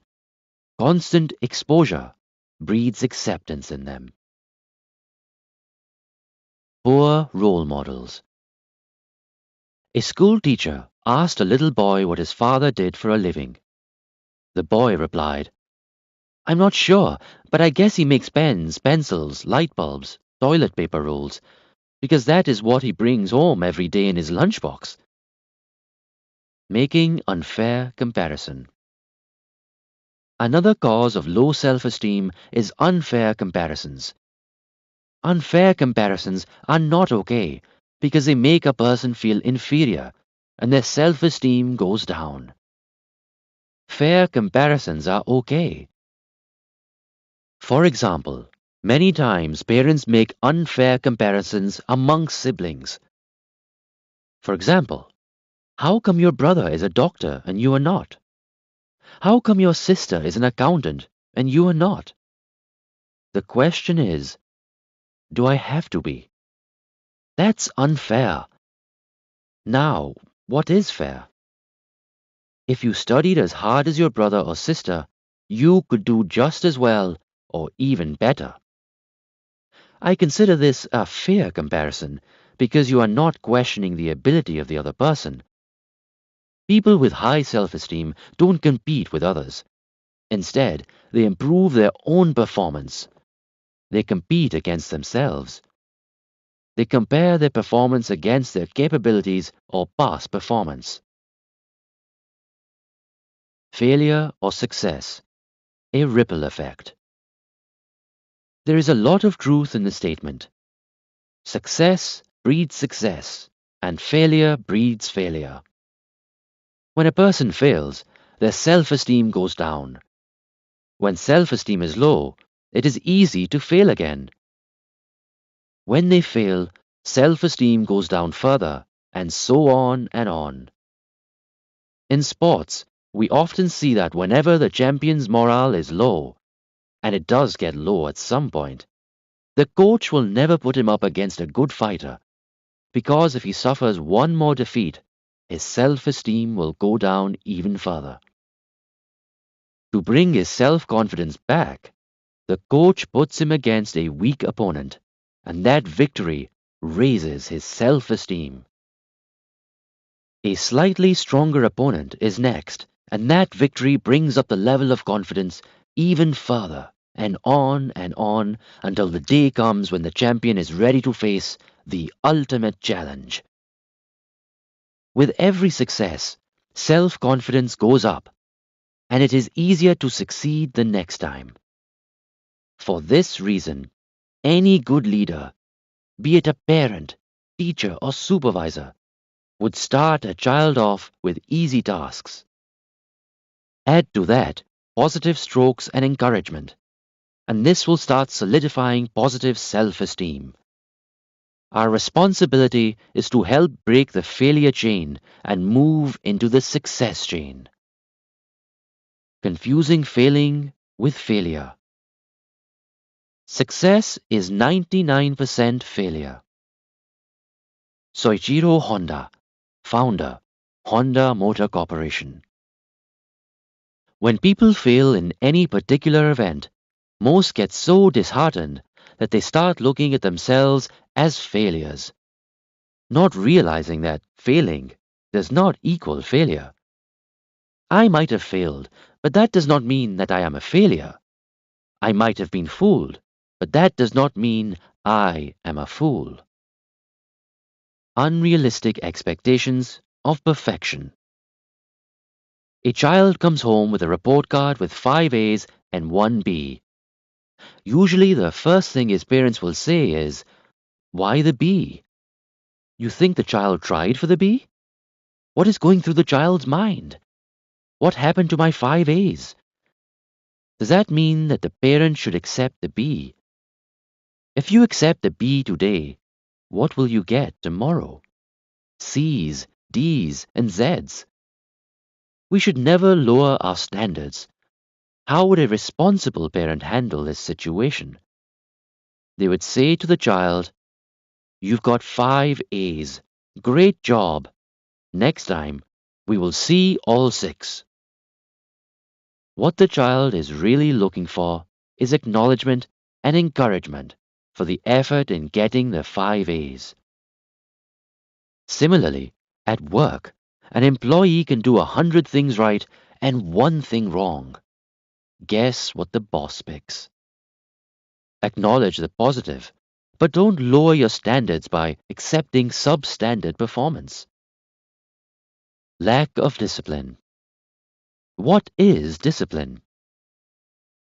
Discipline does not mean punishment after a wrong is done. Is it imposition? Does it take away freedom? The answer is none of the above. Discipline does not mean that a person takes off his belt and beats up others. That is madness. Discipline is loving firmness. It is direction. It is prevention before a problem arises. It is a track to run on. It is harnessing and channeling energy for great performance. Discipline is not something you do to others, but something you do for those you care about. Discipline is an act of love. Sometimes you have to be unkind to be kind. Not all medicines are sweet, nor all surgeries painless, but we have to take them. We need to learn from nature. We are all familiar with that big animal, the giraffe. A mother giraffe gives birth to a baby giraffe standing. All of a sudden, the baby falls on a hard surface from the cushion of his mother's womb onto the ground. The first thing the mother does is to get behind the baby and give it a hard kick. The baby gets up, but the legs are weak and wobbly, and the baby falls down. The mother goes behind the baby again and gives one more kick. The baby gets up but falls down again. The mother giraffe keeps kicking till the baby is able to get on its feet. Why?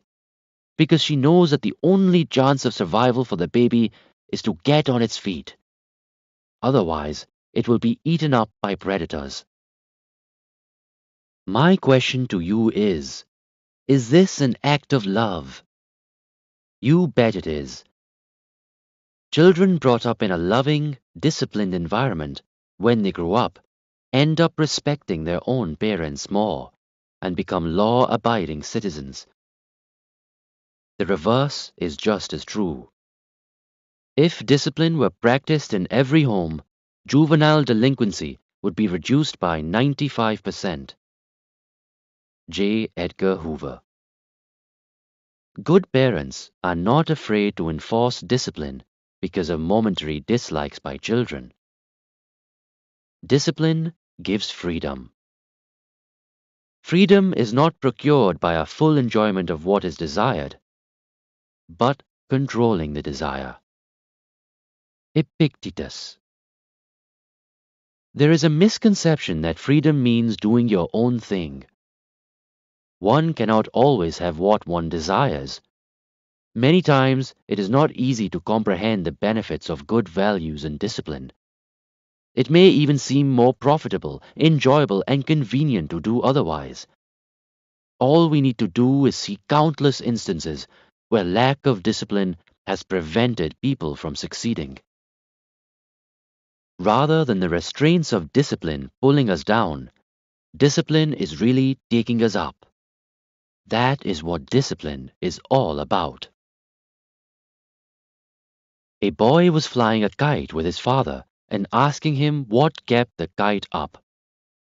Dad replied, "The string." The boy said, "Dad, it is the string that is holding the kite down." The father asked his son to watch as he broke the string. Guess what happened to the kite? It came down. Isn't that true in life? Sometimes the things that we think are holding us down are the very things that are helping us fly. That is what discipline is all about. I want to be free. We hear this phrase all the time. I want to be free. If you take the train off the track, it is free. But where does it go? If everyone could make their own traffic laws and drive on any side of the road, would you call that freedom or chaos? What is missing is discipline. By observing the rules, we are actually gaining freedom. Discipline is loving firmness. I have asked this question to many participants in my seminars. If your child had a fever of 105 Fahrenheit and did not want to see the doctor, what would you do? Invariably, they said that they would get medical help even if the child resisted, and even go to the extent of forcing him physically. Why? Because it is in the best interest of the child. What is so different in giving the right values in life? Parenting is not a popularity contest. There are only two relationships in life that care to correct. The rest of the world punishes. Which are the two relationships? Only parents and teachers in life care to correct. The world punishes. A judge, when sentencing a man for robbery, asked if he had anything to say. The man replied, "Yes, Your Honor. Please sentence my parents to jail also." The judge asked, "Why?" The robber answered, "When I was a little boy, I stole a pencil from school. My parents knew about it but never said a word. Then I stole a pen. They knowingly ignored it. I continued to steal many other things from the school and the neighborhood till it became an obsession. They knew about it, yet they never said a word. If anyone belongs in jail with me, they do." He is right. Although it does not absolve him of his own responsibility, the question is, did the parents do their job right? Obviously not. If we analyze one step further, the robber actually paid for the carelessness, negligence, irresponsible behavior of his parents. Giving choices to children is important, but choices without direction results in disaster. Complete mental and physical preparation is the result of sacrifice and self-discipline. Parents spend an average of 15 minutes a week in meaningful dialogue with their children. The balance is spent gleaning values from peers and TV. Adapted from Journal of the American Family Association. Ask yourself, without discipline, can a captain run a ship effectively? Can an athlete win a game? Can a violinist play well at a concert? The answer is, of course not, to each of the above questions. Why then do we question today whether discipline is necessary in matters of personal conduct or to achieve any standard? It is absolutely necessary. Today the philosophy is, if it feels good, do it. I have heard parents naively saying, "I don't care what my kids do, so long as it makes them happy." That is all that matters. I ask them, wouldn't you want to know what makes them happy? If beating people up on the streets and taking their things away are what makes them happy, there is a word in the English language for them. It is called perversion. How and where we derive our happiness from is just as important as the happiness itself.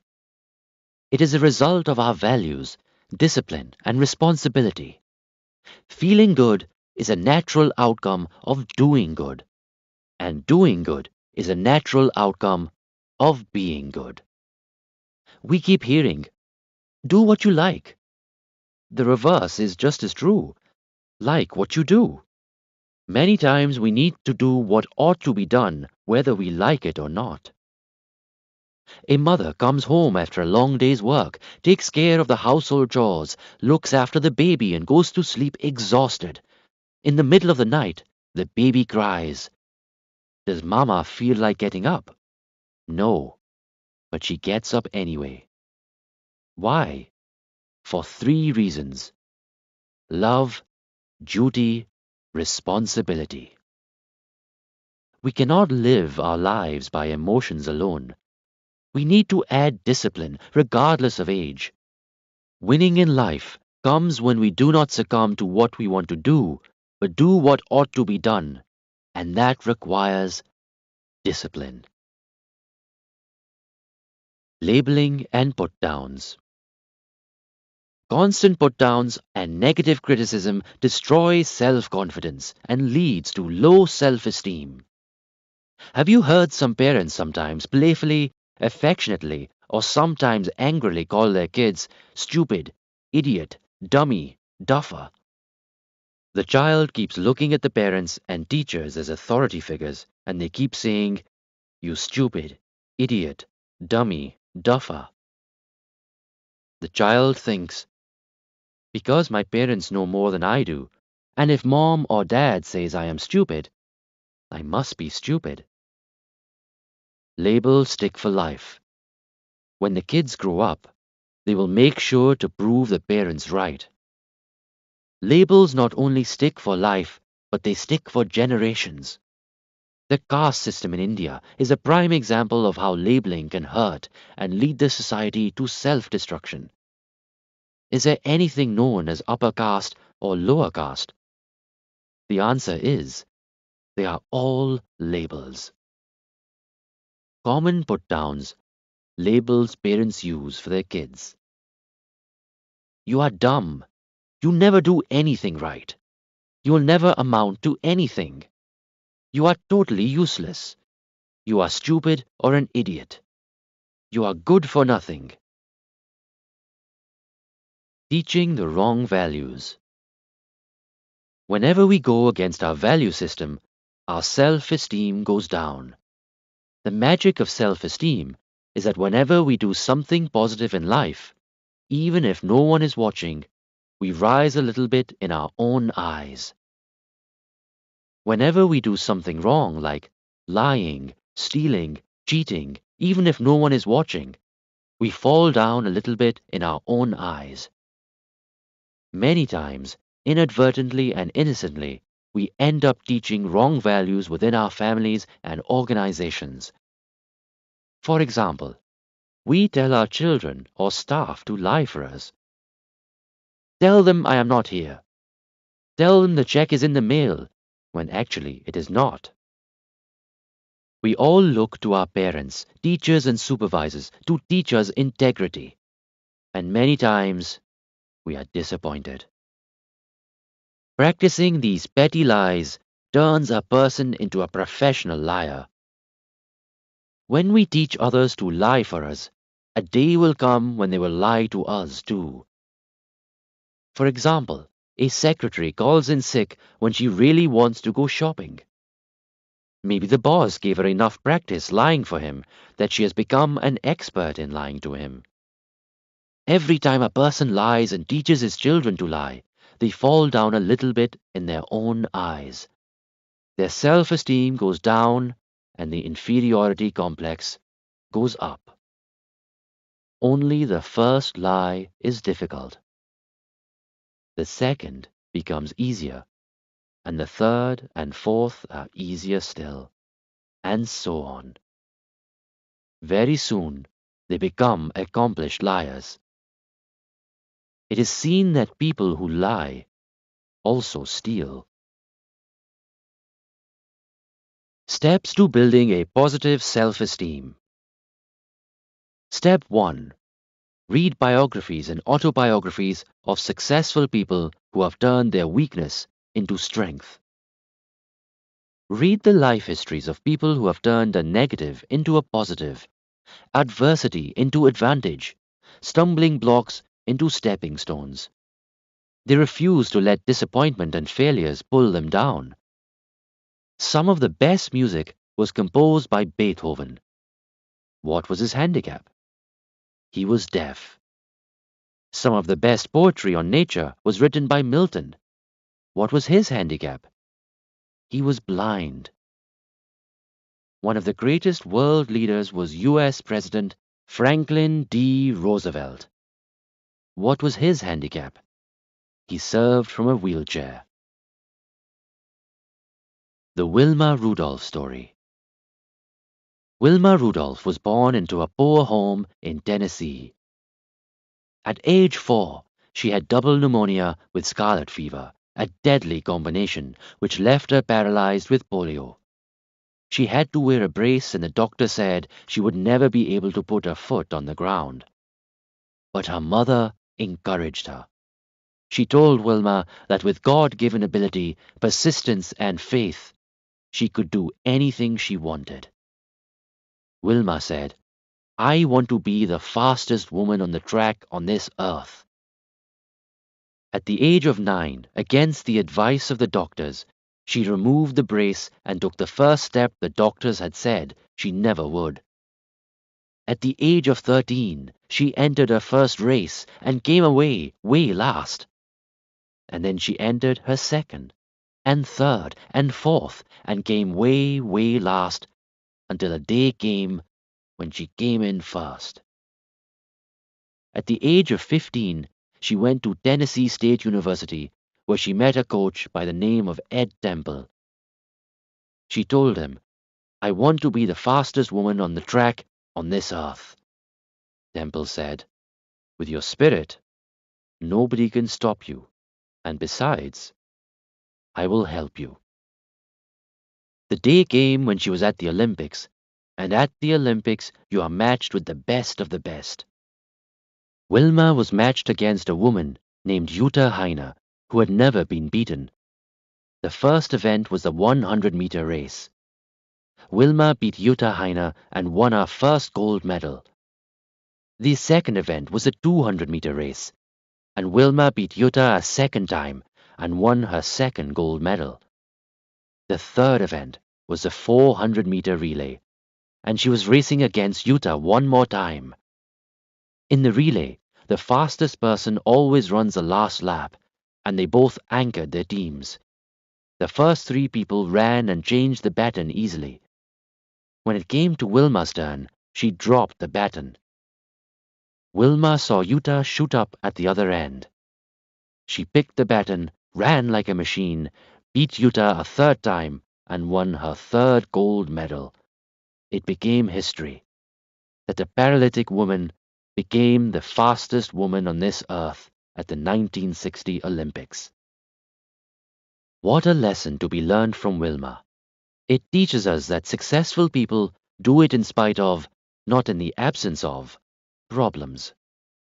When we hear or read real-life stories of real people who have turned a negative into a positive, does it not motivate us? If we regularly read biographies and autobiographies of such people, won't we stay motivated? Step 2. Learn intelligent ignorance. Education teaches us what we can do and also teaches us what we cannot do. I'm looking for a lot of men with an infinite capacity for not knowing what cannot be done. Henry Ford. Henry Ford gave this world the V8 engine. He did not have much formal education. In fact, he did not go to school beyond the age of 14. He was intelligent enough to know that a V8 engine would be of great value to his company, but he didn't know how to build it. So he asked all his highly educated or qualified people to build one. According to them, a V8 was impossible to build. But Henry Ford insisted on having his V8. A few months later, he asked his people if they had the V8, and they replied, "We know what can be done, and we also know what cannot be done." The V8 is an impossibility. This went on for many months, and still Henry Ford said, "I want my V8." And shortly thereafter, the same people who said it was impossible produced the V8 engine. Why? They let their imaginations run beyond academic limitation. Education teaches us what can be done and sometimes also teaches us what cannot be done. Formal education teaches us our potential, and many times it also teaches us our limitations. Step 3. Do something for others who cannot repay you in cash or kind. Dr. Carl Menninger, a world-renowned psychiatrist, was once asked, "What would you advise someone if you knew that person was going to have a nervous breakdown?" the audience expected Dr. Menninger to advise consulting a professional. But he didn't. He said, I would advise that person to go to the other side of town, find someone in need, and help that person. By doing that, we get out of our own way. A lot of times, we get in our own way, don't we? Be a volunteer. It builds self-worth. Helping others by the process of giving without having expectations or getting anything in return gives a feeling of gratification and raises one's self-esteem. Step 4. Learn to give and receive compliments. Don't miss out on any opportunity to give sincere compliments. Remember, the key word is sincerity. It makes a person feel good and their self-esteem goes up. When others give you a compliment, accept it graciously and gracefully with 2 words. Thank you. Be grateful that they feel you're worthy of it. That is a sign of humility. Step 5. Accept responsibility. We need to accept responsibility for our thoughts, behavior, and actions, and insulate ourselves from excuses.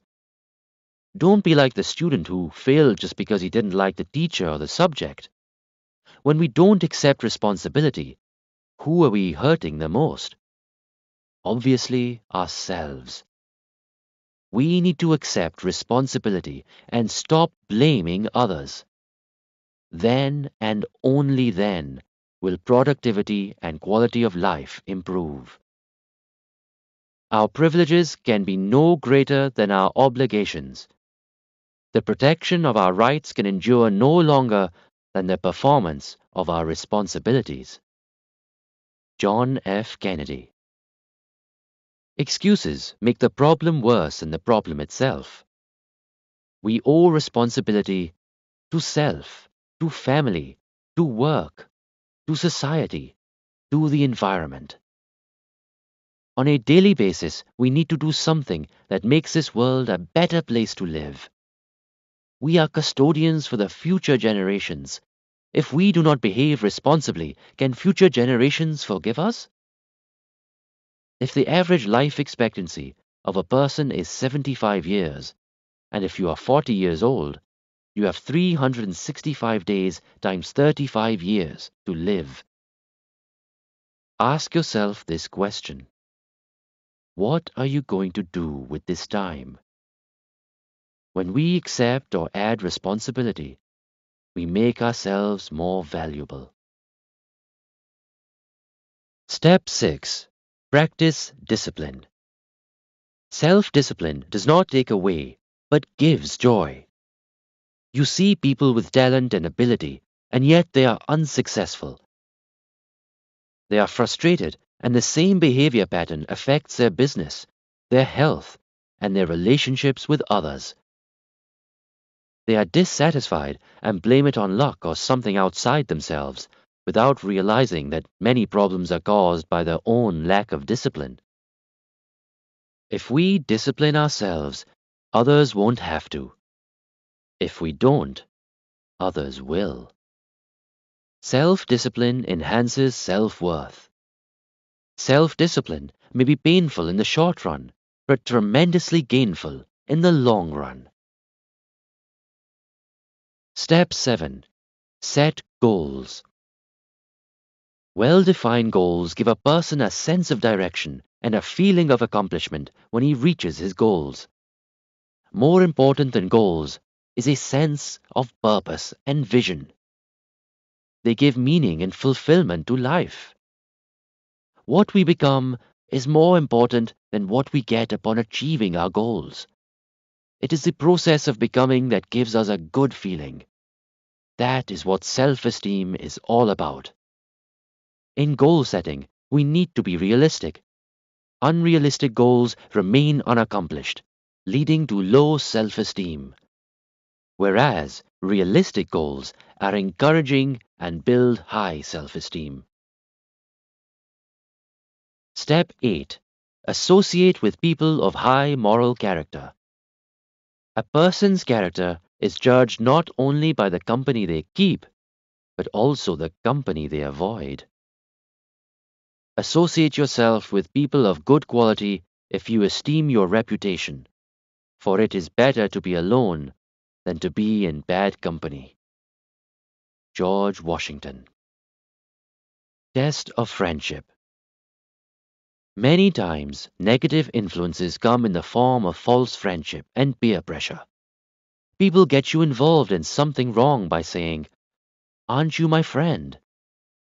When you get involved in something wrong by giving into peer pressure, and then when you are in trouble, guess where will they be? Nowhere close. If they don't have character today, where are they going to get character from tomorrow? That's the question. Remember, true friends never want to see their friends hurt. What starts as friendship may be in reality a test of friendship. Associating with people of high moral character helps build self-esteem. It is common to see people doing wrong things to get accepted, saying, "It is cool," not realizing that they will be left cold. Peer pressure.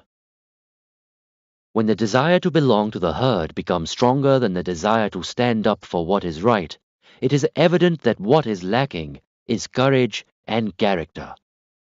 Going along to get along appears to be a safer path by keeping one's peers happy. That is where people with high self-esteem draw the line. That is what separates the men from the boys. Examples. School kids conform because they do not want to be laughed at. Students don't give answers in class because others will make fun of them. Factory workers keep performance low to keep peers happy. Everything within limits is okay. Is it? Many people say, moderation is okay. Everything within limits is okay. My question is it really okay? Is cheating within limits okay? Is lying within limits okay? Is stealing within limits okay? Is drugs within limits okay? Is smoking within limits okay? Is adultery within limits okay? Is HIV within limits okay? Some things are just not okay. Some people frequently rationalize, "I'll try a little and quit," or "I can quit anytime," or "whenever I want." They don't realize that it always starts with the first one. Negative influences start as weak threads till they become chains too strong to be broken. Step 9. Become internally driven, not externally driven. No one can make you feel inferior without your permission. Eleanor Roosevelt. There is a story about an ancient Indian sage who was abused and called ugly names by an angry passerby. The sage listened unperturbed till the man ran out of words. The student of the sage got rather perturbed and asked the sage, "Why did you not give him a befitting reply?" The sage asked the student, "If an offering is not accepted, who does it belong to?" The student replied, "It belongs to the person who offered it." The sage said, "I refuse to accept his offering." And the sage walked away calmly, leaving the student dazed. The sage was internally driven.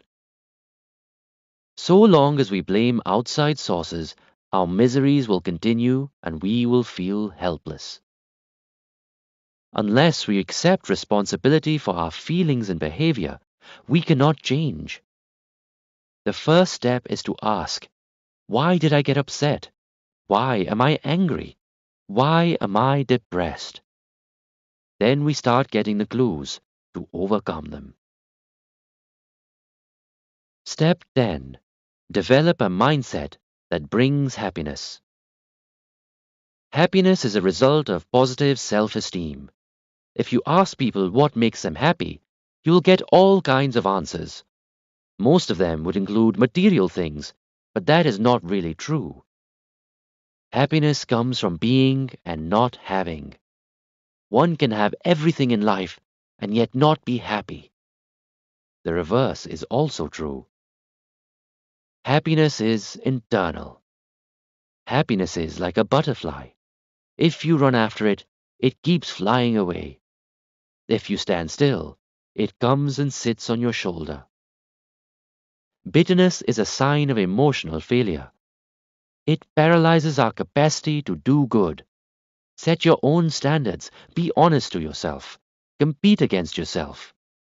Do the following. Look for the positive in every person and in every situation. Resolve to be happy.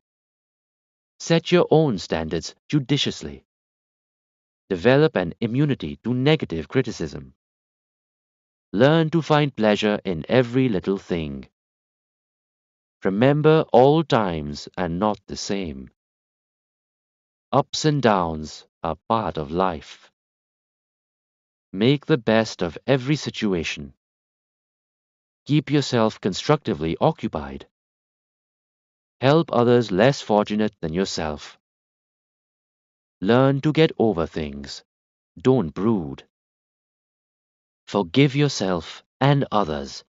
Don't hold guilt or bear grudges. Step 11. Give yourself positive autosuggestions.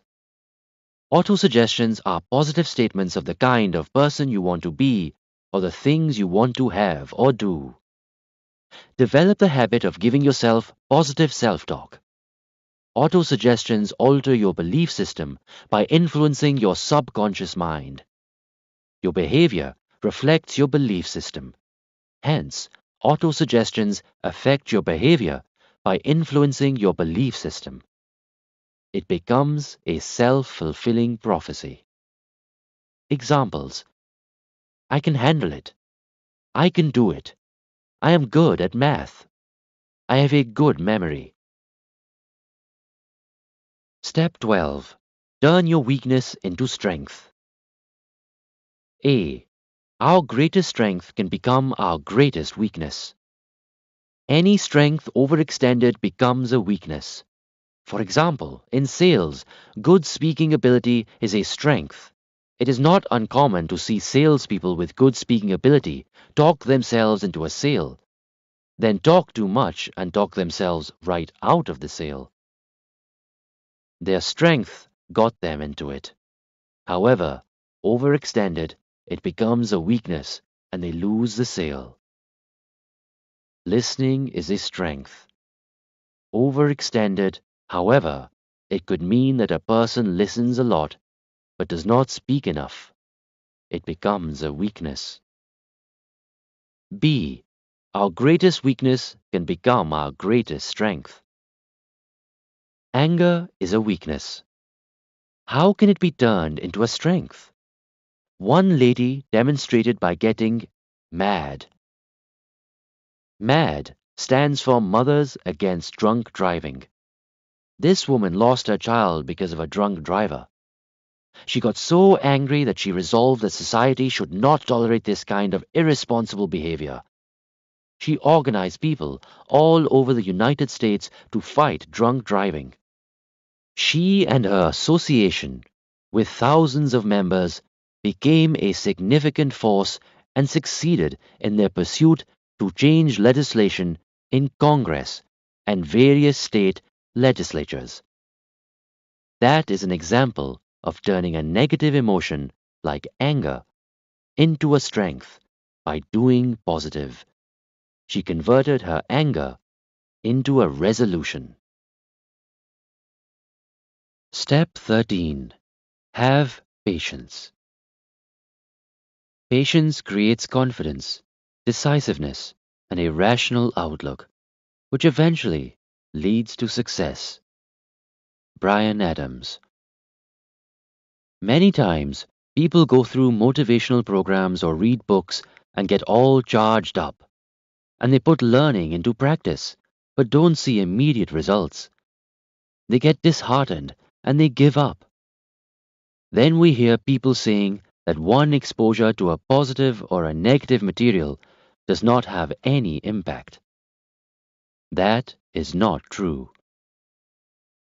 The difference may not be visible, but something is happening. In China, there is a bamboo tree that is planted, watered, and fertilized for the first 4 years, and nothing happens. There is no visible sign of growth. But sometime during the 5th year, the bamboo tree grows about 90 feet in 6 weeks. The question is, did the bamboo tree grow in 6 weeks, or did it take 5 years to grow? If the bamboo had not received water and fertilizer during the 4 years, when there was no visible sign of growth, would the plant have flourished? No, the bamboo tree would have died. The lesson is clear. Have patience and faith and keep doing the right thing. Even though the results may not be visible, something is happening. Caution. We must distinguish between patience and laziness. Sometimes a person may be sheer lazy, but they might think that they are being patient. A good beginning makes a good ending. English proverb. Step 14. Take inventory. Make a list of all your strengths and weaknesses. Successful people realize their limitations but focus on their strengths. Failures recognize their strengths but focus on their limitations. Unless we know what our strengths and weaknesses are, how can we build on our strengths and overcome weaknesses? The crux of self-esteem cannot be expressed better than in the following words by Abraham Lincoln. World, my son starts school today. World, take my child by the hand. He starts school today. It is all going to be strange and new to him for a while, and I wish you would sort of treat him gently. You see, up to now, he has been king of the roost. He has been the boss of the backyard. I have always been around to repair his wounds, and I have always been handy to soothe his feelings. But now things are going to be different. This morning, he is going to walk down the front steps, wave his hand, and start on a great adventure that probably will include wars and tragedy and sorrow. To live in this world will require faith and love and courage. So, world, I wish you would sort of take him by his young hand and teach him the things he will have to know. Teach him, but gently if you can. He will have to learn, I know, that all people are not just, that all men and women are not true. Teach him that for every scoundrel there is a hero, that for every enemy there is a friend. Let him learn early that the bullies are the easiest people to lick. Teach him the wonder of books. Give him quiet time to ponder the eternal mystery of birds in the sky, bees in the sun, and flowers on a green hill. Teach him that it is far more honorable to fail than to cheat. Teach him to have faith in his own ideas, even if everyone tells him they are wrong. Try to give my son the strength not to follow the crowd when everyone else is getting on the bandwagon. Teach him to listen to others, but to filter all he hears on a screen of truth and to take only the good that comes through. Teach him never to put a price tag on his heart and soul. Teach him to close his ears on the howling mob, and to stand and fight if he thinks he is right. Teach him gently, world, but do not coddle him, because only the test of fire makes fine steel. This is a big order, world, but see what you can do. He is such a nice son. Signed, Abraham Lincoln. Action Plan. 1. List 3 strengths that I will reinforce. 2. List 3 activities that I shall do without any expectations of cash or kind. 3. List 3 negative influences I will stay away from. 4. List 3 areas where I will accept greater responsibility. 5. List 3 people of high moral character that I would like to associate with. 6. List 3 self-help motivational books that I will read in the next 3 months. 7. List 3 people who I shall make an effort to give sincere compliments to. Chapter 9.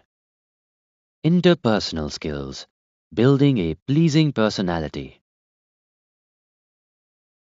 Technology and technicians you can always buy with money, but the wealthiest person must build relationships. I will pay more for the ability to deal with people than for any other ability under the sun. John D. Rockefeller. All over the world, we find that we don't have business problems. We have people problems. When we take care of our people problems, most of our business problems are automatically resolved. Why do people deal with us? They deal with us not because we are the smartest people. They deal with us because they are comfortable dealing with us. What gives them that level of comfort? People don't care how much you know. They want to know how much you care. It is never the tangible that connects people. It is always the intangible, which is called the X factor. The question is, how do you build that X factor? People knowledge is more important than product knowledge.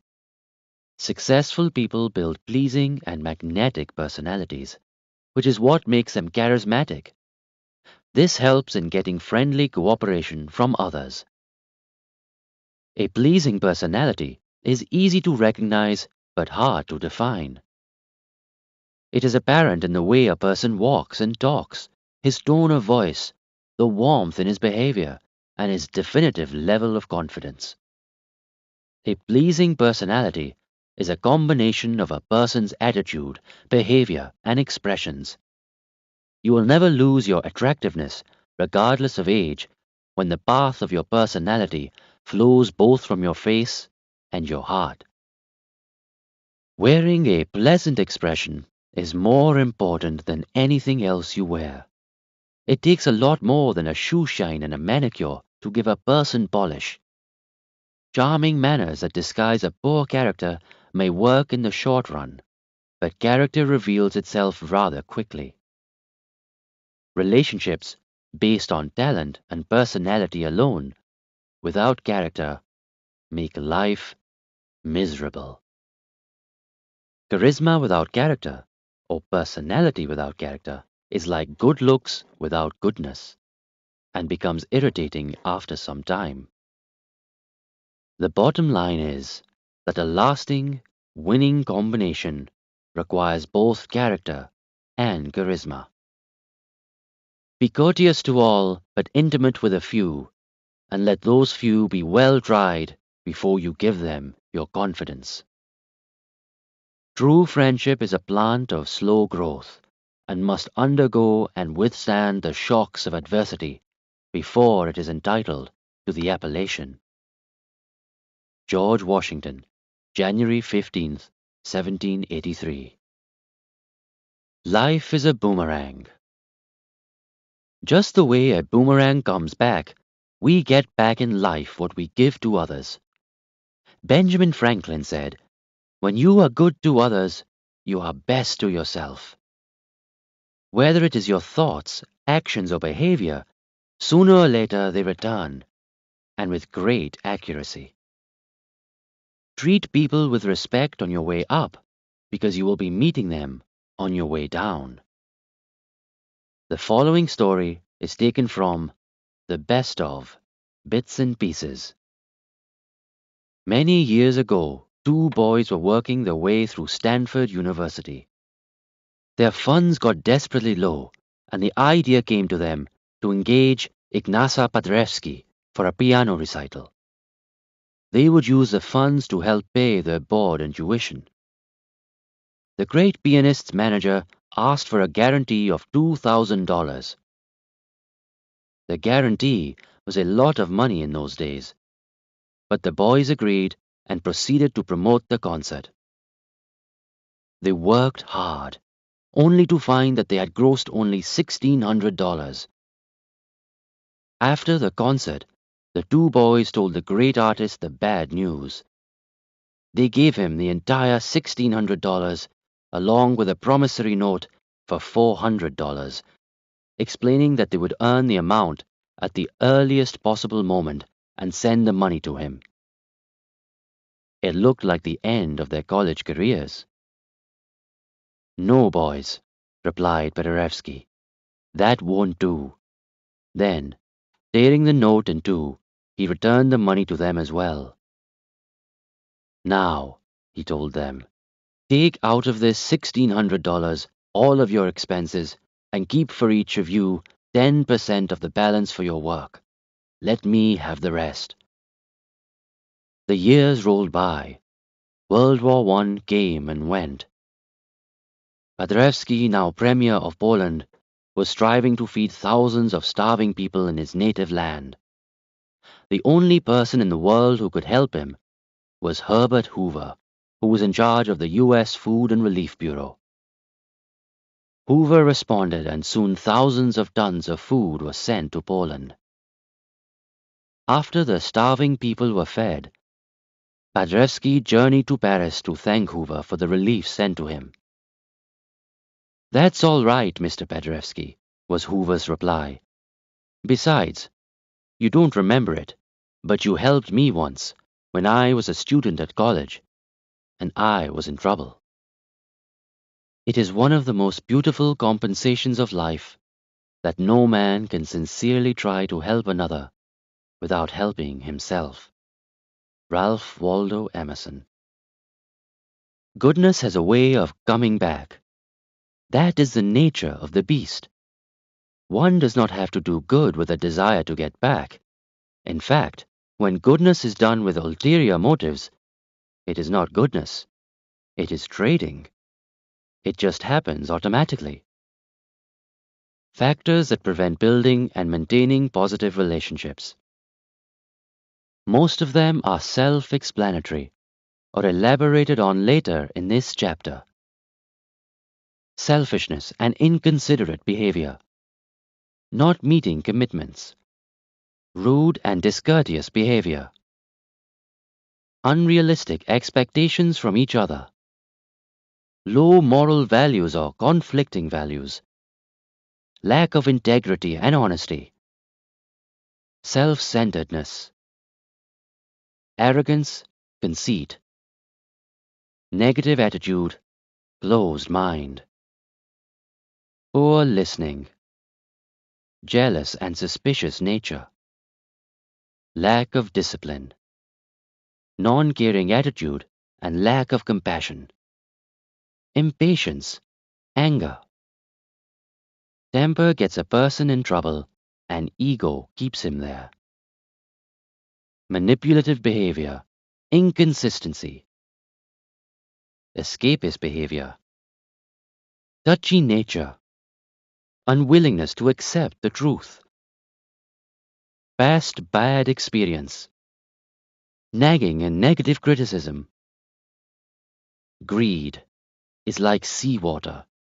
The more you drink, the thirstier you get. The difference between ego and pride. The biggest hurdle in building a positive relationship is ego. Ego is self-intoxicating. Ego is an unhealthy pride that results in arrogance. Healthy pride is a feeling of the pleasure of accomplishment with humility. Ego gives a swollen head while pride gives a swollen heart. A big head gives a big headache, whereas a big heart gives humility. No matter what the size of a person's accomplishments are, there is never an excuse for having a big head. Pride, yes. Big head, no. John bragged, "My son gets his intelligence from me." His wife replied, "I'm sure he does, because I still have mine." Ego, the I know it all attitude. To an egocentric person, the world begins, ends, and revolves around him. An egotist person may have a weird sense of humor. A boss asked one of his employees how badly he wanted a raise. The employee said, "Real badly. I've been praying to God for one." The boss replied, "You're not going to get it because you went over my head." An egotist talks down to and looks down on others. Egotism is the anesthetic that deadens the pain of stupidity. Knut Rockne. What is the difference between selfishness and self-interest? It is important to understand the distinction between selfishness and self-interest. Selfishness is based on the principle, for me to win, if the world has to lose, it's okay. Whereas self-interest says, for me to win, the world does not have to lose. We can both win together. Selfishness is negative and destructive. It destroys relationships because it is based on negative values. It believes in the win-lose principle. Self-interest is positive. Self-interest believes in win-win situations. One should have an open mind rather than an empty mind. What is the difference between an open mind and an empty mind? An open mind is flexible. It evaluates and may accept or reject ideas and concepts based on merit. An empty mind is a dumping ground. It accepts without evaluation. If someone dumped garbage inside your house, would you tolerate it? You would not only make them clean up the mess, but you would possibly penalize them and make sure they never repeat it again. This is about throwing garbage in the house. Doesn't the same principle apply when people dump garbage into our minds?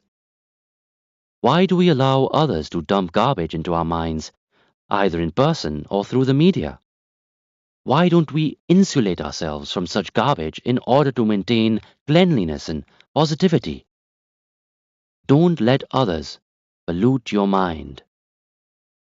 We see things not the way they are, but the way we are.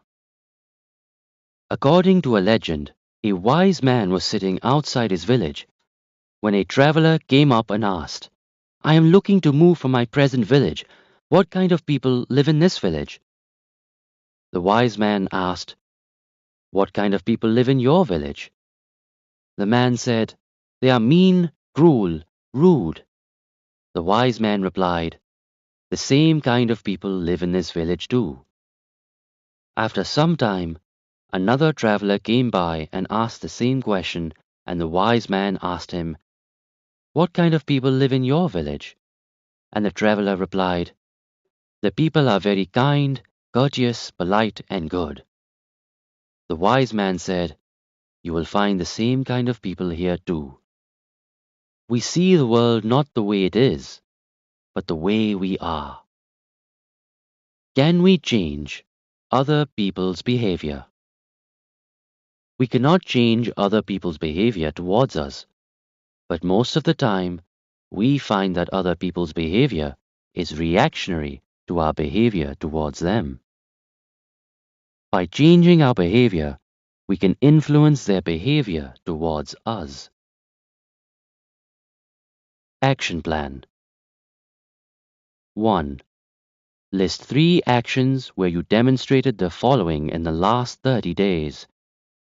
Selflessness, courtesy, considerate behavior, keeping commitments, polite behavior, integrity and honesty, understanding, humility. Chapter 10. Build a positive personality. Simple but effective steps. Personality opens a door. Character keeps it open. Step 1. Accept responsibility. Responsibilities gravitate to the person who can shoulder them. Albert Hubbard. When people accept additional responsibility, they are actually giving themselves a promotion. Responsible behavior is to accept accountability. That represents maturity. Acceptance of responsibility is a reflection of our attitude and the environment we operate in. Most people are quick to take credit for what goes right, but very few would readily accept responsibility when things go wrong. A person who does not accept responsibility is not absolved from being responsible. Your objective is to cultivate responsible behavior. Stop the blame game. Avoid phrases such as, everyone else does it, or no one does it, or it is all your fault. People who don't accept responsibility shift the blame to their parents, teachers, genes, God, fate, luck, or the stars. Responsible behavior should be inculcated right from childhood. It cannot be taught without a certain degree of obedience. Johnny said, Mama, Jimmy broke the window. Mama asked, how did he do it?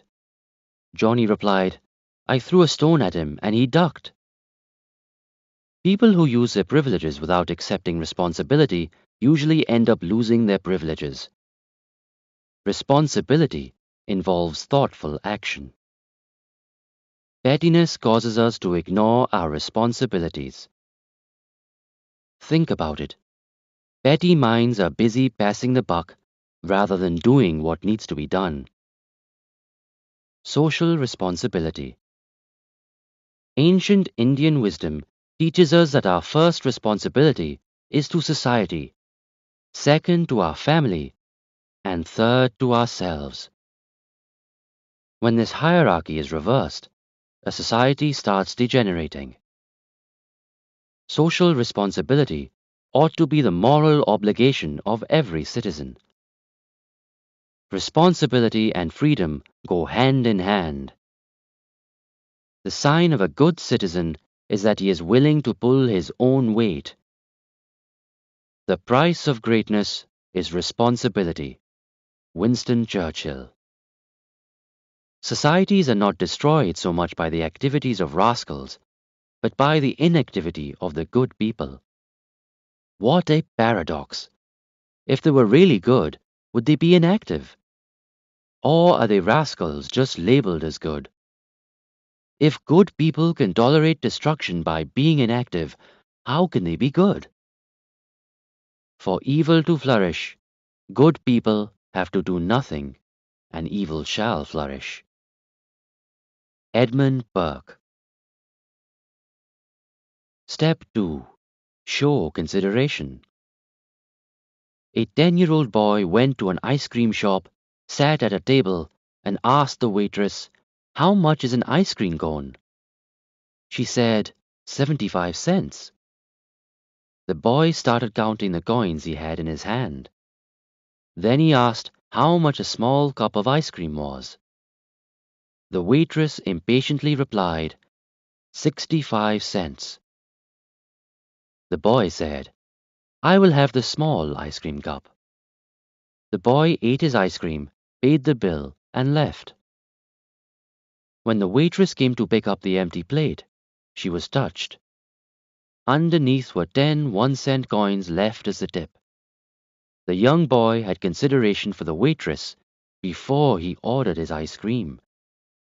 He showed sensitivity and caring. He thought of others before himself. If we all thought like this little boy, we would have a great place to live. Show consideration, courtesy, and politeness. Thoughtfulness shows a caring attitude. Step 3. Think win-win. A man died and St. Peter asked him if he would like to go to heaven or hell. The man asked if he could see both before deciding. St. Peter took him to hell first. There the man saw a big hall containing a long table laden with many kinds of food. He also saw rows of people with pale, sad faces. They looked starved and there was no laughter. And he observed one more thing. Their hands were tied to 4-foot-long forks and knives, and they were trying to get the food from the center of the table to put into their mouths. But they couldn't. Then St. Peter took him to see heaven. There he saw a big hall with a long table, with lots of food. He noticed rows of people on both sides of the table, with their hands tied to 4-foot forks and knives also. But here, people were laughing and were well-fed and healthy-looking. The people, realizing that they could not feed themselves with 4-foot forks, were feeding one another across the table. The result was happiness, enjoyment, and gratification. Because they were not thinking of themselves alone, they were thinking win-win. The same is true of our lives. When we serve our customers, our families, our employers and employees, we automatically win. Step 4. Choose your words carefully. A person who says whatever he likes usually ends up hearing what he doesn't like. Be tactful. Tact consists of choosing one's words carefully and knowing how far to go. It also means knowing what to say and what to leave unsaid. Talent without tact may not always be desirable. Words reflect attitude. Words can hurt feelings and destroy relationships. More people have been hurt by an improper choice of words than by any natural disaster. Choose what you say, rather than say what you choose. That is the difference between wisdom and foolishness. Excessive talking does not mean communication. Talk less, say more. A fool speaks without thinking. A wise man thinks before speaking. Words spoken out of bitterness can cause irreparable damage. The way parents speak to their children in many instances shapes their children's destiny. Spoken words can't be retrieved. A farmer slandered his neighbor. Realizing his mistake, he went to the preacher to ask for forgiveness. The preacher told him to take a bag of feathers and drop them in the center of town. The farmer did as he was told. Then the preacher asked him to go and collect the feathers and put them back in the bag. The farmer tried, but couldn't, as the feathers had all blown away. When he returned with the empty bag, the preacher said, "The same thing is true about your words. You drop them rather easily, but you cannot retrieve them. You need to be very careful in choosing your words." Something commonly used but very profound is, "Lost time, a fired bullet, and spoken words cannot be retrieved." Words can make or break life. Step 5. Don't criticize and complain. When I talk of criticism, I refer to negative criticism. When a person is criticized, he becomes defensive. A critic is often like a backseat driver who drives the driver mad. Does that mean we should never criticize, nor give constructive criticism? Constructive criticism. How do you offer constructive criticism? Some suggestions for giving criticism that motivates others. Be a coach. Criticize with a helpful attitude. Be specific, rather than saying things like, "you always" or "you never." Get your facts right. Don't be sarcastic, as it builds resentment. If criticism is given appropriately, it will reduce the need for repetition. Criticize in private, not in public. Show them a benefit from correcting. Point out the loss from not correcting it. Criticize the performance, not the performer. Don't express personal resentment. Keep criticism in perspective. Don't overdo it. Close on a positive note with appreciation. Receiving criticism. There will be times when you will be criticized. An inability to accept constructive criticism is a sign of poor self-esteem. Suggestions for accepting criticism. Take it in the right spirit. Deal with it graciously rather than grudgingly. Evaluate it with an open mind. If it makes sense, accept it. Learn from it and implement it. Don't be defensive. Accept constructive criticism immediately and emphatically. Thank the person who gives constructive criticism. A person with high self-esteem accepts positive criticism and becomes better, not bitter. Don't be a permanent complainer. Complain, yes, but don't become a permanent complaining personality. If you don't get good food at the hotel, of course you must complain, but don't become a permanent complainer. Some people are chronic complainers. It becomes a personality trait. They complain no matter what. To them, if it is hot, it is too hot. If it is cold, it is too cold. If it is raining, it is too wet. To them, every day is a bad day. They complain no matter what. Even when things are going perfectly right, they still find something to complain about. Why should one not be a permanent complainer? Because 50% of the people don't care that you have a problem, and the other 50% are happy that you do have a problem. What is the point of complaining? In fact, a chronic complainer spends half his life at the customer service counters. Step 6. Smile and be kind. Smile. A smile costs nothing, but it creates much. It enriches those who receive it without impoverishing those who give it. It happens in a flash, and the memory of it may last forever. It creates happiness in the home, fosters goodwill in a business, and is the countersign of friends. It is rest to the weary and nature's best antidote for trouble. In the course of the day, some of your acquaintances may be too tired to give you a smile. Give them one of yours. Cheerfulness flows from goodness. A smile can be fake or genuine. The key is to have a genuine one. It takes more muscles to frown than to smile. It is easier to smile than frown. It improves face value.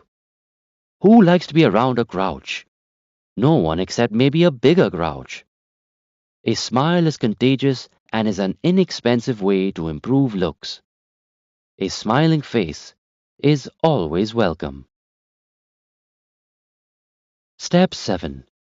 Put a positive interpretation on other people's behavior. Always start a relationship on a positive note. Give the other person the benefit of the doubt.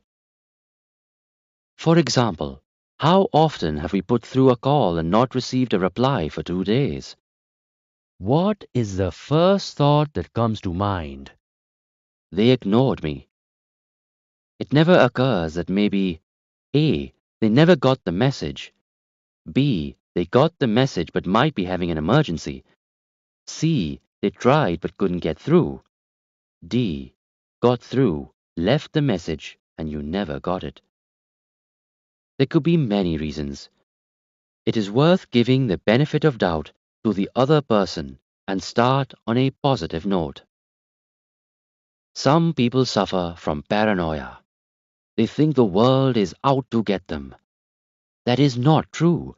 By starting with positive assumptions, we have a better chance of building a pleasing personality, resulting in good relationships. Step 8. Be a good listener.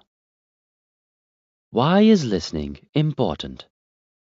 Listening shows caring. When you show a caring attitude towards another person, you make the other person feel important. When he feels important, what happens? He is more motivated and more receptive to your ideas. Good listening brings people together. It solidifies relationships and avoids misunderstanding. Step 9. Be enthusiastic. Nothing great is ever achieved without enthusiasm. Ralph Waldo Emerson. Enthusiasm and success go hand in hand, but enthusiasm comes first. Enthusiasm inspires confidence, raises morale, builds loyalty, and is priceless. Enthusiasm is contagious. You can feel enthusiasm by the way a person talks, walks, or shakes hands. Enthusiasm is a habit that one can acquire and practice. Many decades ago, Charles Schwab, who was earning a salary of $1 million a year, was asked if he was being paid such a high salary because of his exceptional ability to produce steel. Charles Schwab replied, "I consider my ability to arouse enthusiasm among the men the greatest asset I possess, and the way to develop the best that is in a man is by appreciation and encouragement." Live while you are alive. Don't die before you are dead. Enthusiasm and desire are what change mediocrity to excellence. Water turns into steam with a difference of only 1 degree in temperature, and steam can move some of the biggest engines in the world. That is what enthusiasm helps you to do in your life. Step 10. Give honest and sincere appreciation. The psychologist William James said, "One of the deepest desires of human beings is the desire to be appreciated. The feeling of being unwanted is hurtful." Sincere appreciation is one of the greatest gifts one can give to another person. Why is appreciation important? It makes a person feel important. Their self-esteem goes up. It makes them feel good. It brings them closer. The desire to feel important is one of the greatest cravings in most human beings. It can be a great motivator. The biggest disease today is not leprosy or tuberculosis, but rather the feeling of being unwanted. Mother Teresa. Typically, as parents, teachers, supervisors, we say, "You did a good job," and go away without being specific. And we think we have given appreciation. Just evaluate. Is this really appreciation? After we leave, the person who received the appreciation is more confused than before, asking themselves, "What did I do good?" This kind of appreciation is totally wasted. Appreciation, in order to be effective, must meet the following criteria. 1. It must be specific. When I say, "The way you handled that difficult customer under time pressure was great," then he knows what he is being appreciated for. 2. It must be sincere. It must come from the heart. You must mean every word. It is better not to appreciate if you don't mean it, because insincerity comes through. 3. It must be immediate. The effectiveness is diluted if we show our appreciation for someone 6 months after he has done something commendable. 4. Don't qualify praise with a but. By using the but as a connector, we erase the appreciation. use and in addition to that, or some other appropriate connector. Instead of saying, I appreciate your effort, but say something like, I appreciate your effort, and would you please? 5.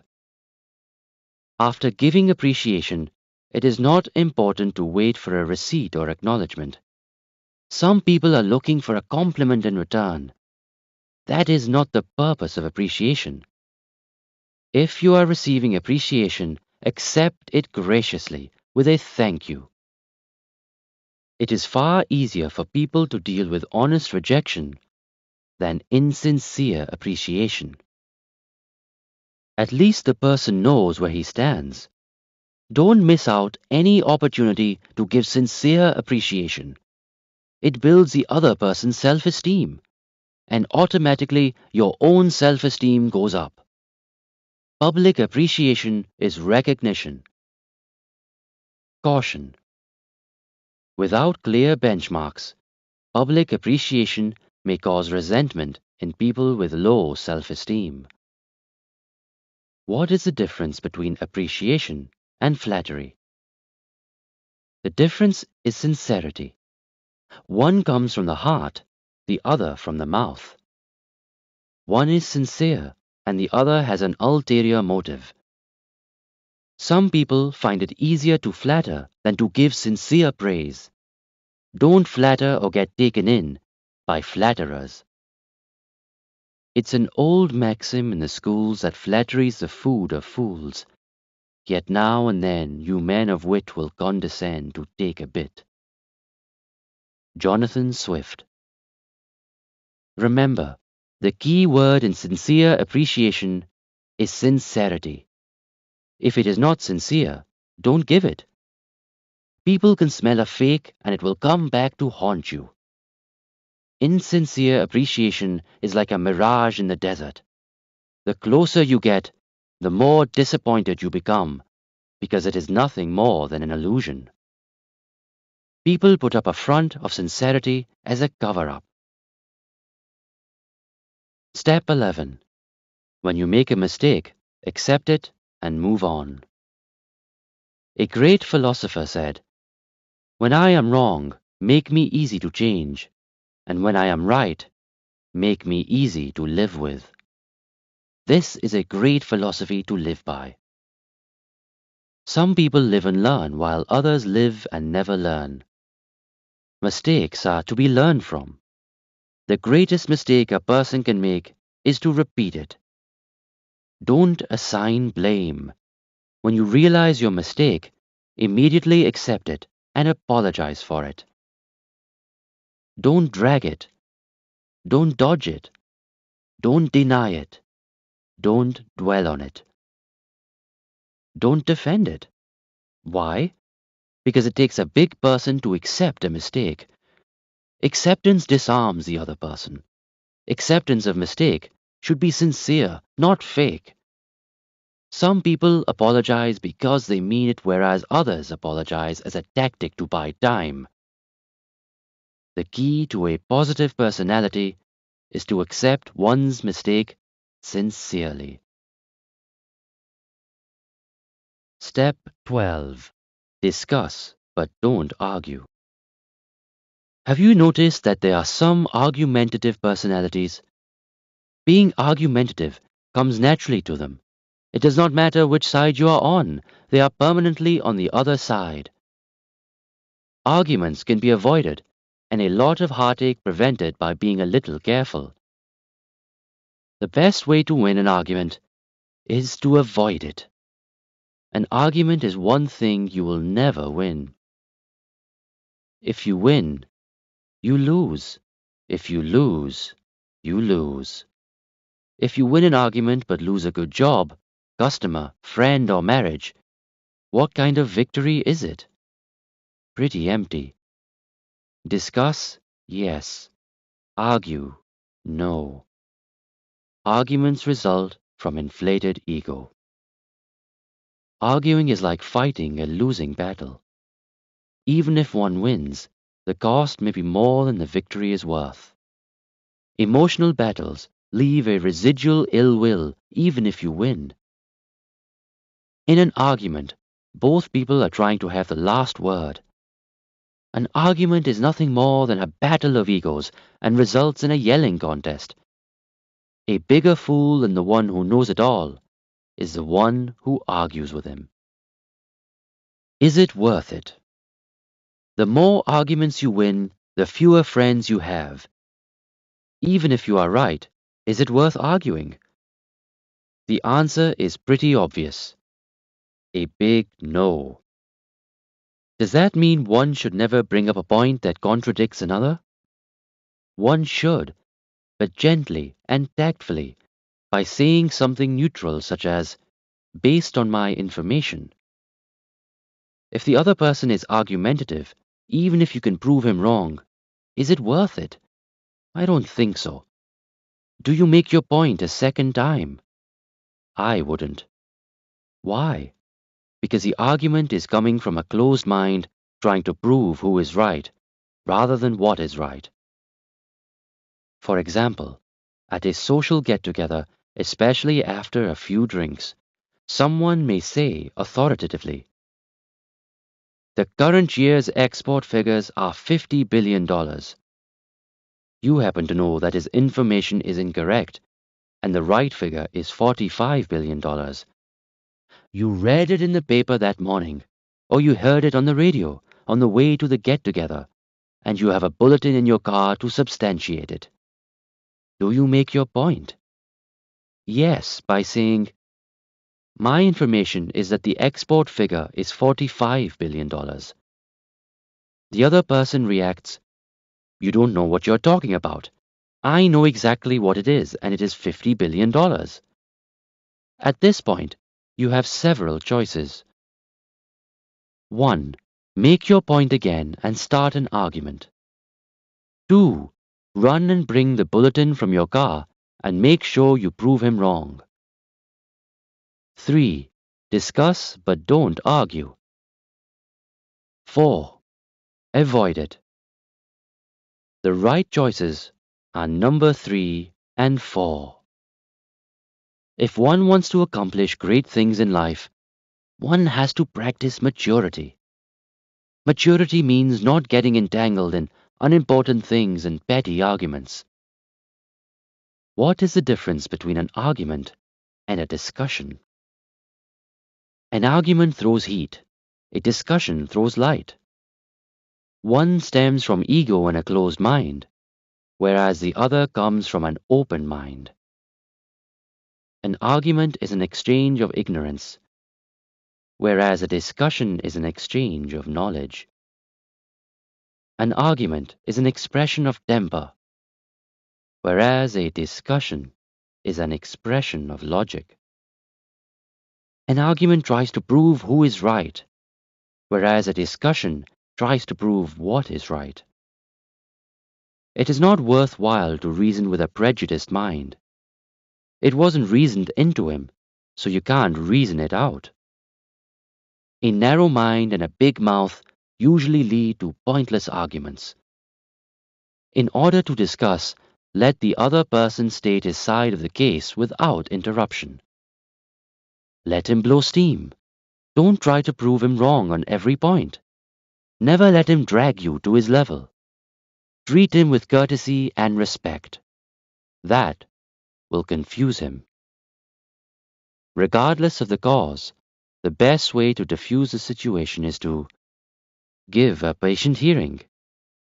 Not fight back or retaliate. Not fighting back will confuse the other person because he was expecting a fight. Not expect an apology. For some people, apologizing is difficult, even if they have made a mistake. Not make issues out of petty matters. Discussion entails not only saying the right thing at the right time, but also leaving unsaid what need not be said.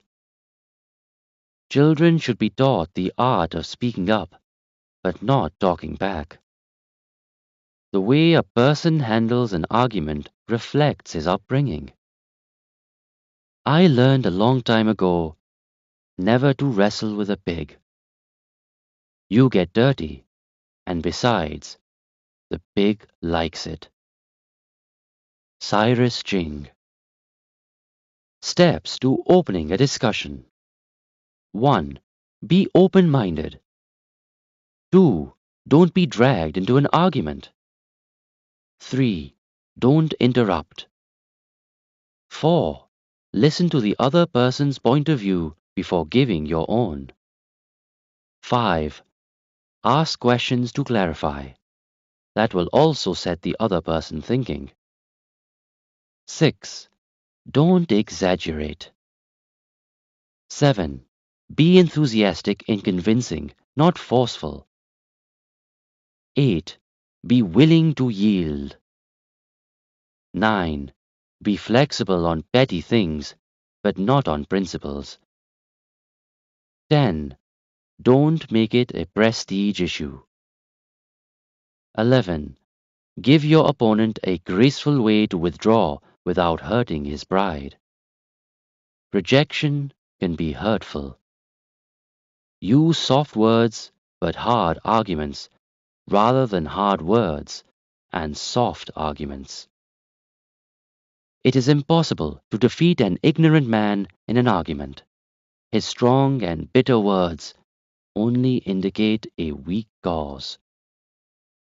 During a discussion, it may be a good idea to use phrases such as, "It appears to me," "I may be wrong." Another way to diffuse arguments is by showing ignorance and asking questions such as, "Why do you feel that way? Can you explain a little? Can you be more specific?" If nothing works, it may be worthwhile to politely, gently, and with courtesy agree to disagree. Remember, as mature adults, we should learn the art of disagreeing without being disagreeable. Cardinal rule: never argue. Why? 1. Argument is one thing you will never win. 2. Even if you win an argument, you will end up losing respect anyway. It is not worth it. Step 13. Don't gossip. Remember, people who gossip with you will also gossip about you. Gossiping and lying are closely related. A gossip listens in haste and repeats at leisure. A gossip never minds his own business because he has neither a mind nor a business. A gossip is more concerned about what he overhears than what he hears. Gossip is the art of saying nothing in a way that leaves nothing unsaid. Someone said it well. Small people talk about other people. Mediocre people talk about things.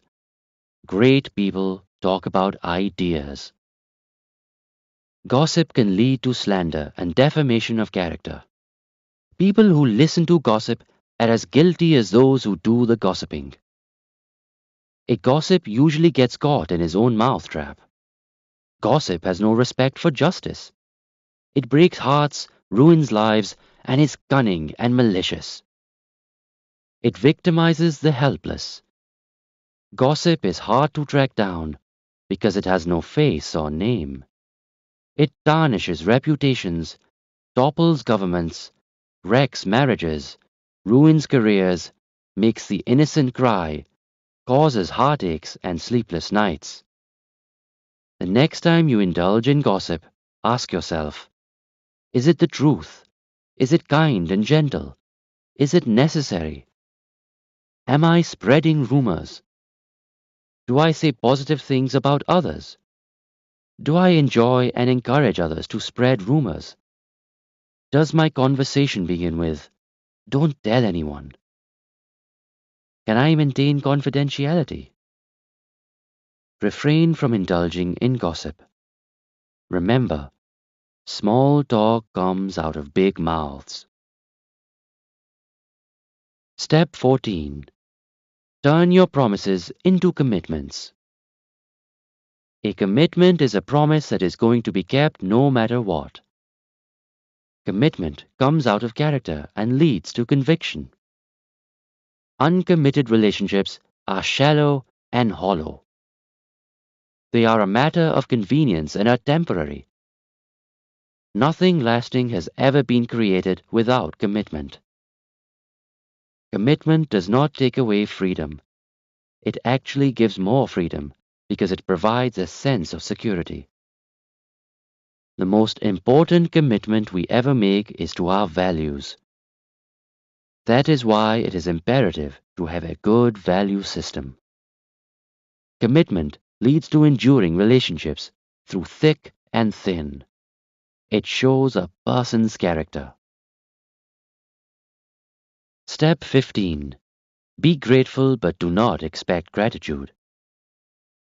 Gratitude is a beautiful word. Gratitude is a feeling. It improves our personality and builds character. Gratitude develops out of humility. It is a feeling of thankfulness towards others. It is conveyed through our attitude towards others and reflects in our behavior. Gratitude does not mean reciprocating good deeds. Gratitude is not give and take. Kindness, understanding, and patience cannot be repaid. What does gratitude teach us? It teaches us the art of cooperation and understanding. Gratitude must be sincere. A simple thank you can be gracious. Many times we forget to be thankful to the people closest to us, such as our spouse, our relatives, our friends. Gratitude would rank among the top qualities that form the character and personality of an individual with integrity. Ego stands in the way of showing gratitude.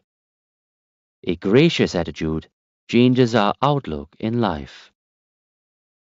With gratitude and humility, right actions come naturally. Gratitude ought to be a way of life, something that we cannot give enough of. It can mean a smile or a thank you or a gesture of appreciation. Think of your most precious possessions. What makes them special? In most cases, the gift is less significant than the giver.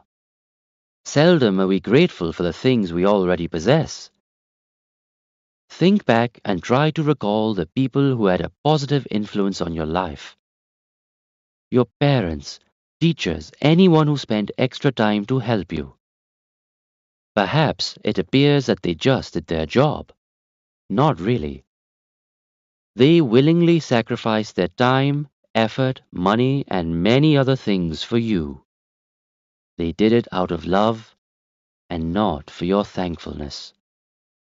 At some point, a person realizes the effort that went in to help them shape their future. Perhaps it is not too late to thank them. The story of Christ. The example of Christ says it all. Once 10 lepers stopped Christ and said, "You have miraculous powers. Give us new life." Christ said, "I don't have the powers, but come, walk with me, and pray together anyway." As the story goes, they were all healed. And when Christ turned back, he saw they were all gone except one. Only one had the courtesy to thank Christ. Christ said, "I didn't do a thing." Christ literally gave them a new life, and nobody had the courtesy to thank Christ except one. What is the moral of the story? 1. Human beings are ungrateful. 2. A grateful person is the exceptional person. 3. Like Christ, we should not expect gratitude.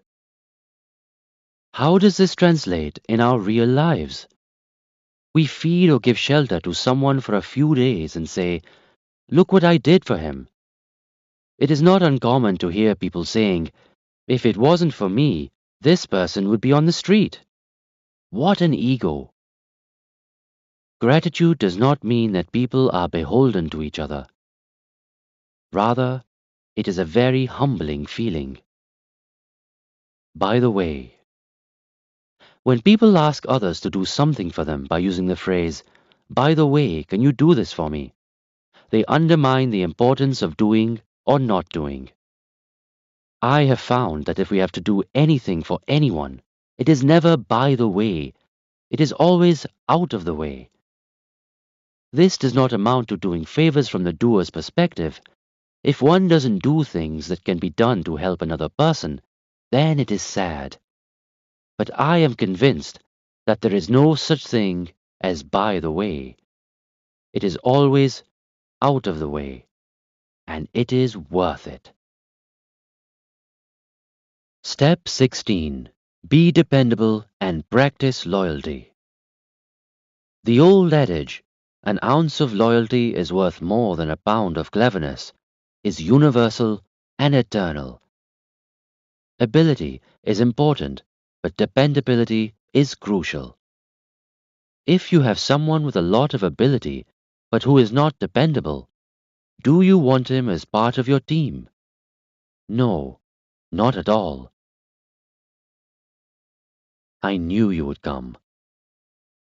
There were two childhood friends who went through school, college, and even joined the army together.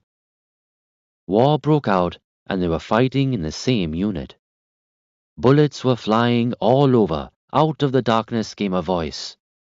Harry, please come and help me. Harry immediately recognized the voice of his childhood friend, Bill. He asked the captain if he could go. The captain said, No, I can't let you go. I am already short-handed, and I cannot afford to lose one more person. Besides, the way Bill sounds, he is not going to make it. Harry kept quiet. Again, the voice came, Harry, please come and help me. Harry sat quietly because the captain had refused earlier. Again and again the voice came. Harry couldn't hold himself any longer and told the captain, Captain, this is my childhood friend. I have to go and help. The captain reluctantly let him go. Harry crawled through the darkness and dragged Bill back into the trench. They found that Bill was dead. Now the captain got angry and shouted at Harry. Didn't I tell you he was not going to make it? He is dead. You could have been killed, and I would have become more short-handed. You made a mistake. Harry replied, No, Captain, I did not make a mistake. When I reached Bill, he was not dead. His last words were, Harry, I knew you would come. Good relationships are hard to find, and once developed, should be nurtured. We are often told, live your dream, but you cannot live your dream at the expense of others. People who do so are unscrupulous. We need to make personal sacrifices for our family, friends, those we care about, and who depend on us. Step 17. Avoid bearing grudges. Don't be a garbage collector. Have you heard the phrase, I can forgive, but I can't forget? There is a tremendous value in forgiving and forgetting. When a person holds a grudge, who is he hurting the most? Himself. Who has the blood pressure? He does. Even for selfish reason, forgive and forget makes sense. Forgiveness always starts from ourselves. Many times, we keep punishing ourselves for our past mistakes more than others ever do, by retaining guilt and resentment. This is called excess baggage, for which we always have to pay a price. How long are we going to punish ourselves? Besides, if we cannot forgive ourselves, how can we forgive anyone else? We can only give what we have. When a person refuses to forgive, he is locking doors that someday he might need to open. Jim and Jerry had been childhood friends, but for some reason, The relationship fell apart and they hadn't spoken for 25 years. Jerry was on his deathbed and didn't want to enter eternity with a heavy heart. So he called Jim, apologized, and said, "Let's forgive each other and be done for the past." Jim thought it was a good idea and went to visit Jerry at the hospital. They spent a couple of hours together catching up on the last 25 years and patching up their differences. As Jim was leaving, Jerry shouted from behind, "Jim, just in case I don't die, remember, this forgiveness doesn't count. Life is too short to hold grudges. It is not worth it." Shame on me. While it is not worth holding grudges, it doesn't make sense to be bitten time and again. It is well said, "Cheat me once, shame on you. You cheat me twice, shame on me." John Kennedy once said, "Forgive the other person, but don't forget their name." I am sure that his message was that one should not get cheated twice. Step 18. Practice honesty, integrity, and sincerity.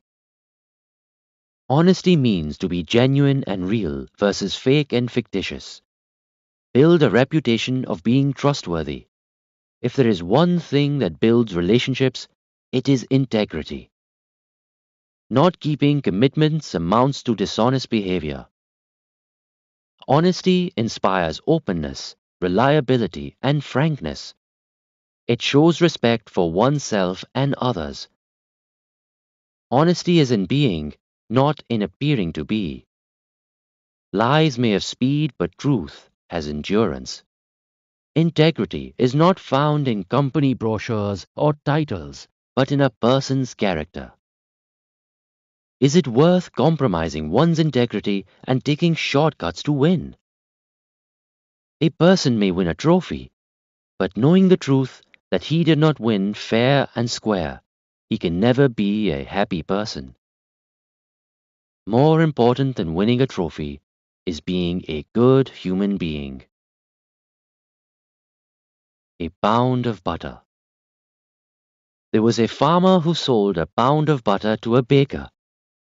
One day the baker decided to weigh the butter to see if he was getting a pound, and found that he was not. This angered him, and he took the farmer to court. The judge asked the farmer how he was measuring the butter he was selling. The farmer replied, "Your Honor, I am primitive. I don't have a proper measure, but I do have a scale." The judge asked, "Then how do you weigh the butter?"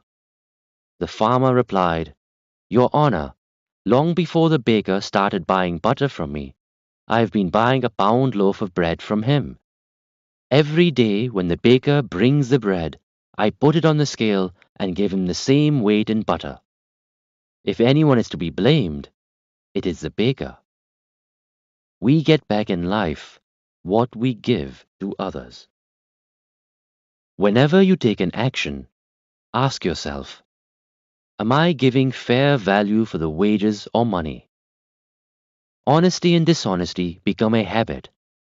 Some people practice dishonesty and can lie with a straight face. Others lie so much that they no longer know what the truth is. But whom are they deceiving? Themselves more than anyone else. Honesty can be put across gently. Some people take pride in being brutally honest. It seems they are getting a bigger kick out of the brutality than the honesty. Choice of words and tact are important. Truth may not always be what you want to hear.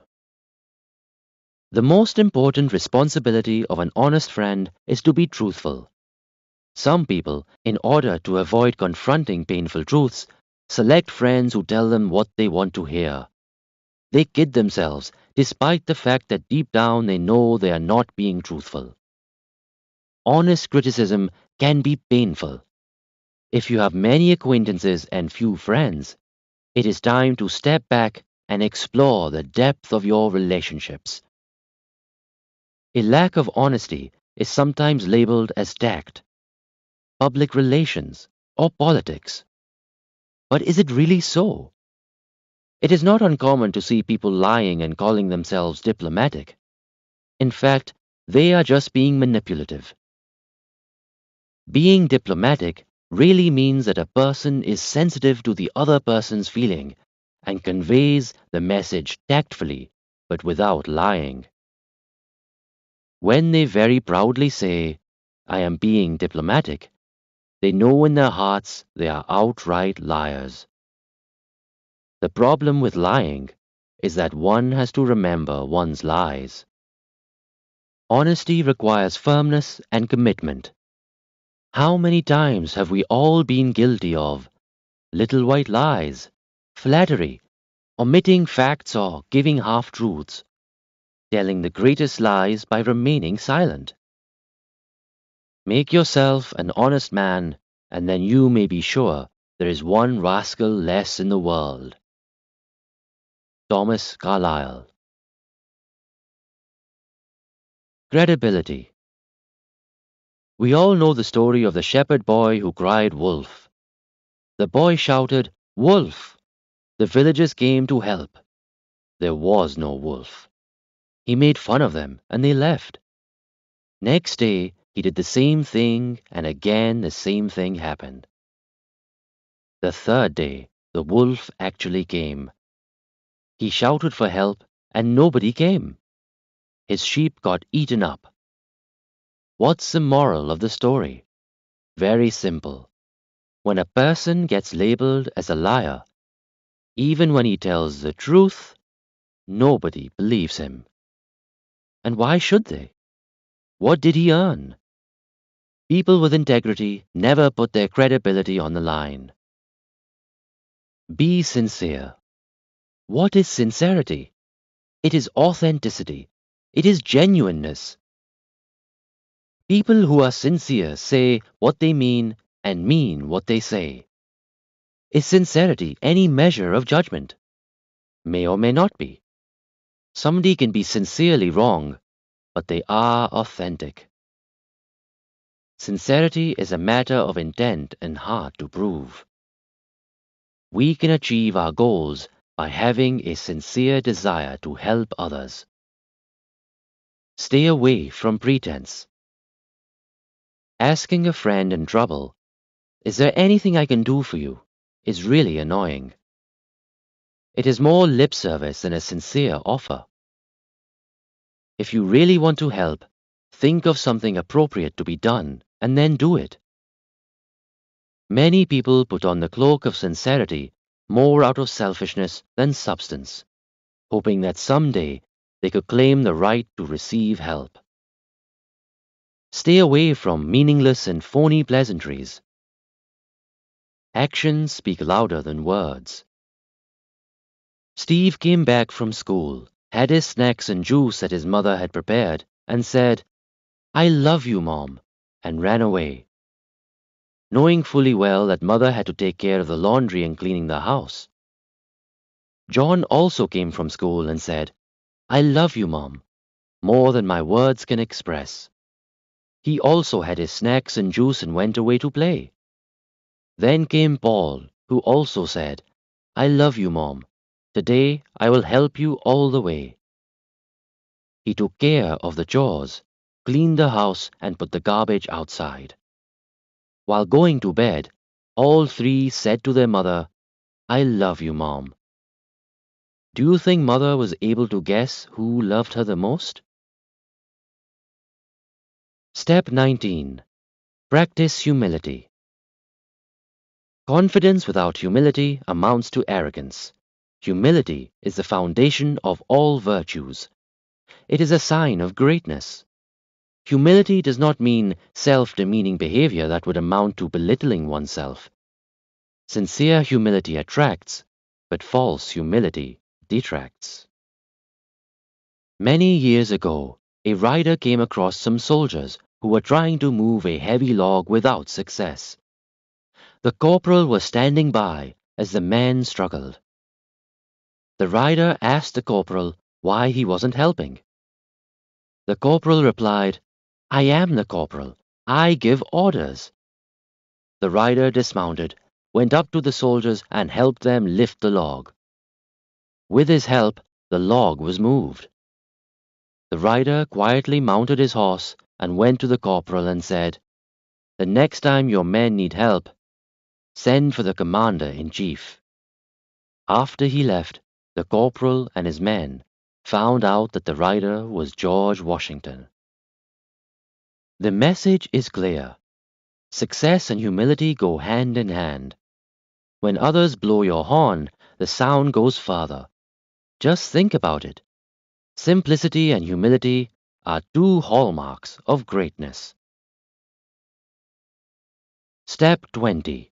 Be understanding and caring. In relationships, we all make mistakes, and sometimes we are insensitive to the needs of others, especially those very close to us. All this leads to disappointment and resentment. The answer to handling disappointment is understanding. Relationships don't come about because people are perfect. They come about because of understanding. There is more gratification in being a caring person than in just being a nice person. A caring attitude builds goodwill, which is the best kind of insurance that a person can have, and it doesn't cost a thing. Some people substitute money for caring and understanding.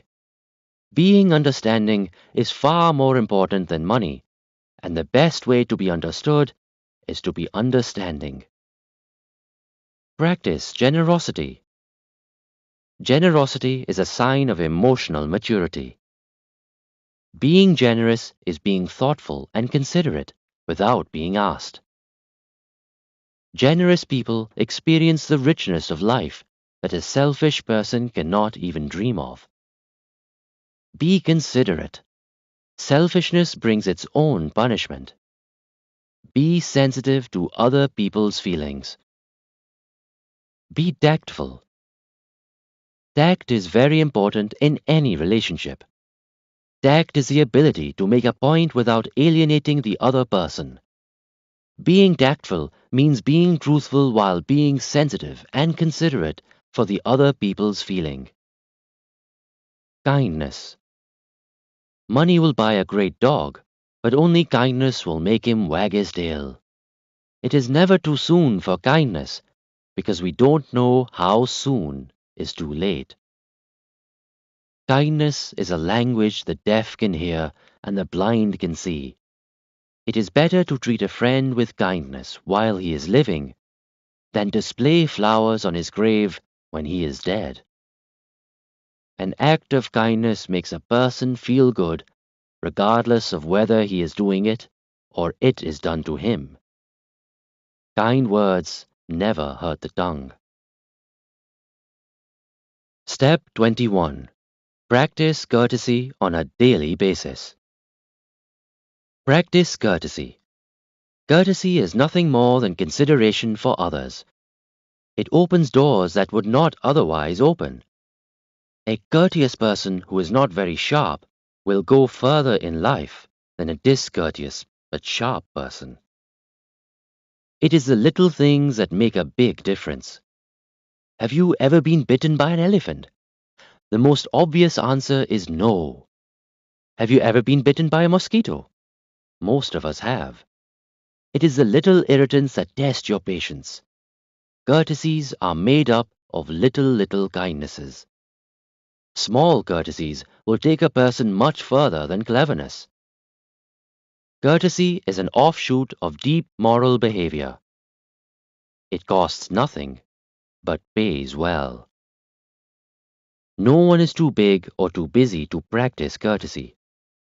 Courtesy means giving your seat to the elderly or to the disabled. Courtesy can be a warm smile or a thank you. It is a small investment, but the payoffs are big. It enhances the other person's self-worth. Courtesy requires humility. It is unfortunate when people become obnoxious. They detract from their positive traits. I have overheard people saying with pride, "I can be pretty obnoxious." It makes you wonder about them. Manners. Courtesy and manners go hand in hand. It is equally important, if not more, to practice manners at home and not just on outsiders. Showing consideration and good manners brings out a feeling of warmth and acceptance in the home. Courtesy means practicing good manners. People like to avoid dealing with rude people. Courteous behavior ought to be taught to children at an early age so that they can grow and become mature, considerate adults. Courteous behavior, once learned, stays for life. It demonstrates a caring attitude and sensitivity to other people's feelings. It seems trivial and unimportant, but little phrases such as please, thank you, and I'm sorry take a person a long way. Remember, being courteous will breed courtesy in return. Practice as much and as often as you can. Initially, it may require attention, but the effort is well worth it. Politeness is a hallmark of gentleness. Courtesy is another name for politeness. It costs a little, but pays a lot, not only to the individual, but also to the entire organization. Have you noticed that sometimes when one person is telling a joke, another person will jump in and give the punchline, drawing attention to himself?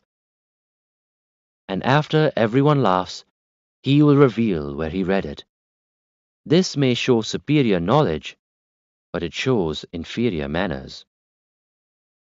Courtesy shows good upbringing. Many brilliant and talented people have destroyed their own success because they lack courtesy and manners.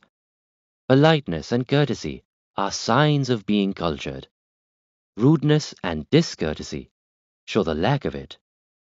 Always treat other people with respect and dignity. Rudeness is the weak man's imitation of strength. Eric Hoffer. Step 22. Develop a sense of humor. Life without humor becomes very dry and tough. Humor is the lubricant that ties the person through tough spots in life. Any humor which is hurtful to others is not humor anymore. Some people are humor impaired. A sense of humor makes a person likable and attractive. The best kind of humor is when we can laugh at ourselves. It is a sign of maturity. Learn to laugh at yourself because it is the safest humor. Laughing at yourself gives you the energy to bounce back. Laughter is a natural tranquilizer for people all over the world. Humor may not change the message, but it certainly can help take the sting out of the bite.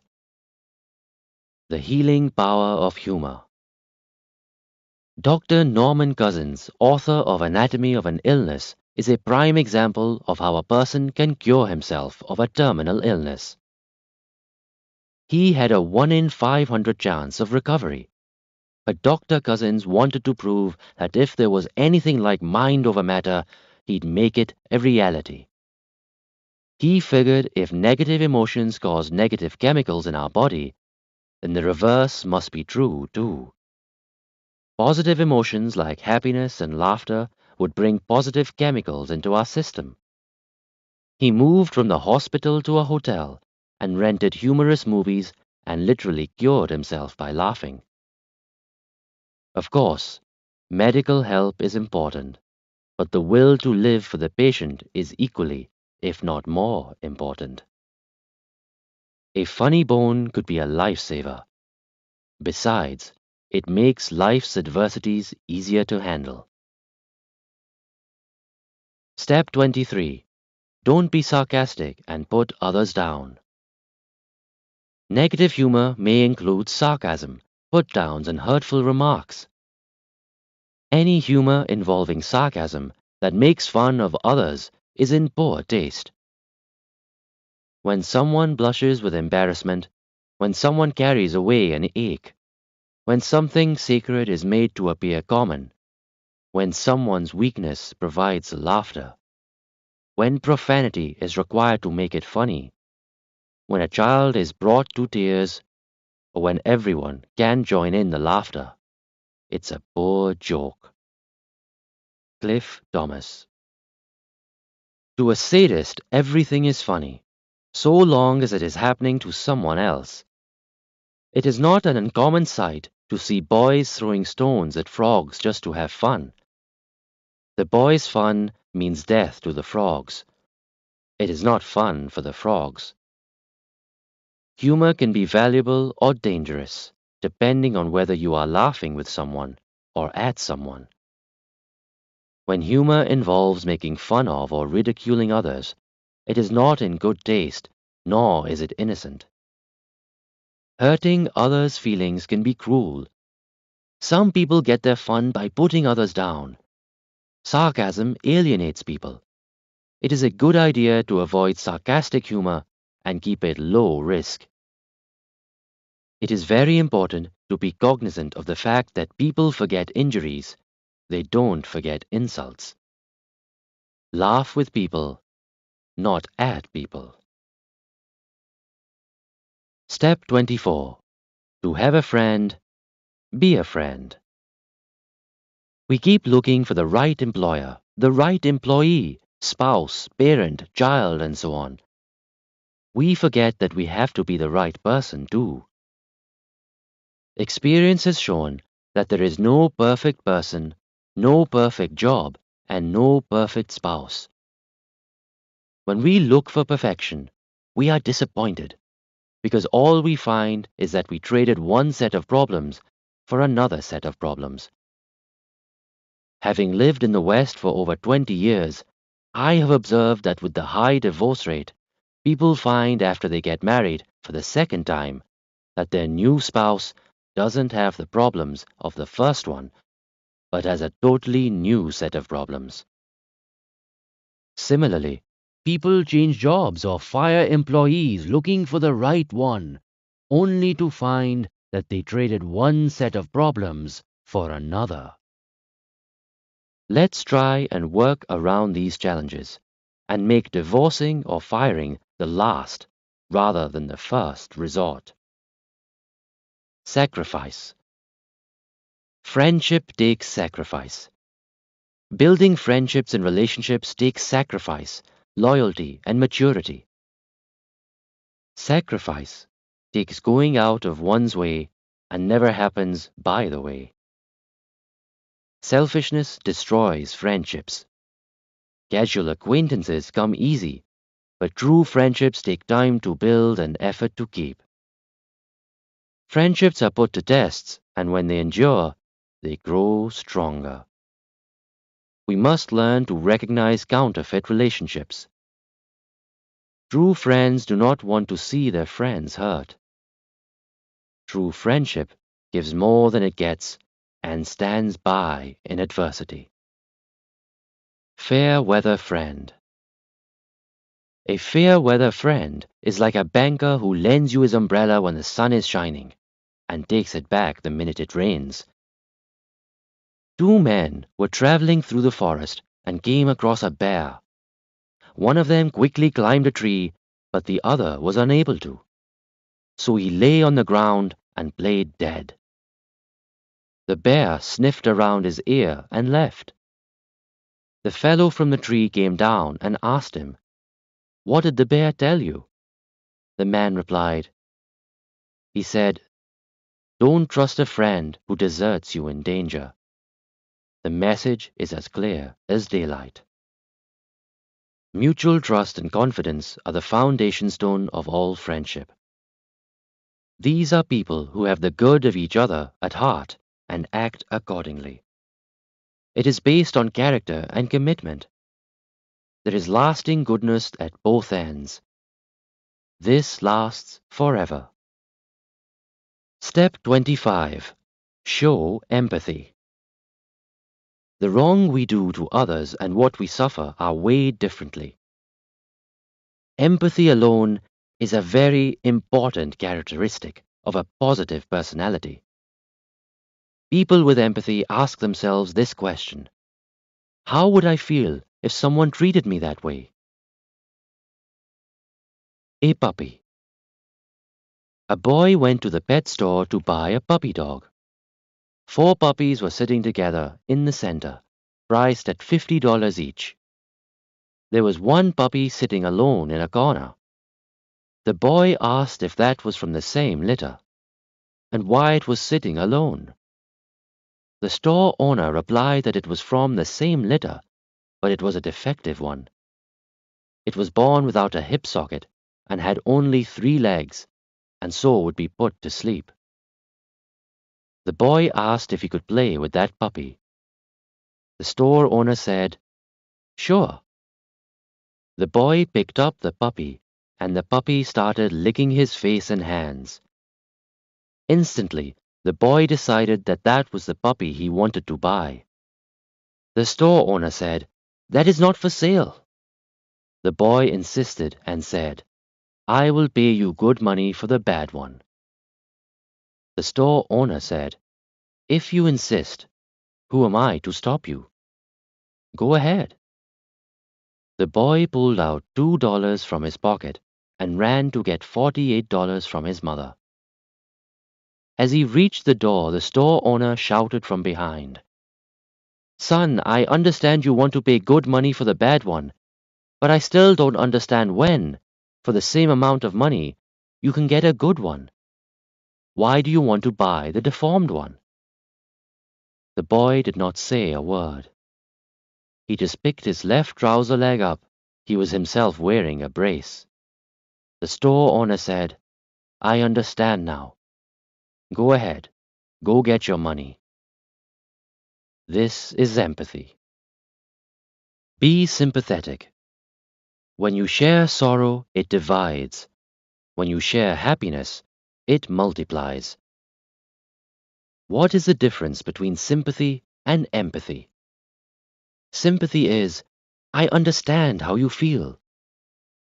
Empathy is, "I feel how you feel." Both sympathy and empathy are important. But of the two, empathy is certainly more important. Sympathy has an element of pity. Sympathy stops with words, whereas empathy triggers the action to relieve the other person's pain. When we empathize with our customers, employers, employees, and families, what happens to our relationships? They improve. It generates understanding, loyalty, peace of mind, and higher productivity. How do you judge the character of a person, or, for that matter, of a community or a country? It is very easy. Just observe how the person or community treats these 3 categories of people. 1. The disabled. 2. The elderly. 3. Their subordinates. These are the 3 groups of people who cannot stand up as equals for their rights. This quote by Lloyd Shearer on empathy says it all. Resolve to be tender with the young, compassionate with the aged, sympathetic with the striving, and tolerant of the weak and wrong. Because sometime in our lives, we would have been all of these ourselves. If you want to achieve greatness in life, strive to be good. The greatness will come automatically. Action Plan. 1. Evaluate yourself on the following on a scale of 1 to 10. Do you accept responsibility? Do you practice win-win relationships? Do you choose your words carefully? Do you give constructive criticism? Do you receive criticism constructively? Do you come across as a warm person? Are you a good listener? Do you start relationships on a positive note? Are you an enthusiastic person? Do you give sincere appreciation? Do you stay away from argumentative behavior? Do you gossip? Do you keep your commitments? Do you practice gratitude? Are you a dependable person? Do you practice integrity? Do you maintain your credibility? Do you exaggerate the facts? Do you practice empathy? Do you have a sense of humor? 2. Identify 3 areas from question 1 that you commit to improve. Chapter 11. Subconscious Mind. Form positive habits and character. Habits start as weak threads till they become chains too strong to be broken. We are what we repeatedly do. Excellence is not an act, but a habit. Aristotle. We have a trademark title. Winners don't do different things, they do things differently. Many times I am asked, what do winners do differently? My answer is, winners form the habit of doing things losers don't like to do. What are the things losers don't like to do? They are the same things winners don't like to do either, but they do them anyway. A. Losers don't like to get up in the morning. Winners don't like to get up in the morning either, but they get up anyway. B. Losers don't like to work hard. Winners don't like to work hard either, but they work hard anyway. To the winners, positive behavior comes habitually as a reflex action. We are all born to lead successful lives, but many times we get conditioned to lose. We often hear comments like, "This person is just lucky. He touches dirt and it turns to gold." Or, "He is unlucky. No matter what he touches, it turns to dirt." These comments are not true of anyone. If you were to analyze the lives of the people labeled as lucky and unlucky, you'd find that the so-called lucky person is doing something right in each transaction. The positive behavior has become habitual. His reflexes have been conditioned to do things right the first time, every time. For the person we call unlucky, if you analyze his life and every transaction in his life, the negative behavior has become habitual. It happens that every time they do something, they just do it wrong. It is reflex action in a negative manner. We often hear, "Practice makes perfect." This statement is incorrect. Practice does not make perfect. Practice only makes permanent whatever we practice. Only perfect practice makes perfect. Some people keep practicing their mistakes and they become perfect in making mistakes.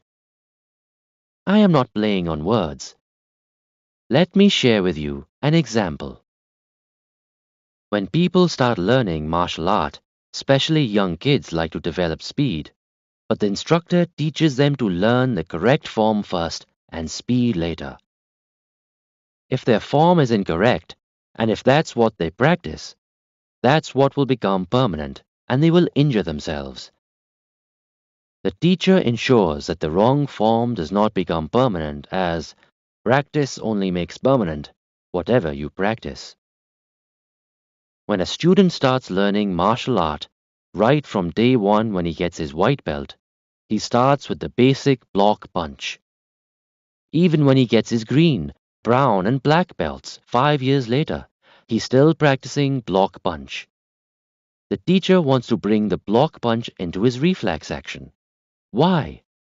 Because the teacher realizes that if the student is ever in a street fight, and if he has to think to block punch, guess what will happen? He'll be in trouble. A martial arts student never has to think to block and punch. A martial arts student never commits his blow till the opponent does, and then his reflexes move so fast, all it takes is one punch and it's all over. If he has to think to do the right thing, he can never do it right. It must come automatically. Many times we hear people saying, "This is a little lie. When the big one comes, I'll tell the truth." If we practice enough little lies in our lives, when the big one comes, what happens? We end up telling a big lie, because that's what has become permanent. Similarly, when people say this is the little one, when the big one comes, I'll show courage. If we practice cowardice in enough little things, when the big one comes, what happens? We end up being a big coward. Why? Because with practice of cowardice, cowardice became habitual or permanent. We are all creatures of habit, because 90% of our behavior is habitual. We don't think, we just act. If we have positive habits, we are a positive character, and if we have negative habits, we are a negative character. By the time we get the habit has got us. Cultivating a habit is like plowing the field. It takes time. Habits generate other habits. Inspiration is what gets us started. Motivation is what keeps us on track, and habit is what makes it automatic. The ability to show courage in the face of adversity. Show self-restraint in the face of temptation. Choose happiness in the face of hurt. Show character in the face of despair, and see opportunity in the face of obstacles are all valuable traits to possess. But these traits do not just appear. They are the result of consistent training and conditioning, both mental and physical. In the face of adversity, our behavior, whether positive or negative, can only be what we have practiced. When we practice negative traits such as cowardice or dishonesty in small events, and hope to handle major events in a positive way, it won't happen, because that's not what we have practiced. If we permit ourselves to tell a lie once, only the first one is difficult. The second becomes easy, and the third becomes easier, and so on, until it becomes a habit. Success lies in the philosophy of sustain and abstain. Sustain what needs to be done, and abstain from what is detrimental until this becomes habitual. Human beings are more emotional than rational. Honesty and integrity are the result of both our belief system and practice. Anything we practice long enough becomes ingrained into our system and becomes a habit. A person who is honest most of the time gets caught the first time he tells a lie, whereas a person who is dishonest most of the time gets caught the first time he tells the truth. Honesty or dishonesty to self and others becomes a habit. The choice is ours as to which we practice. Whatever response we choose, our thinking pattern becomes habitual. We form habits and habits form character. Before we realize that we have got the habit has got us. Form good habits. Most of our behavior is habitual, comes automatically without thinking. Our character is the sum total of our habits. Habits are a lot stronger than logic and reasoning. In the life cycle of habit formation, a habit starts by being too weak to be felt and ends up being too strong to be broken. Habits can be developed by default or determination. If we don't decide what habits to form, by default, we may end up with bad habits. How do we form habits? Anything we do repeatedly becomes a habit. We learn by doing. By behaving courageously, we learn courage. By practicing honesty and fairness, we learn these traits. By practicing these traits, we master them. Similarly, if we practice negative traits such as dishonesty, unjust behavior, or lack of discipline, that is what we become good at. Attitudes are habits of thoughts or thought patterns which reflect in behavior. They become a state of mind and dictate our responses. Conditioning. Conditioning is a psychological process whereby we get used to or become conditioned to specific events occurring in association with each other. The most famous example of conditioning is Pavlov's dog. The Russian scientist Pavlov would ring a bell each time before he fed his dog. Of course, the dog would salivate at the sight of his meal. Pavlov did this for some time. Then Pavlov rang the bell and did not produce the food. The dog still salivated because it had been conditioned to expect food when the bell rang. Most of our behavior comes as a result of conditioning. We are all being conditioned continuously by the environment and the media, and we start behaving like robots. It is our responsibility to condition ourselves in a positive manner. If we want to do anything well, it must become automatic. If we have to consciously think about doing the right thing, we will never be able to do it really well. That means we must make it a habit. Professionals make things look easy because they have mastered the fundamentals of whatever they do. Many people do good work with promotions in mind, but the one to whom good work has become habitual, positive results come consistently. How do we get conditioned? Think of the mighty elephant that can lift in excess of a ton of weight with just its trunk. How does an elephant get conditioned to stay in one place, tied with a weak rope to a small stake? They catch the baby elephant from the jungle and tie him with a strong chain to a strong tree. The baby is not used to being tied down, so the baby keeps tugging and pulling the chain from one direction to the other. The chain is strong, the tree is strong, and the baby is weak. A day comes when the baby realizes that all the tugging and pulling will not help. He cannot get free. He stops moving and stands still. Now he is conditioned. And when the baby elephant becomes a mighty full-grown elephant, it is tied with a weak rope to a small stake and he goes nowhere. The elephant could, with one tug, walk away free, but it goes nowhere because it has been conditioned forever.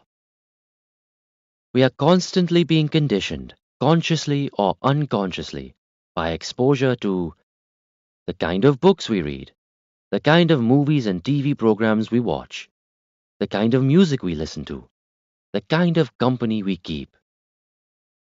While driving to work, if you listen to the same music every day for a few weeks, then one day, even if the player breaks down, guess what tune you will be humming? The same one. Insanity is defined as doing the same thing over and over and expecting different results. If you keep doing what you have been doing, you will keep getting what you have gotten. The most difficult thing about changing a habit is unlearning what is not working and learning positive habits. The GIGO principle. The computer phrase GIGO, garbage in, garbage out, is very sound. Negativity in, negativity out. Positivity in, positivity out. Good in, good out. Obscenity in, obscenity out. Our input equals our output. Our subconscious mind does not discriminate. Whatever we choose to put into our mind, our subconscious will accept and our behavior will reflect accordingly. Television has a considerable impact on influencing our morals, thinking, and culture. Today, most of the values are coming from the media. While bringing us lots of useful information, television has also contributed heavily to degrading our tastes, corrupting our morals, and increasing juvenile delinquency. By the age of 18, a child sees more than 200,000 violent acts on TV. In the last few years, There have been mass killings in a few of the schools in the US. Many concerned citizens feel that there is a tremendous correlation between the violence and crime on the media and its manifestation on the streets. They have tried to influence the media to cut down violence and crime to prevent negative influences. Advertisers are good at conditioning the minds of their audience through the media.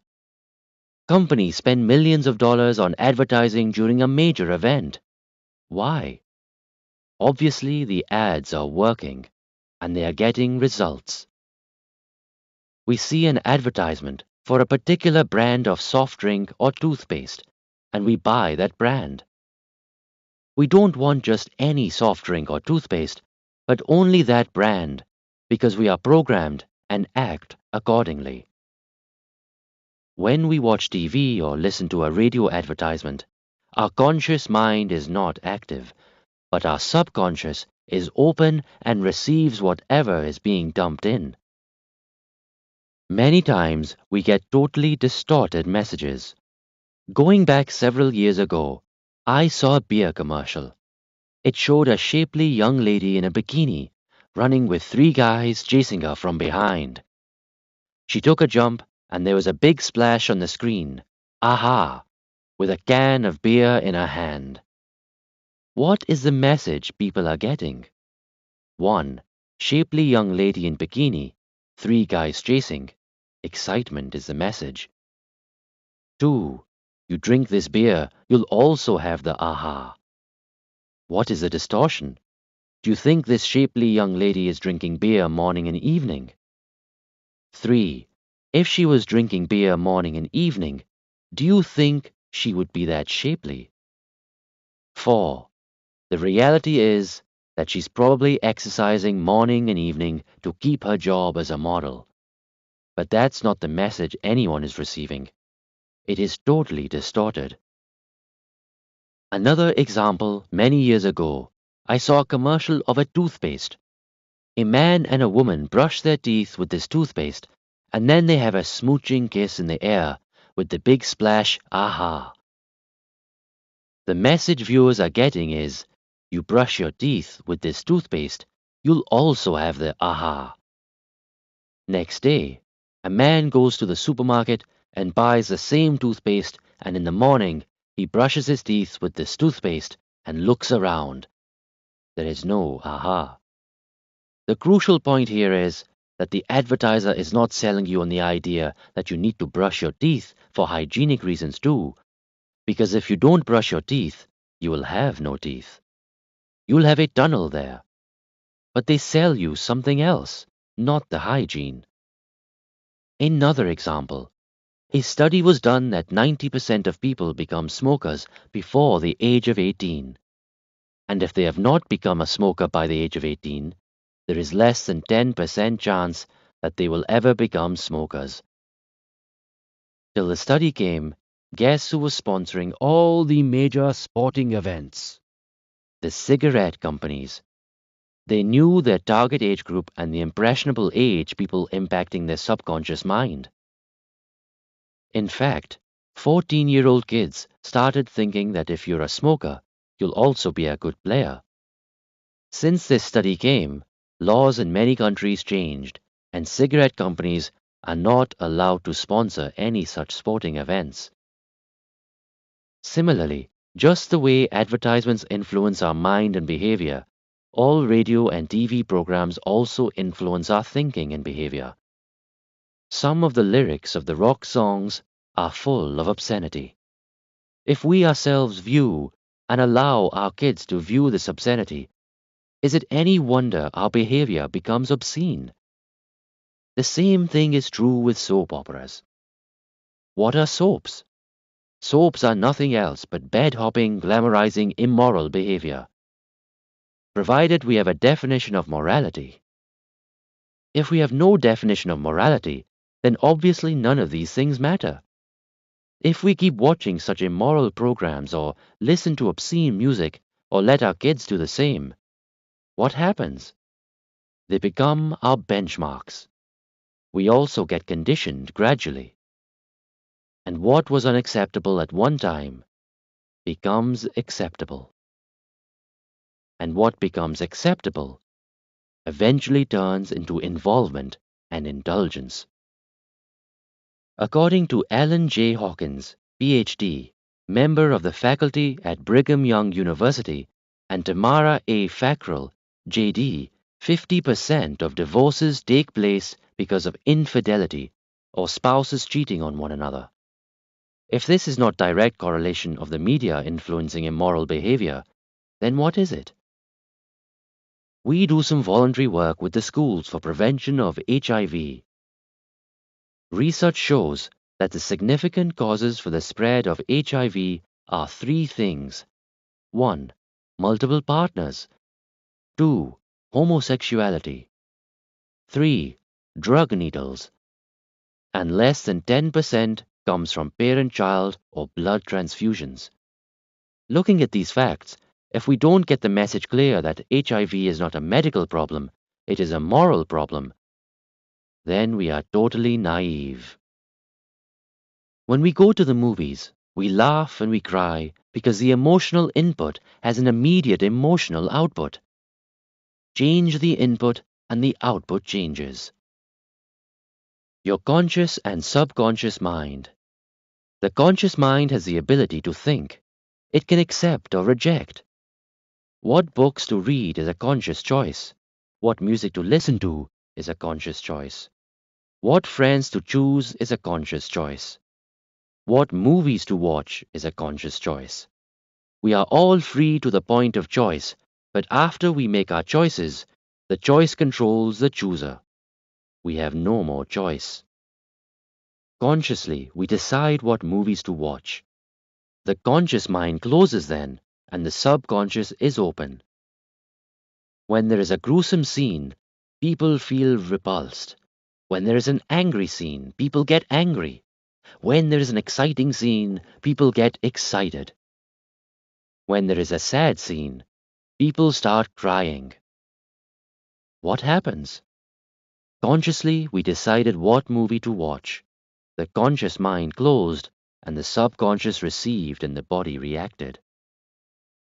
The subconscious only accepts. It makes no distinction regarding input. If we feed our mind with thoughts of fear, doubt, and hate, the autosuggestions will activate and translate those things into reality. The subconscious is like a data bank. The subconscious is like the automobile, while the conscious is like the driver. Of the two, the subconscious is more powerful. The power is in the automobile, but the control is with the driver. The conscious mind is the thinker and decision maker, gives instructions to subconscious mind to obey. From this perspective, the conscious mind becomes the master and subconscious mind becomes a servant. Since the conscious mind is the thinker, it also has the responsibility to condition the subconscious mind in a positive manner. The subconscious mind can work for us or against us. It is not rational. If we are not successful, we need to reprogram the subconscious. The subconscious mind is like a garden. It doesn't care what we plant. It is neutral. It has no preferences. If we plant good seeds, we will have a good garden. Otherwise, we will have a wild growth of weeds. The human mind is no different. Positive and negative thoughts can't occupy the mind simultaneously. In order to succeed, we need to get programmed in a positive way. How do we get programmed? Remember how we learned to ride a bike. There are 4 stages. The first stage is called unconscious incompetence. At this stage, we don't know that we don't know. The young child doesn't know what it is to ride a bike, unconscious. Nor can he ride a bike, incompetence. This is the stage of unconscious incompetence. During the second stage, conscious incompetence, as the child grows, the child becomes conscious of what it is to ride a bike but cannot ride one himself, so he is consciously incompetent. But then he starts learning and is at the third stage of conscious competence. Now he can ride a bike, but has to concentrate on the mechanics of the process. So with conscious thought and effort, the child is competent to ride a bike. The fourth stage of unconscious competence comes when the child has practiced consciously riding the bike so much that he doesn't have to think. It becomes an automatic process. He can talk to people and wave to others while riding. He has reached the stage of unconscious competence. At this level, he doesn't need the concentration and thinking because the behavior pattern has become automatic. Now it is a reflex action. This is the level that we want all our positive habits to reach. Unfortunately, we probably also have some negative habits that are at the unconscious competence stage and are detrimental to our progress. Nature abhors a vacuum. When I wrote this book, I had two nephews who were tennis buffs. One day their father said to me, "This game is getting very expensive. There's the rackets, balls, lawn fees, and now they have a coach. It all costs money." I asked him, "It is getting expensive compared to what?" He could have stopped them playing tennis and saved some money, but if they stopped and came home from school with all their time and energy at hand, what would they do? He stopped to think quietly for some time and then said, "I think it is cheaper this way. I will have them continue." He realized the importance of keeping them involved in positive activities. Otherwise, they would be attracted to the negative because nature abhors a vacuum. There is either a positive or a negative. There is no neutral. Character building becomes a habit. If we want to build a pleasing personality, we have to examine our habits closely. What begins as an occasional indulgence turns into a permanent flaw. Ask yourself the following questions. 1. Do you let the quality of your work deteriorate? 2. Do you indulge in gossip? 3. Are envy and ego constant companions? 4. Is empathy in short supply? We are creatures of habit. That is good because if we have to constantly think before doing anything, we would never get anything done. We can control our habits by exercising self-discipline over our thoughts. We need to harness the power of our subconscious mind. We need to cultivate positive habits during childhood, which builds character in adulthood. But it is never too late to start. Every exposure to a positive or negative makes a difference.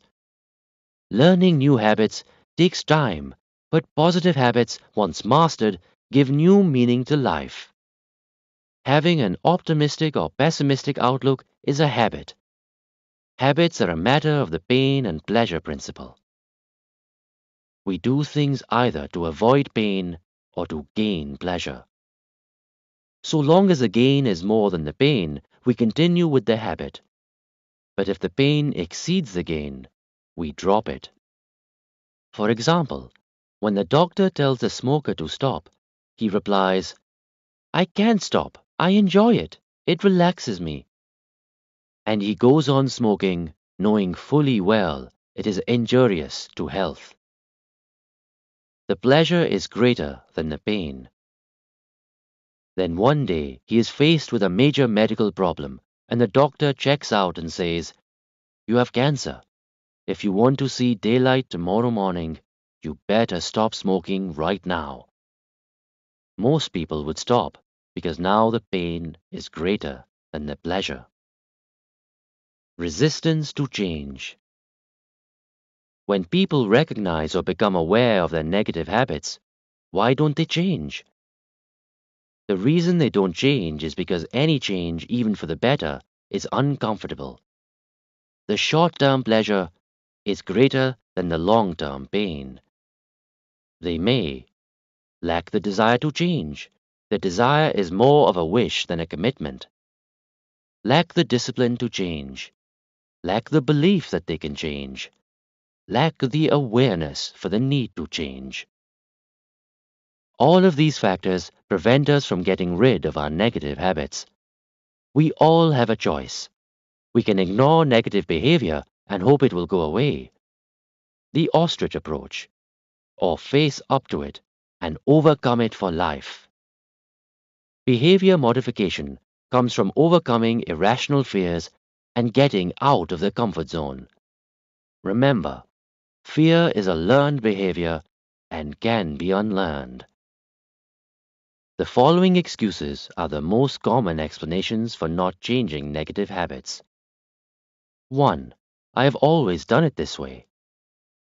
2. I have never done it that way. 3.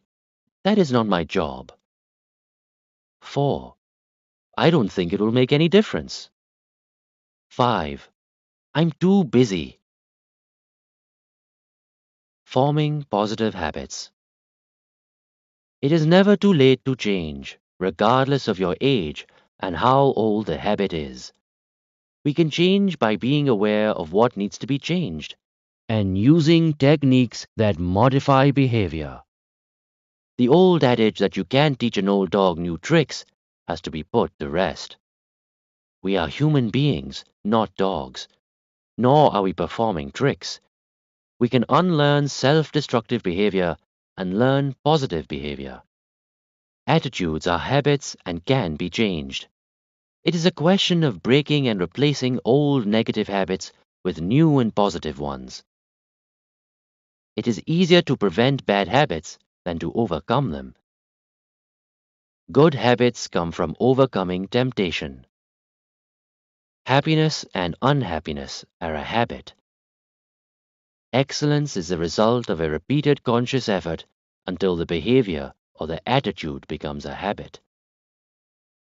How can we get rid of negative habits and inculcate positive habits? Autosuggestion. Visualization. Autosuggestion. What is an autosuggestion? For our purposes, an autosuggestion is a positive statement of the kind of person we want to be, and they are made in the present tense. Autosuggestions are like writing a commercial about yourself, for yourself. They influence both your conscious and subconscious mind, and they, in turn, influence attitude and behavior. Autosuggestions are a way to program your subconscious mind. They can be either positive or negative. Examples of negative autosuggestions are, I'm tired. I'm not an athlete. I have poor memory. I'm not good at math. When you give yourself a negative autosuggestion repeatedly, your subconscious mind believes it, and it becomes a self-fulfilling prophecy and starts reflecting in your behavior.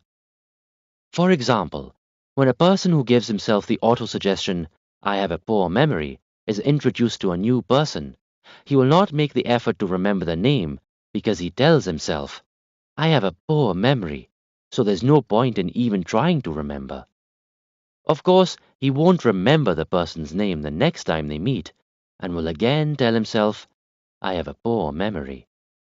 It's a never-ending cycle, a self-fulfilling prophecy. When a person repeats a belief often enough, it sinks into the subconscious and becomes a reality. A lie that is repeated often enough becomes accepted as the truth. Why make positive statements? Because every word creates a picture. You want to create only a positive picture in your mind of what you want to have, be, or do, rather than what you don't want. Any picture that you hold in your mind becomes a reality. Autosuggestions are a process of repetition to condition the subconscious mind. For example, if you tell yourself, I am relaxed, I am cool, calm, and collected, you'll start responding to situations in a cool, calm, and collected manner. Autosuggestions should be positive statements because we think in pictures, not in words. If I say mother, what comes to your mind? most likely a picture of your mother comes to your mind, and not the word mother. Autosuggestions should not be phrased in a negative way. When a negative word comes in the autosuggestion, it forms a negative picture that we want to avoid. If I tell you, don't think of the blue elephant, it's likely that the image of a blue elephant immediately popped into your mind. Make your autosuggestions in the present tense. Why? Because your subconscious mind cannot tell the difference between a real experience and an imagined one. For example, if parents are expecting their child to come home at 9:30 p.m., but the kid is not home and it is now 1 a.m., what is going through the parent's mind? They are probably hoping everything's okay. I hope the kid didn't get into an accident. What is happening to their blood pressure? It is going up. This is an imagined experience. The reality could be that the kid is having fun at a party and is just plain irresponsible. Reverse it. The kid is a responsible kid and was actually coming home at 9:30 p.m. but got into an accident and still didn't show up till 1 a.m. What is happening to the parent's blood pressure? It is still going up. The first scenario was the imagined experience, whereas the second scenario was a real experience. But in both cases, the body's response was identical. Our subconscious mind cannot tell the difference between a real and an imagined experience. Prepare the subconscious. Autosuggestions can be used to eliminate negative habits and develop positive ones. We have all used autosuggestions unconsciously. For example, if we have to catch an early morning flight at 7:30 a.m., when we get into bed, we instruct our subconscious mind that we have to wake up at 5 a.m. And invariably, we do, often even without an alarm clock. What is this? It is an autosuggestion. We instructed our mind, and the mind obeyed. This is a one-time instruction. What if we instructed our mind every night in a positive manner? It can be life-changing. This principle is being used in the field of athletics, medicine, aviation, etc. A prepared subconscious mind works for us. Autosuggestion is a way to program and condition our mind to make a statement into a self-fulfilling prophecy.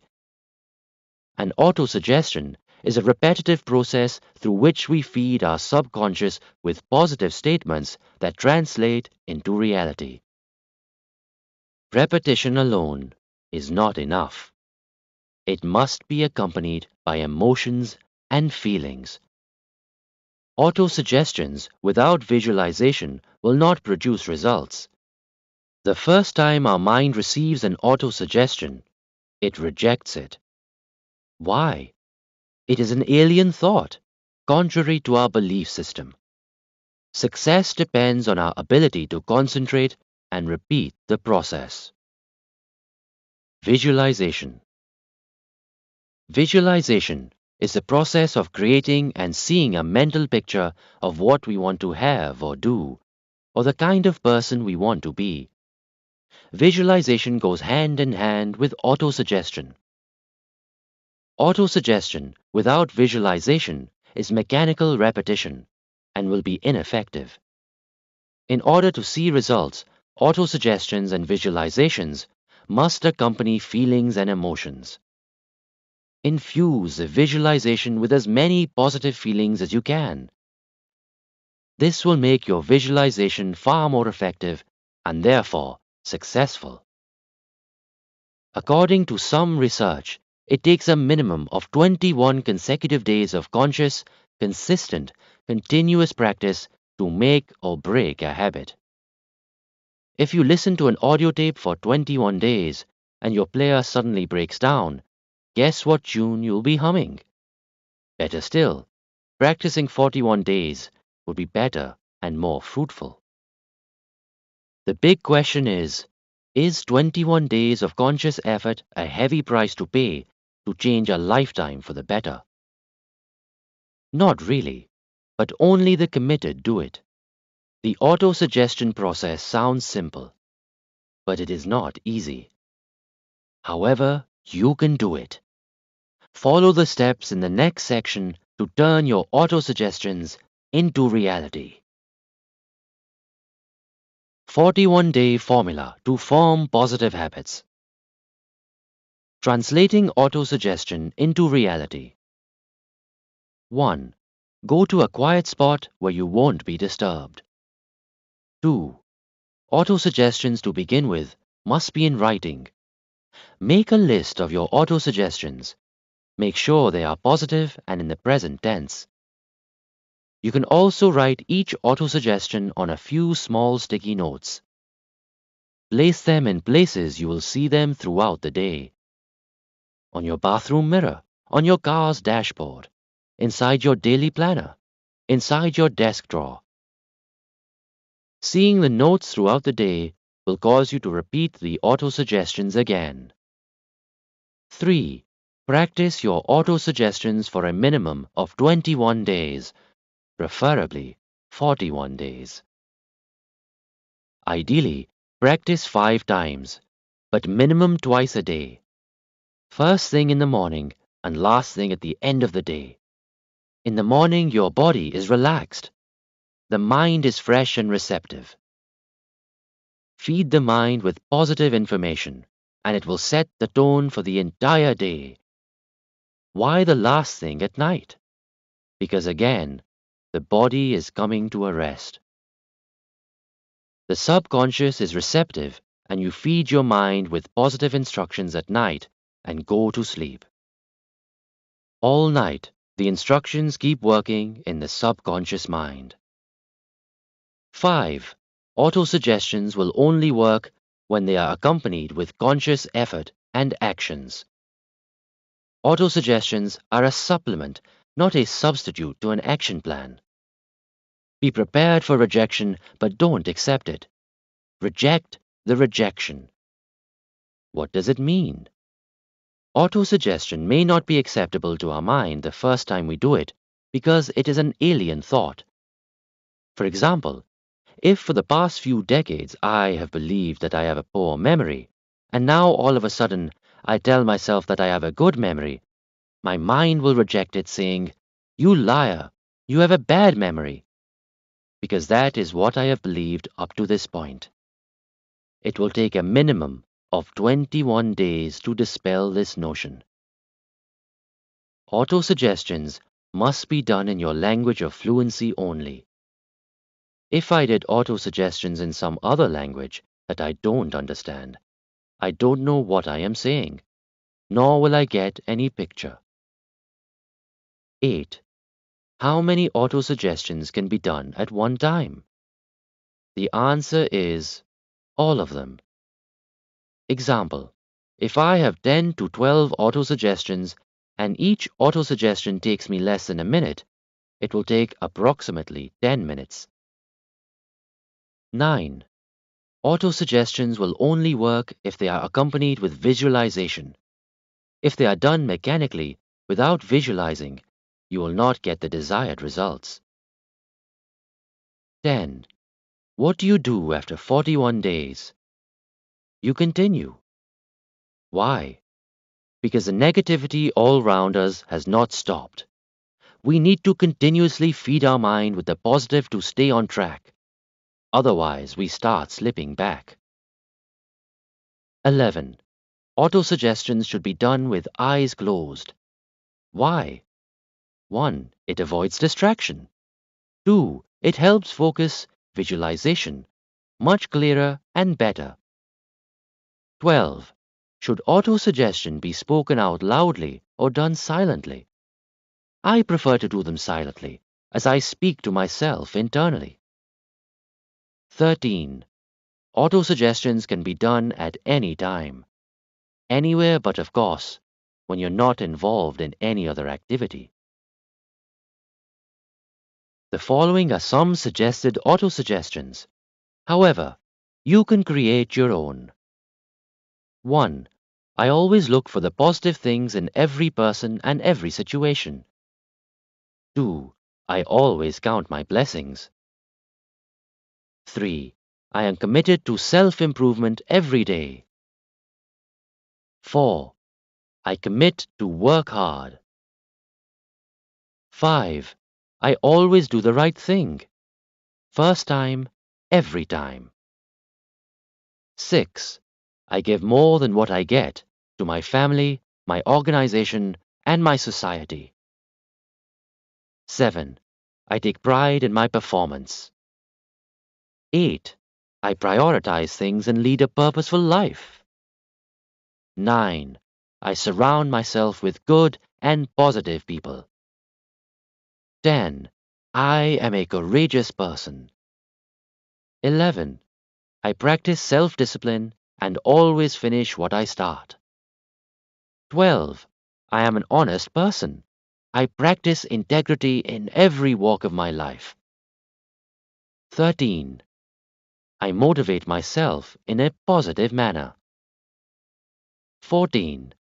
I take full responsibility for my thoughts and actions. 15. I respect myself and others. 16. I am courteous and polite. 17. I am a fair person.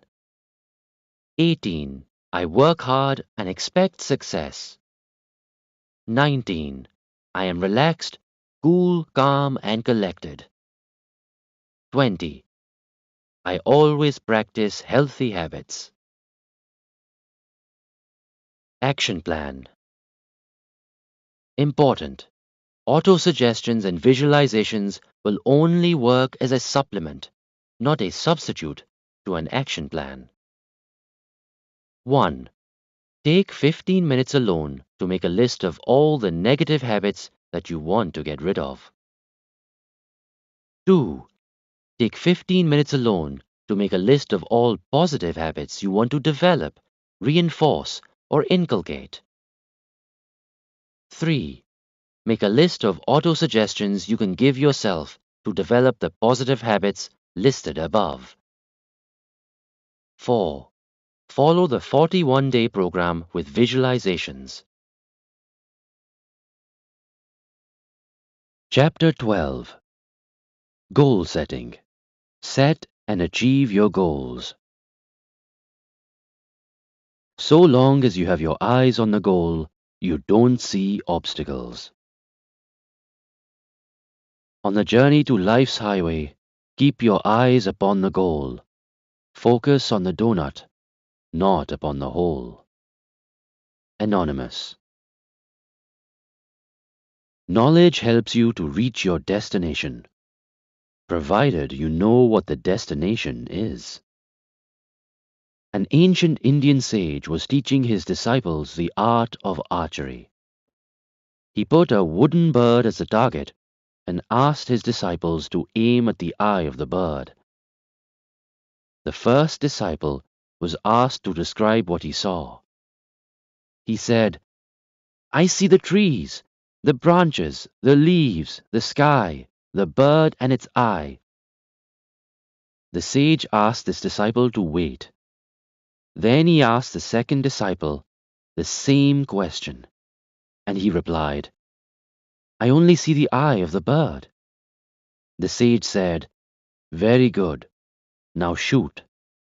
The arrow went straight and hit the eye of the bird.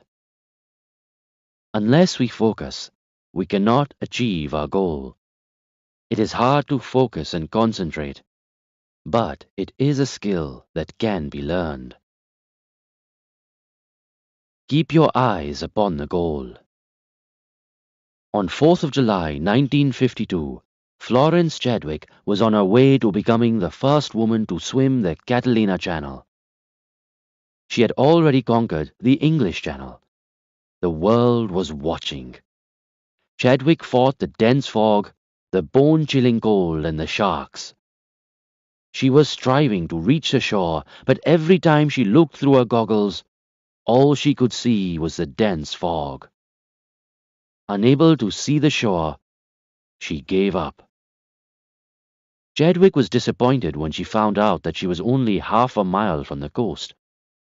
she quit. Not because she was a quitter, but because her goal was not in sight anywhere. The elements didn't stop her. She said, "I'm not making excuses. If only I had seen the land, I could have made it." 2 months later, she went back and swam the Catalina Channel.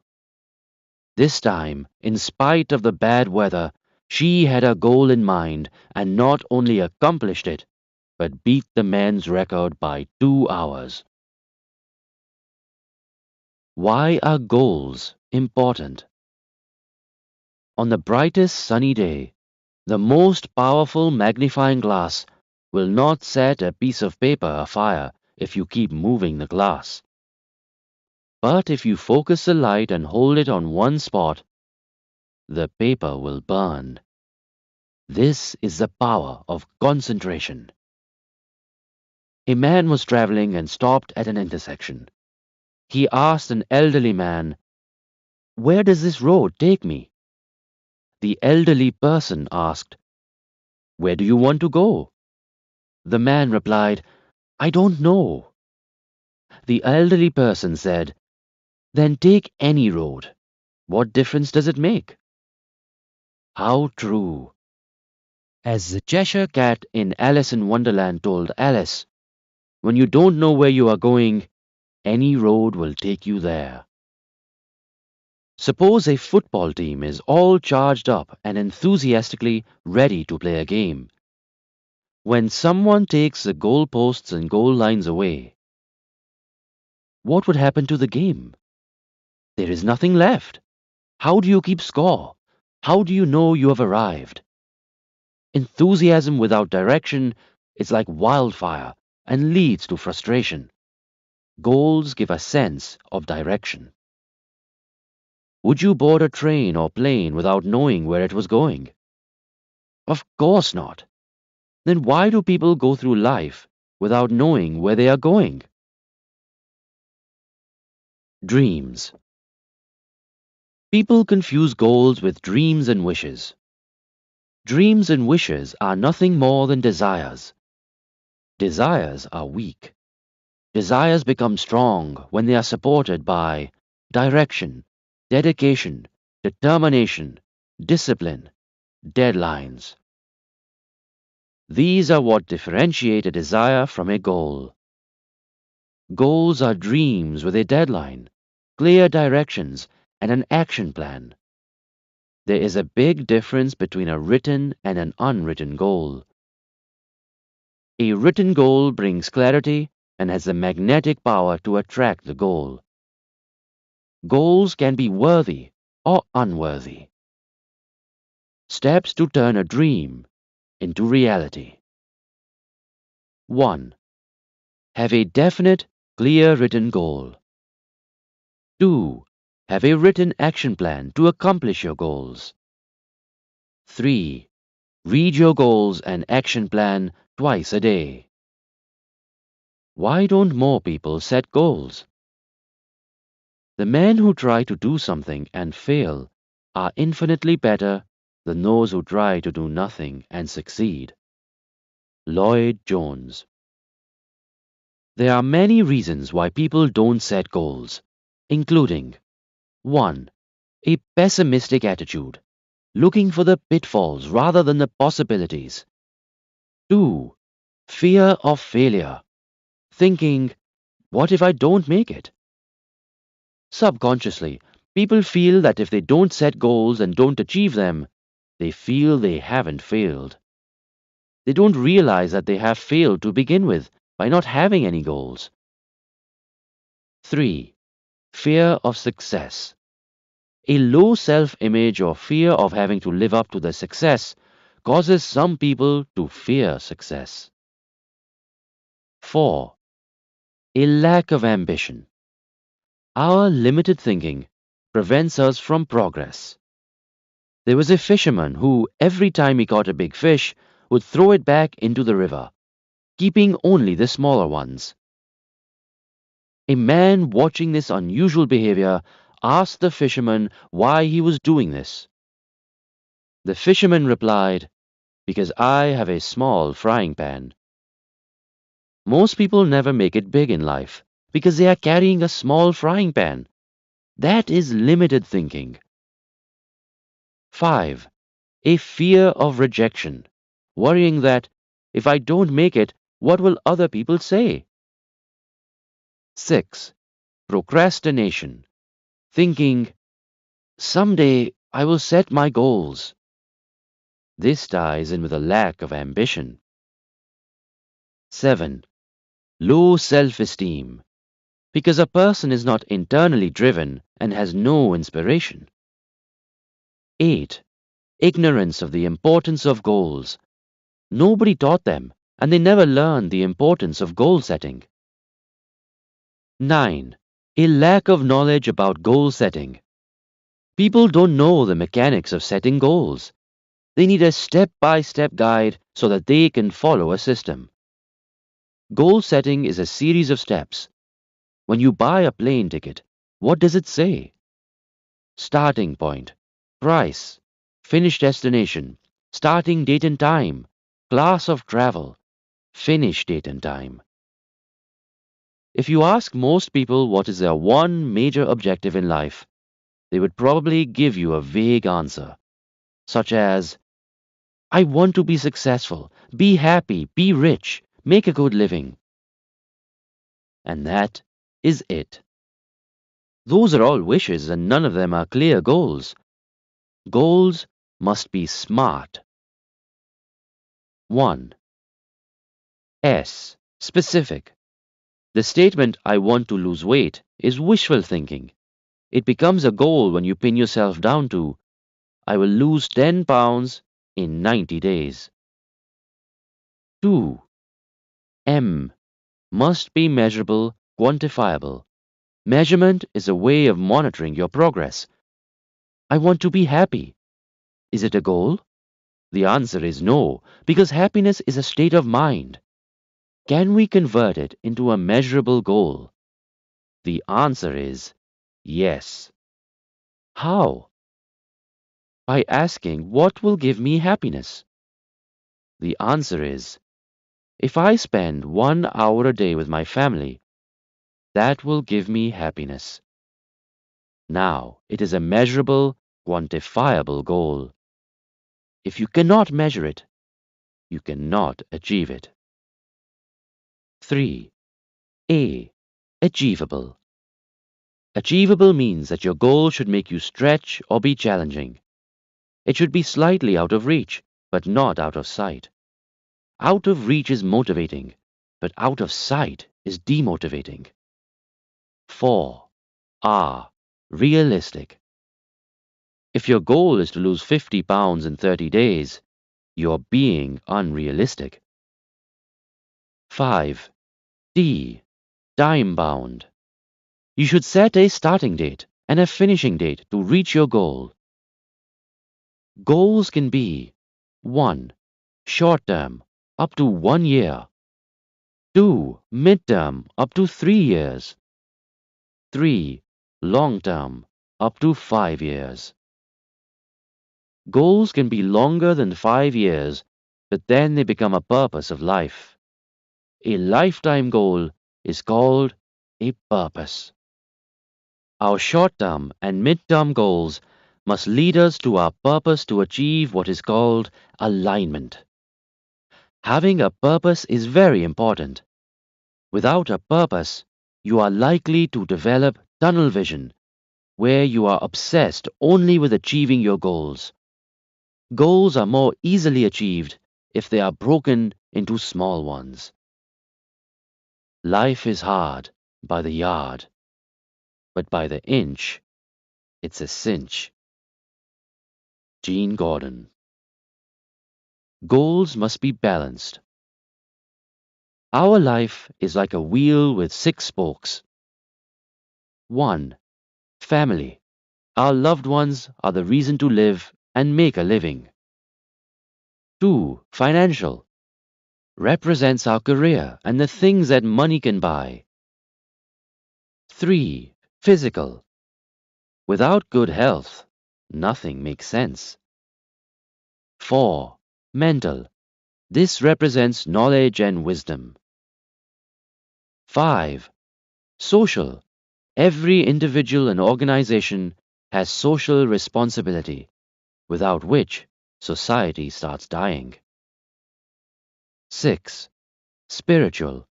Your value system represents ethics and character.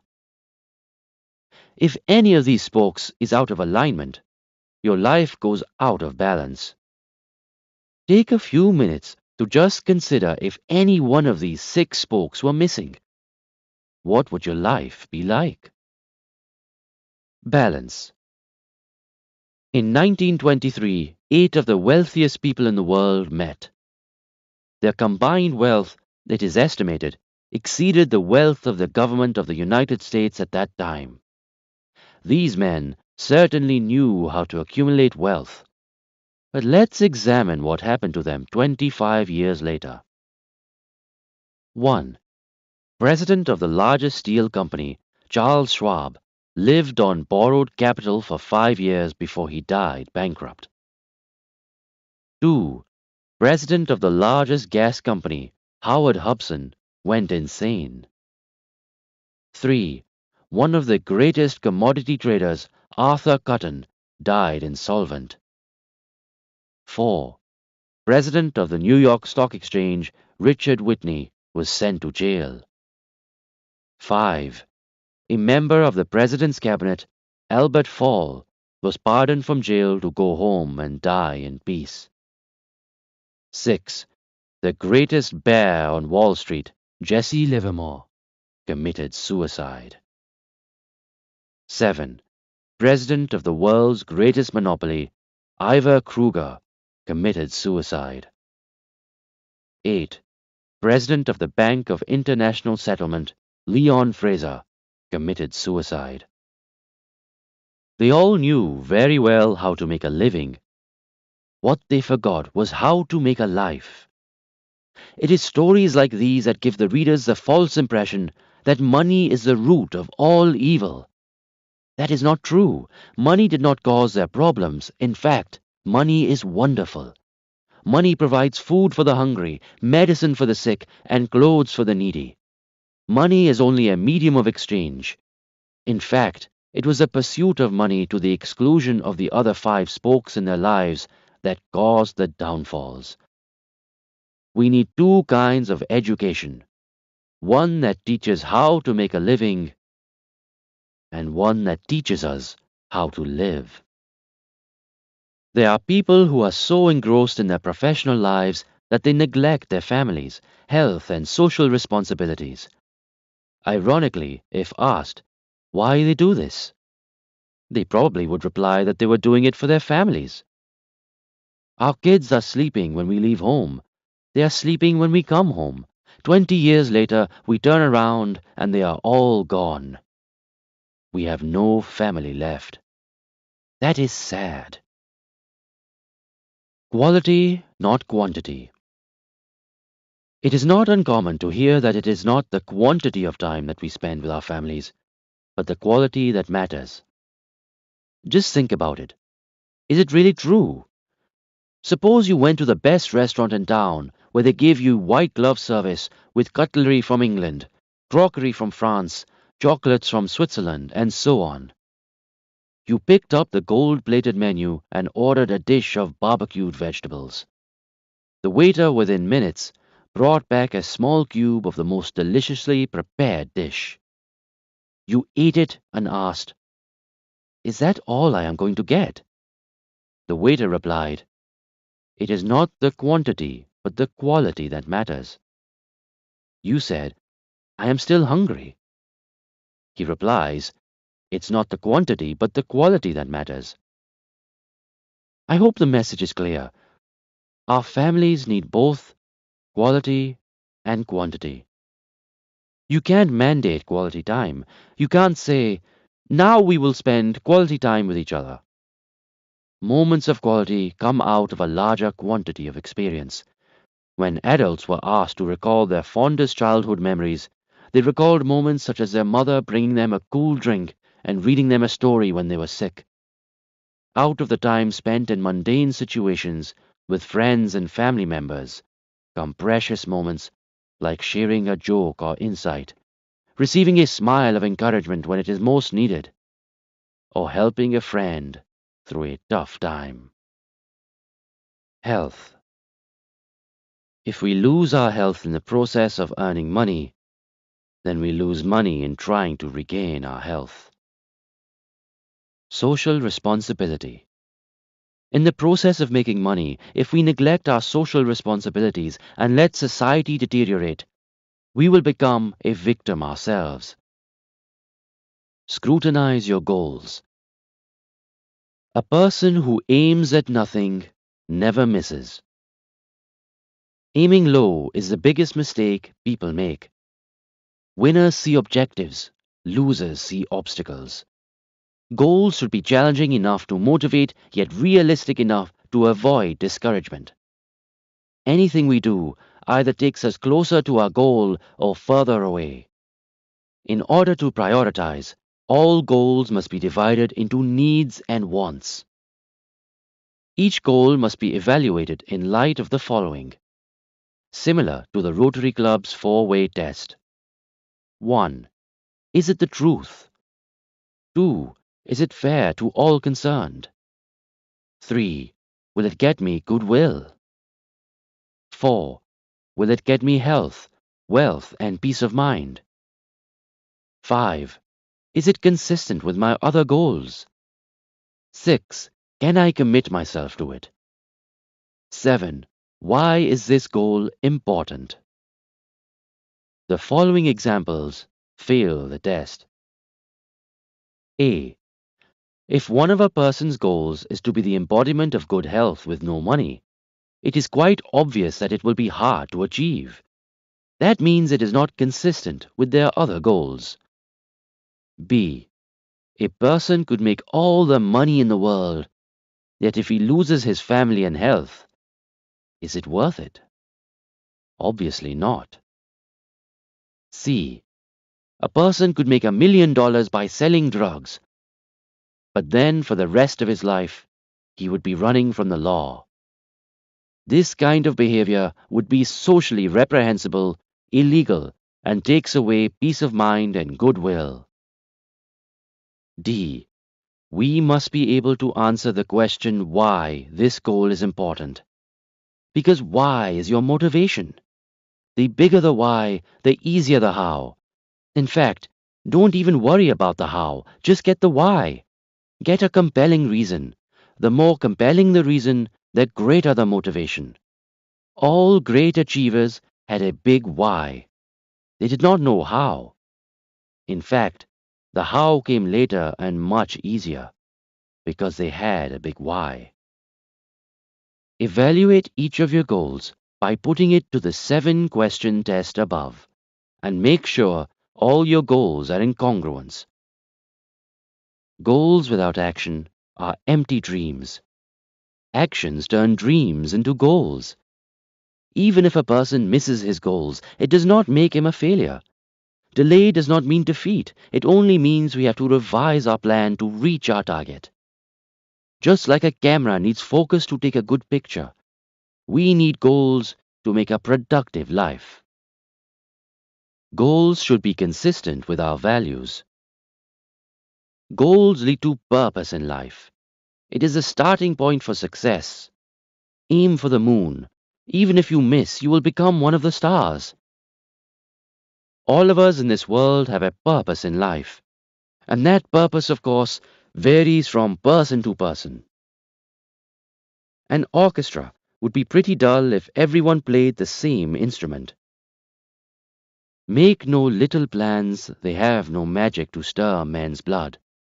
Make big plans, aim high in hope and work. Daniel H. Burnham.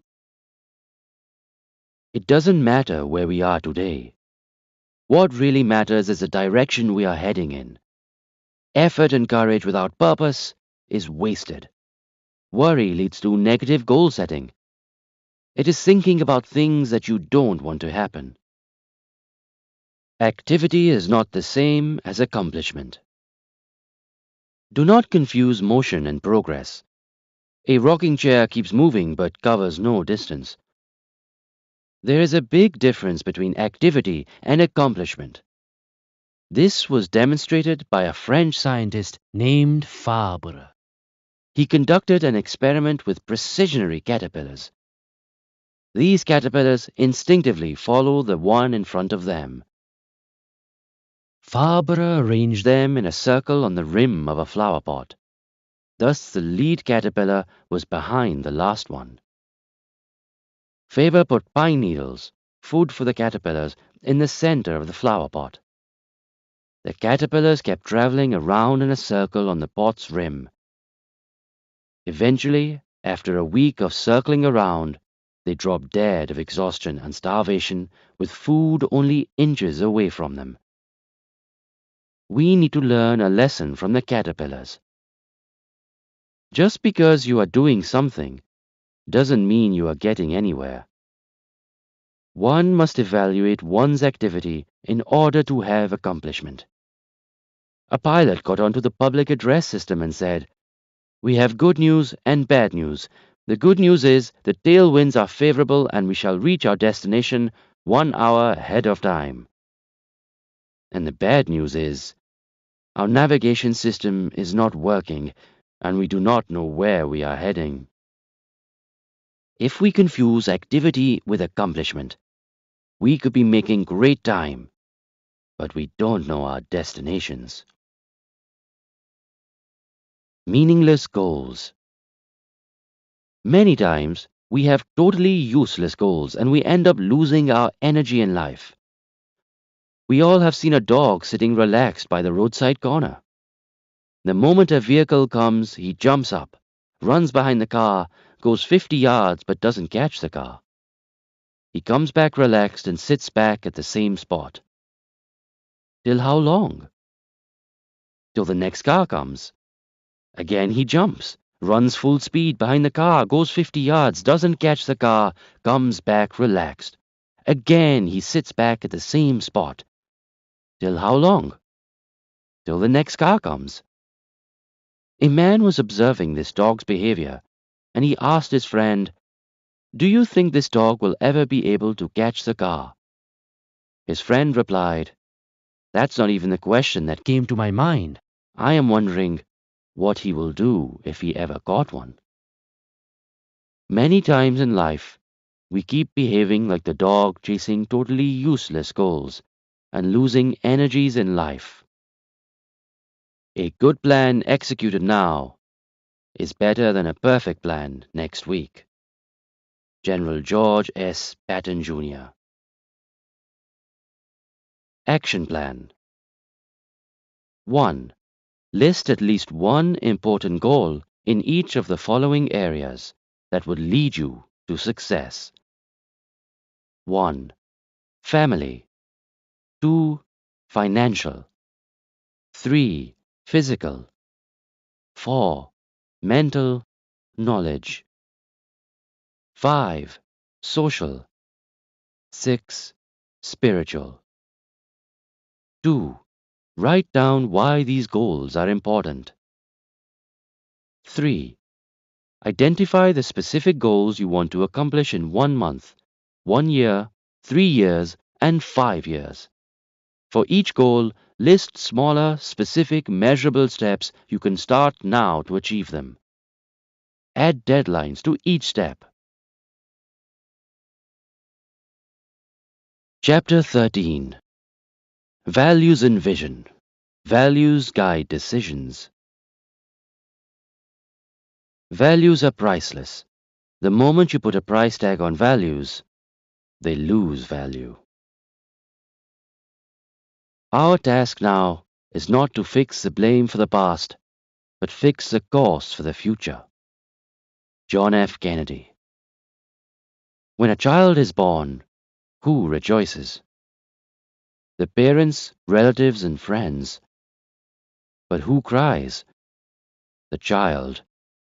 However, when we die, it should be the other way around. We should be rejoicing and have the satisfaction that we made a contribution to the world and left the world a better place than we found it. Let the world cry that it has lost a good soul and become poorer today. Hindu philosophy believes that when good people pass away, they don't die, they only depart. Their names live on forever through their good deeds. Recall the last time you heard a eulogy. As people pay their respects, the most common things talked about are the little acts of kindness performed by the person during his lifetime.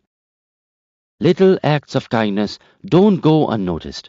In fact, their impact becomes even more potent after a person is gone. That is when people realize how much those little acts of kindness meant to them. No person was ever honored for what he received. Honor has been the reward for what he gave. Calvin Coolidge. How do we judge our value system? The 7 deadly sins, according to Mahatma Gandhi, are wealth without work, pleasure without conscience, knowledge without character, commerce without morality, science without humanity, religion without sacrifice, politics without principle. Each of these sins reflects a lack of values. How do you put your value system to the test? I believe there are 3 tests. 1. Mama test. 2. Baba test. 3. Headline test. Of these, the ultimate test is the Mama test. Whatever you are doing, at home or at work, alone or with someone, if values are in question, ask yourself, if my mama were to see me doing this right now, would she be proud of me and say, "Attaboy"? Or would she hang her head in shame? Your values would then be clarified rather quickly. If you passed the Mama test and failed all other tests, you have passed. If you failed the Mama test and passed all other tests, you have failed. A young accountant was once offered a large sum of money for a job that made him somewhat uneasy. It wasn't quite illegal, but bothered him, and he requested the client to give him a day to decide. That night, he went home and told his mother about the terms and conditions of the contract and the big money that was involved. His mother was totally illiterate. After listening to him for 2 hours, she said, "Son, I don't understand anything of what you said. The final decision is yours. All I can say is one thing, that every morning when I come into your room, I find you fast asleep. I have a very hard time waking you up. I would hate to walk into your room one day and find you awake. You decide." With these words, the mother left the room. The young man, after some introspection, said to himself, "I got my answer." If the Mama test doesn't do it, there is another test called the Baba test. Whatever you are doing, at home or at work, alone or with someone, if values are in question, ask yourself, if my children were to see me right now doing what I am doing, would I want them to see it? Or would I be embarrassed? Again, the clouds will clear rather quickly, and you will get your answers. Many years ago, at the airport lounge, a person recognized me and introduced himself as a practicing criminal attorney at the Supreme Court. I said, "I'm sure you're the kind of person who makes sure that honest citizens get justice and the criminals are held accountable." He said, "No, I'm the other kind." Instinctively, I said to him, "You are truly a practicing criminal attorney. I'm not sure if your mother is proud of you and your children are not embarrassed by you." If these 2 tests don't clarify a person's values, they're not human beings anymore. They're worse than animals. Whenever humans stoop to the level of animals, they don't behave like animals. They behave much worse. The headline test.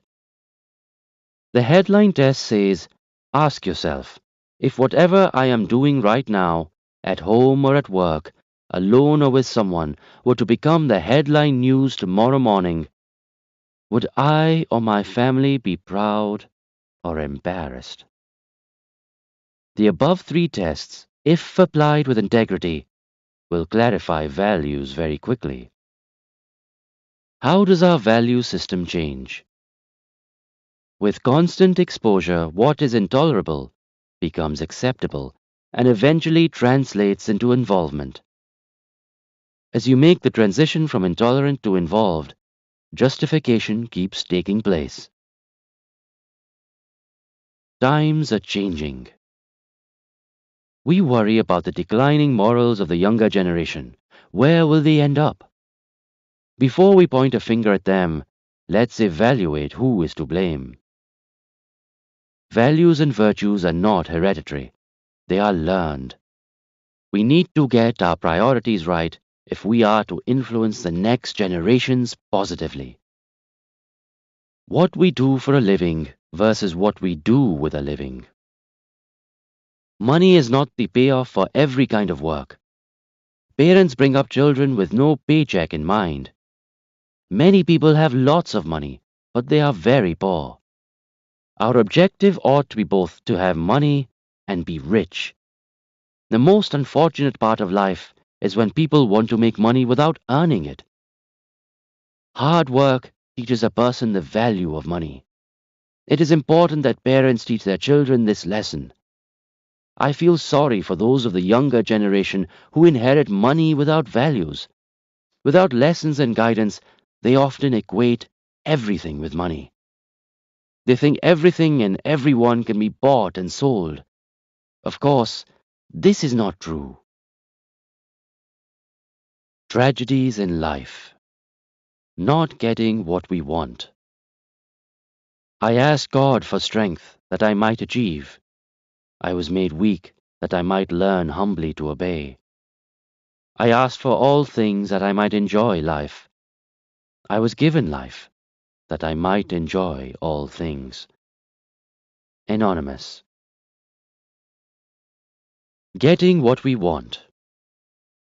When our value systems are not clear, getting what we want can be a bigger tragedy. The story of King Midas says it all.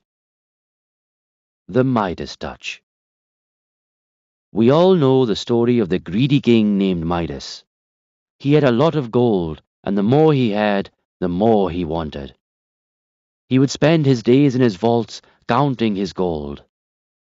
One day, a stranger appeared and told King Midas he would grant him a wish that would make the king the happiest person on earth. The king was delighted and immediately said, "I would like everything I touch to turn into gold." The stranger asked the king, "Are you sure?" The king replied, "Yes." So the stranger said, "Starting tomorrow morning with the first rays of the sun, you will have the golden touch." The king thought he must have been dreaming, that this couldn't be true. But the next day when he woke up, he touched the bed and it turned to gold. It was true. Everything he touched did turn to gold. He said to himself, "My wish has come true. I am the happiest person on earth." But for how long? He looked out of the window and saw his daughter playing in the garden. He decided to give her a surprise and thought she would be happy. But before he went to the garden, he decided to read a book. The moment he touched it, it turned into gold and he couldn't read it. He sat down to breakfast, and the moment he touched the fruit and the glass of water, they turned to gold. He was hungry, and he said to himself, "I can't eat and drink gold." Just then his daughter came running into the room, and King Midas hugged her, and she turned into a gold statue. There were no more smiles left. The king bowed his head and started crying. The stranger who had granted him the wish appeared again and asked the king if he was happy with his golden touch. The king said he was the most miserable man in the world. The stranger asked, "What would you rather have? food and a loving daughter, or lumps of gold and a golden statue? The king cried and asked for forgiveness. He said, I will give up all my gold. Please give me back my daughter, because without her, I have lost everything worth having. The stranger said to the king, You have become wiser than before, and he reversed the spell. King Midas got his daughter back in his arms and learned a lesson that he never forgot for the rest of his life. What is the moral of the story? 1. Distorted values lead to tragedy. 2. Sometimes getting what you want may become a bigger tragedy than not getting what you want. 3. The king got a second chance in life, but many times we don't get second chances, and we lose out forever. How would you like to be remembered? About 100 years ago, a man looked at the morning newspaper and, to his surprise and horror, read his name in the obituary column.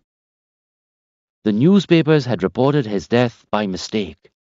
His first response was shock. Am I here or there? When he regained his composure, his next thought was to find out what people had said about him. The obituary read, Dynamite King dies, and that he was the merchant of death. This man was the inventor of dynamite. And when he read the words, merchant of death, he asked himself, Is this how I am going to be remembered? He decided that this was not the way he wanted to be remembered. From that day on, he started working towards peace. He, the Dynamite King, was Alfred Nobel, and he is remembered today by the great Nobel Prizes.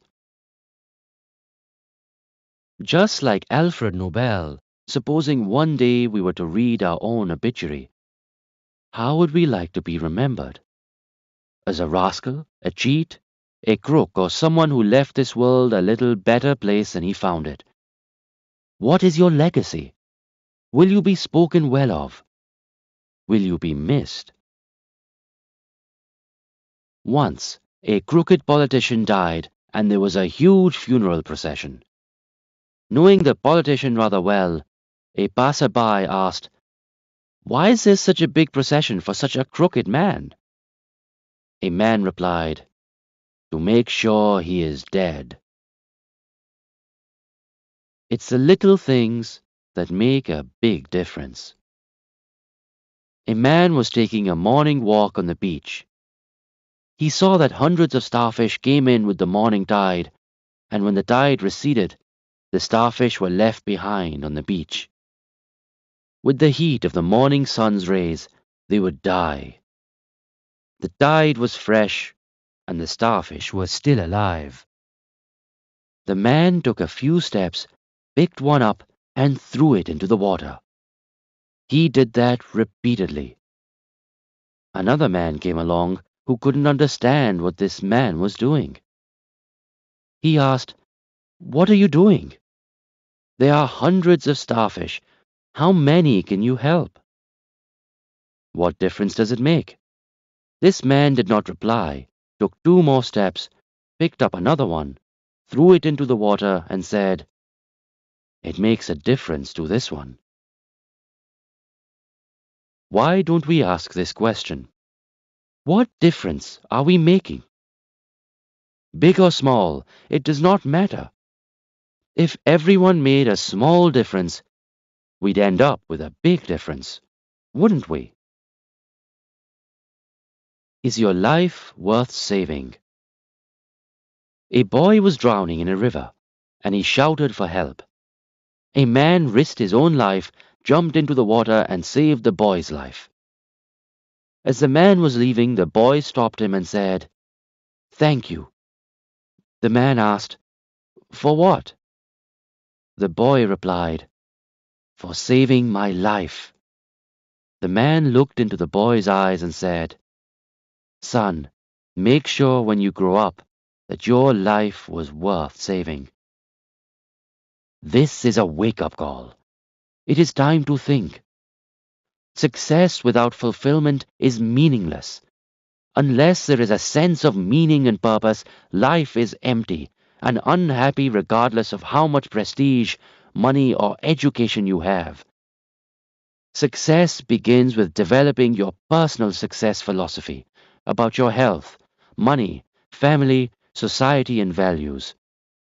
Without a clearly defined purpose and a philosophy to guide you, your life will be guided by fantasies.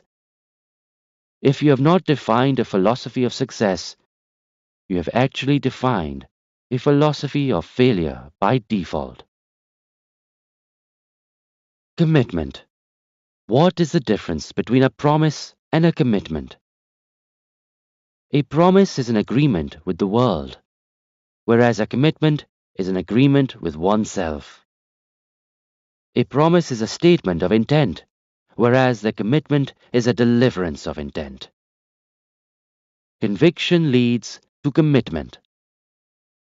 There is a difference between preferences and convictions. Preferences are negotiable. Convictions are not. Under pressure, preferences become weak, whereas convictions become stronger. That is why it is important to have a good value system, so that our convictions are worthy, because convictions in turn lead to commitment. Ethics. Bad circumstances are not excuses for making bad choices.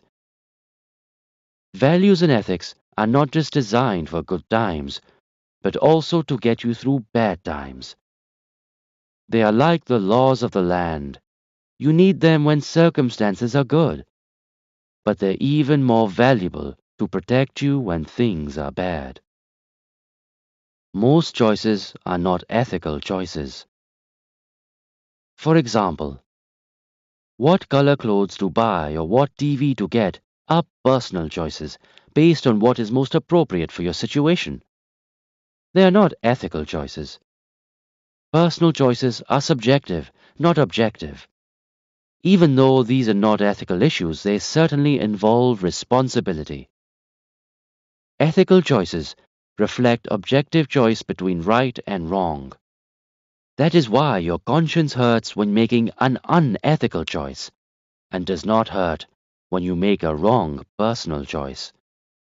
Because in ethical matters, there is a clear right choice. Just as with a math test, who takes it and whatever answer they give varies. But what makes it right is not the choice, but the actual correctness of the answer. Being a nice person is not the same thing as being a good and ethical person. A person can be socially nice yet be a cheat and a liar. That makes him nice but unethical. However, niceness reflects social acceptability. Nice does not mean good. Unfortunately, many of our choices today seem to be based on our desires for convenience, comfort, and pleasure. Our feelings. The criteria is to feel good rather than do what is responsible. Social fads and ads. The philosophy that everyone else is doing it, so why shouldn't I? It is a common belief that the ethics and ethical choices are confusing. The big question is to whom? Only to those with unclear values. Situational ethics. Those who believe that ethics cannot be generalized, but vary with every situation, come up with justifications and keep changing their ethics from situation to situation and person to person. This is called situational ethics. This is an ethics of conveniences rather than conviction. Inner peace and tranquility only come by following the moral compass which always points in the right direction regardless of trends and fashions. Benchmarks. Why do we have standards? Standards are a measure. 1 meter in Europe is 1 meter in Asia. 1 kilogram of flour is 1 kilogram of flour wherever you go. People who do not want to adhere to any moral standards keep changing the definition of morality by saying nothing is right or wrong, and that one's thinking makes it so. They put the onus on interpretation rather than on their behavior. They feel, my behavior is okay, your interpretation was faulty. For example, Hitler could have believed he was right, but the big question is, was he right? Giving money to the hungry for food is right, but at the same time, giving money to buy drugs is not.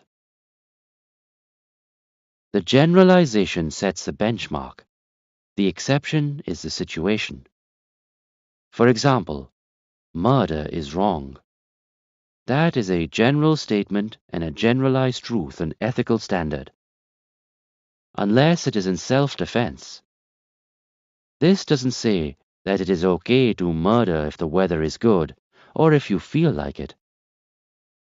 Our standard of ethics is revealed by the advisors we hire, the suppliers we choose, the buyers we deal with, as much as how we spend our leisure time. Opinions may vary from culture to culture, but values such as fairness, justice, integrity, and commitment are universal and eternal. They have nothing to do with culture. Never has there been a time when society has not respected courage over cowardice.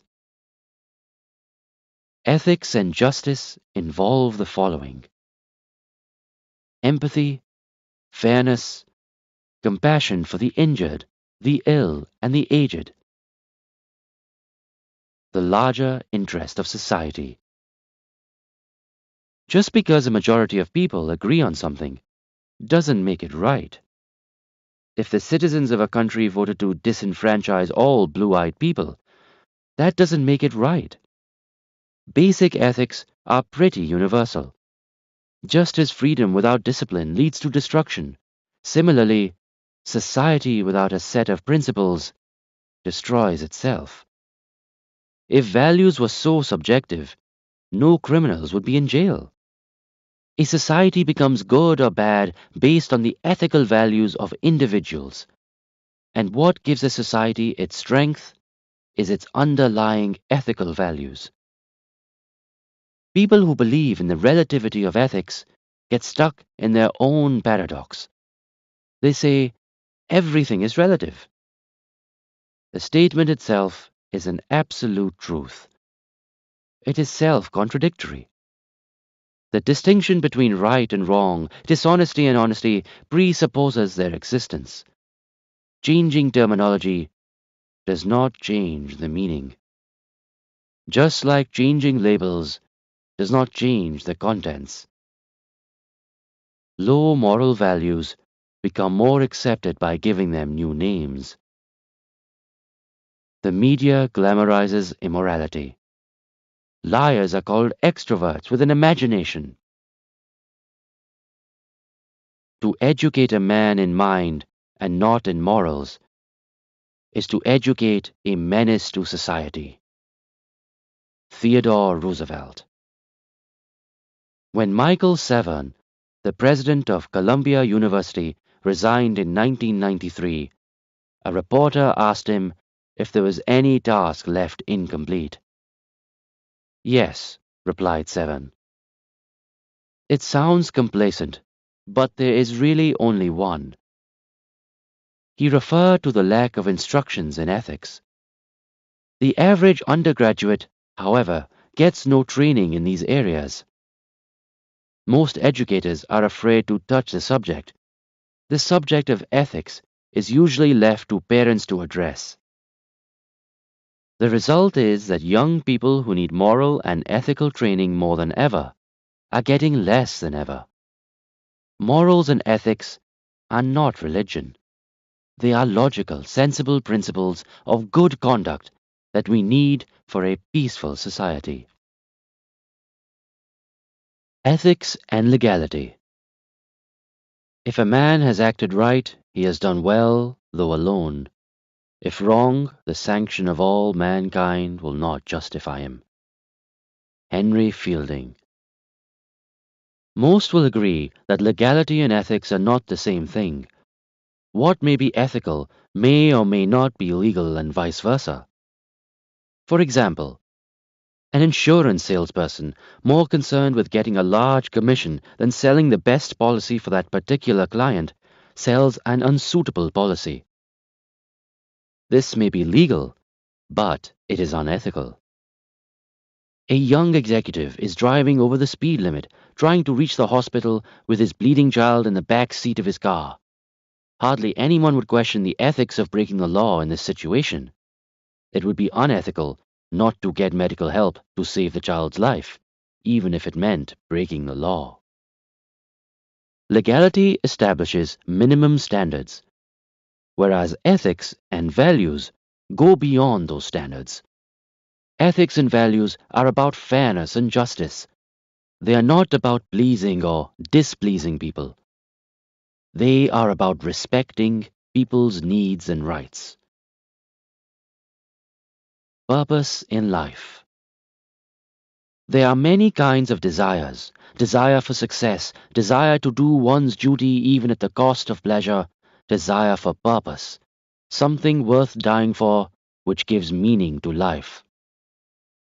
What good is it if you gain the whole world and lose your conscience? A purposeless life is a living death. What is your purpose? Do you have one? Purpose brings passion. Find or create a purpose and then pursue it with passion and perseverance. Every day we need to ask ourselves, am I getting any closer to my purpose in life? Am I making this world a better place to live in? If the answer is no, then we have just wasted a day of our life. Life will reward us in proportion to our contribution. The earlier we find a purpose in life, the better our life will be. The greatest challenge lies in the unending search for the purpose of life, not only as an individual, but also for our family, organizations, and country. Once our purpose and values are clear, conflicts between self-interest and social obligations find a moral balance amongst themselves. We become aware of when to take a stand. That is when we start making the right decisions for long-term gain, rather than making the wrong decisions for short-term gain. Wisdom and maturity lead to greater understanding of major issues. We cannot help ourselves without helping others. We cannot enrich our lives without enriching others. We cannot prosper without bringing prosperity to others. Jeanette Cole, Spelman College. Jeanette Cole once said, "Show me a person who is content with mediocrity, and I will show you a person destined for failure." Life is not a spectator sport. We cannot sit back and watch things happen. We need to find a purpose in order to make life meaningful, and then strive to achieve that purpose. Living with a purpose. All of us are put on this planet for a purpose. We are part of a big picture. But very few people discover their purpose in life. Most of us just exist and keep counting our days rather than making our days count. Dr. Albert Einstein was once asked, "Why are we here?" He replied, "If the universe is an accident, we are accidents. But if there is meaning in the universe, there is meaning in us also." And he added, "The more I study physics, the more I am drawn towards metaphysics. I would rather fail in a cause that will ultimately succeed than succeed in a cause that would ultimately fail." Woodrow Wilson. Purpose. A lifetime goal is called a purpose. To identify your purpose, ask yourself, If my age was 100 today and I looked back at my life, what is it that I want to say is my accomplishment? The answer is your purpose. Mission. A mission is an action that leads a person to a purpose through a philosophy. Philosophy. Philosophy is a guiding principle to live by. It is like the North Star. Example, treat others the way you want to be treated. We need to define these in our own lives. From where do we learn our values? I recently read the story of a high school values clarification class conducted by a teacher in Teaneck, New Jersey. A girl in the class had found a purse containing $1,000 and returned it to its owner. The teacher asked for the class's reaction. Every single one of her fellow students concluded the girl had been foolish. Most of the students contended that if someone was careless, they should be punished. When the teacher was asked what he said to the students, he responded, "Well, of course, I didn't say anything. If I come from the position of what is right and what is wrong, then I'm not their counselor. I can't impose my views." If we do not learn values from our parents and teachers, whom do we learn them from? And when they don't teach us values, we pick them up by default from television and other such undesirable sources. No wonder society gets messed up. The teacher in the example above is not only irresponsible with distorted values, but does not deserve to be teaching our kids. Winning versus winners. What is the difference between winning and being a winner? Winning is an event. Being a winner is a spirit. Winners have kept winning in perspective based on their value system. 3 inspirational winners. 1. The Olympics for most sports people is a once-in-a-lifetime event. Laurence Lemieux stopped racing in an Olympic yacht race to help a fellow competitor who was in trouble. The whole world was watching. His priority of safety and concern for other people's lives was greater than his desire to win. Even though he did not win the race, he was a winner. He was honored by kings and queens all over the world because he kept the spirit of the Olympics alive. 2.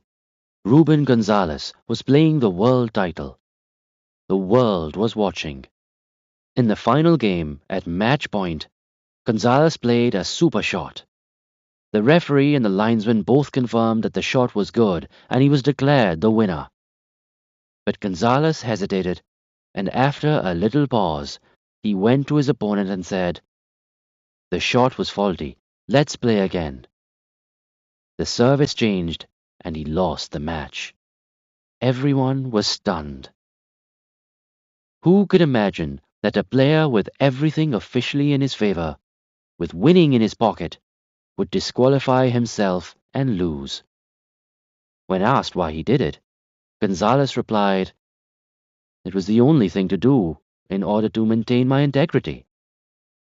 In other words, he was saying that if I took the medal and came home and saw it every day, it would not be a reminder of my victory, but a permanent reminder of my dishonesty. What was Gonzalez saying in unsaid words? I would rather deserve a medal and not have it than to have it and not deserve it. He lost the match, yet he was a winner. 3. A group of salespeople left town for a meeting and told their families they would be back home Friday evening for supper. But with meetings the way they are, it didn't end on time. They had to catch their flight back home, but arrived at the airport with only a few moments to spare. They ran, with tickets in hand, hoping to be able to board the plane. While running, one of them hit a table, knocking over a fruit basket. The fruit scattered and lay bruised all over the floor. but they didn't have time to stop. They made it to the plane just in time. All of them breathed a sigh of relief, except one. He got up, said goodbye to his friends, and returned to the table with the fruit. What he saw made him glad he had come back. Behind the table was a 10-year-old blind girl who was selling the fruit to make a living. He said, "I hope we haven't ruined your day." He pulled out $10 from his wallet, handed it to her, and said, "This will take care of the fruit," and left. The girl couldn't see what was going on, but as the man's footsteps faded away, she shouted from behind, "Are you God?" The salesman missed his flight, but was he a winner? You bet. In the 1968 Olympic Marathon in Mexico City, John Stephen Aquari was competing in the 42-kilometer race. Accidentally, he got hit. He hurt his knees badly and dislocated some joints at the 19th kilometer point. He could have quit the race at that point, but in spite of severe pain, he continued running and eventually finished last amongst 57 competitors who completed the race out of 75. He ran approximately 3.5 hours, even when the crowd had dispersed, and it was after sunset. The winner of the marathon was someone else. When the medals were being awarded, the television crew came to know that there was one person who was still running and was about to finish the race. As he finally crossed the finish line, the remaining people cheered him, and when asked by the television crew why he had continued running, he said, "My country did not send me 5,000 miles to start the race. They sent me 5,000 miles to finish the race." What a spirit! One can be a winner without a medal, and a loser with a medal, if winning is not kept in perspective. Winning is an event. Being a winner is a spirit. 3 people ran a marathon along with hundreds of others. None of them won the race. Does that mean that these 3 people were losers? Not at all. Each went into the race with different objectives. The first ran the race to test his endurance. He came out better than his expectations. The second wanted to improve on his previous performance, and he did. The third person had never run a marathon. His objective was to complete the race, and he did. Each of these 3 entered the race with different objectives. They all met them, and they were all winners, regardless of who won the medal. Mark Twain said, "It is better to deserve an honor and not have it than to have it and not deserve it." Dignity is not in possessing, but deserving. If winning is your only objective, you may miss out on the internal rewards that come with doing something well. More important than winning is winning with honor and deserving to have won. It is better to lose honorably than to succeed dishonestly. Losing honorably may signify lack of preparation, but dishonest winning signifies lack of character. The real test of a person's character is what he would or would not do, even if he knew he would not get caught. It is not worth compromising one's integrity and taking shortcuts to win. One may win a trophy, but knowing the truth that it was not won fair and square can never let him be a happy person. More important than winning a trophy is being a good human being. Winners live and work every day as if it were their last day, because one of these days it is going to be, and nobody knows which one. But when they leave as winners.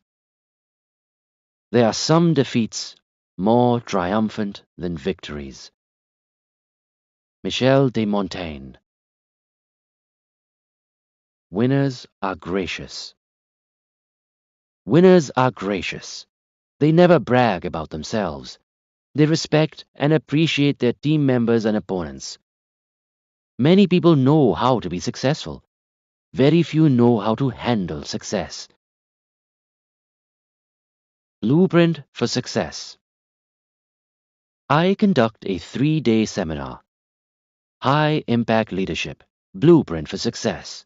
Internationally, both in-house for organizations and in open public programs. The seminar is based on the philosophy, winners don't do different things, they do things differently. This philosophy came as a counter to the belief, winning is not everything. It is the only thing.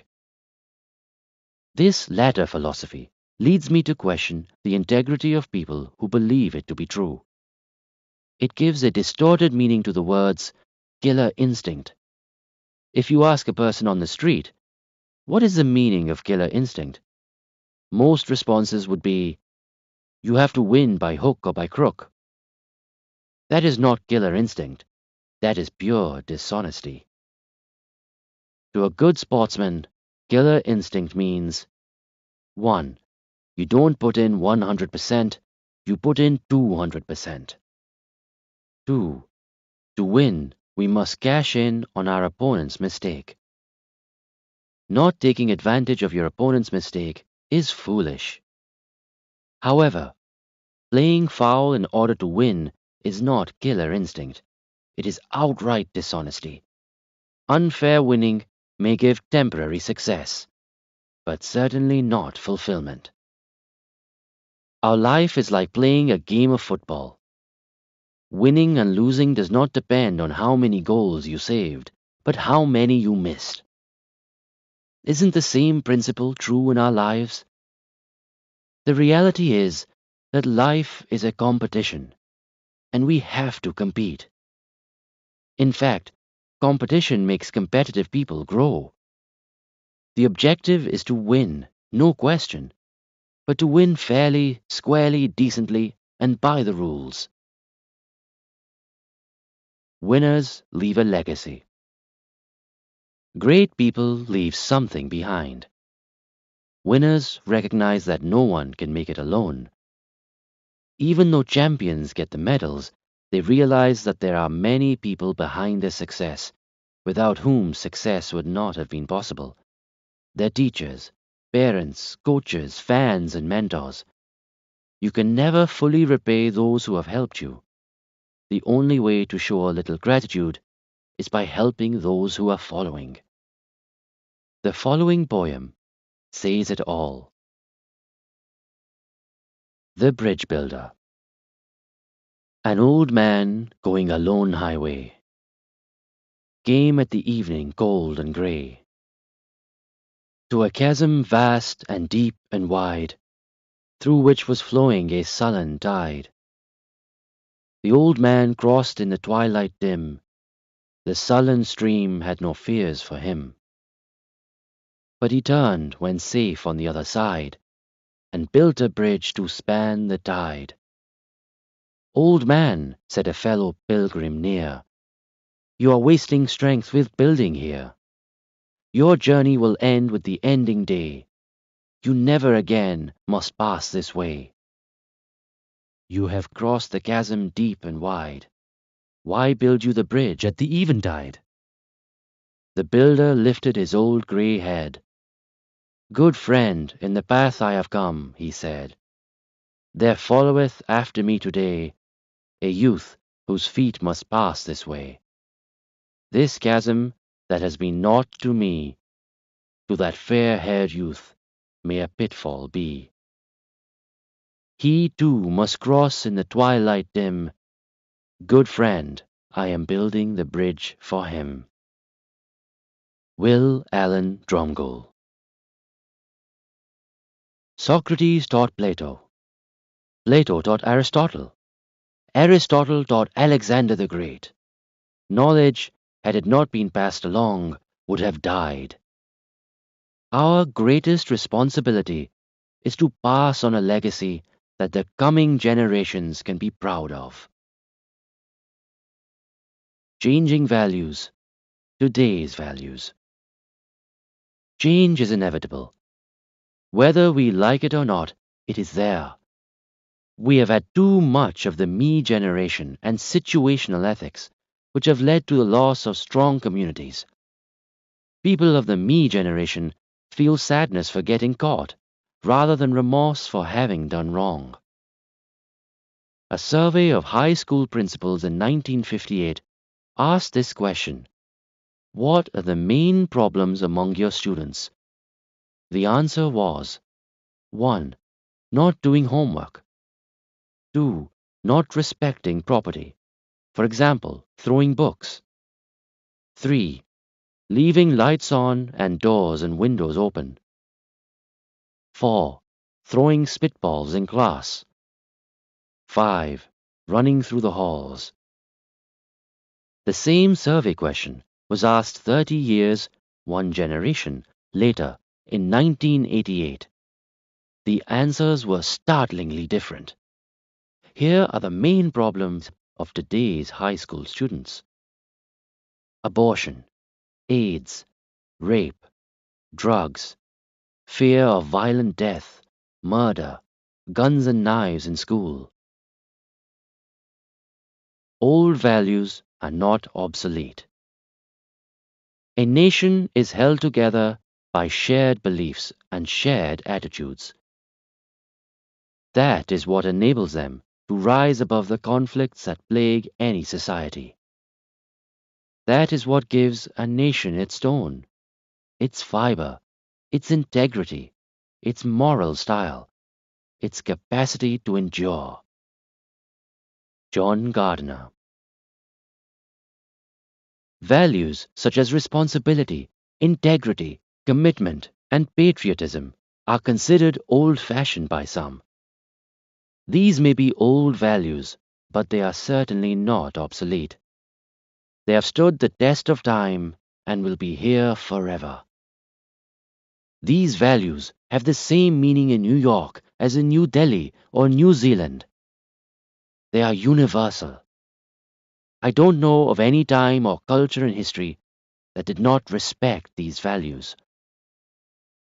Values are at an all-time low.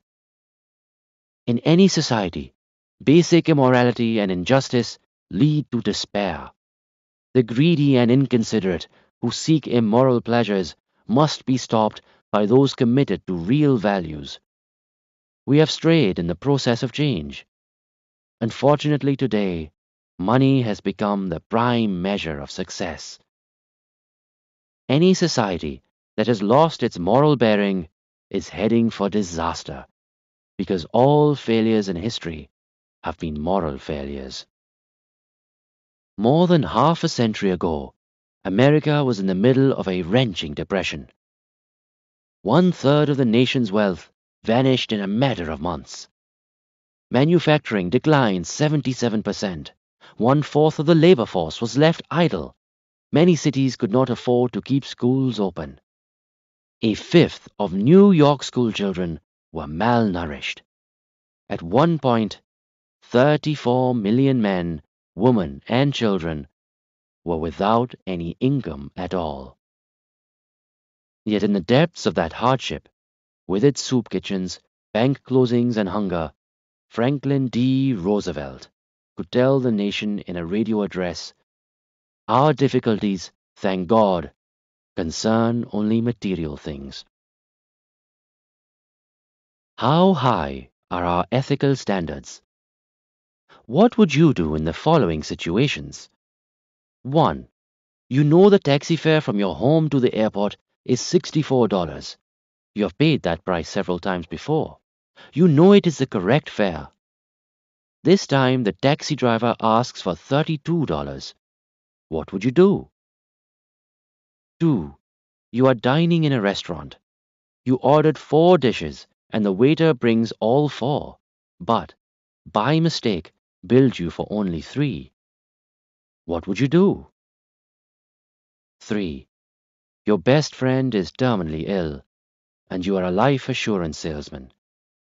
Your friend needs $100,000 worth of insurance.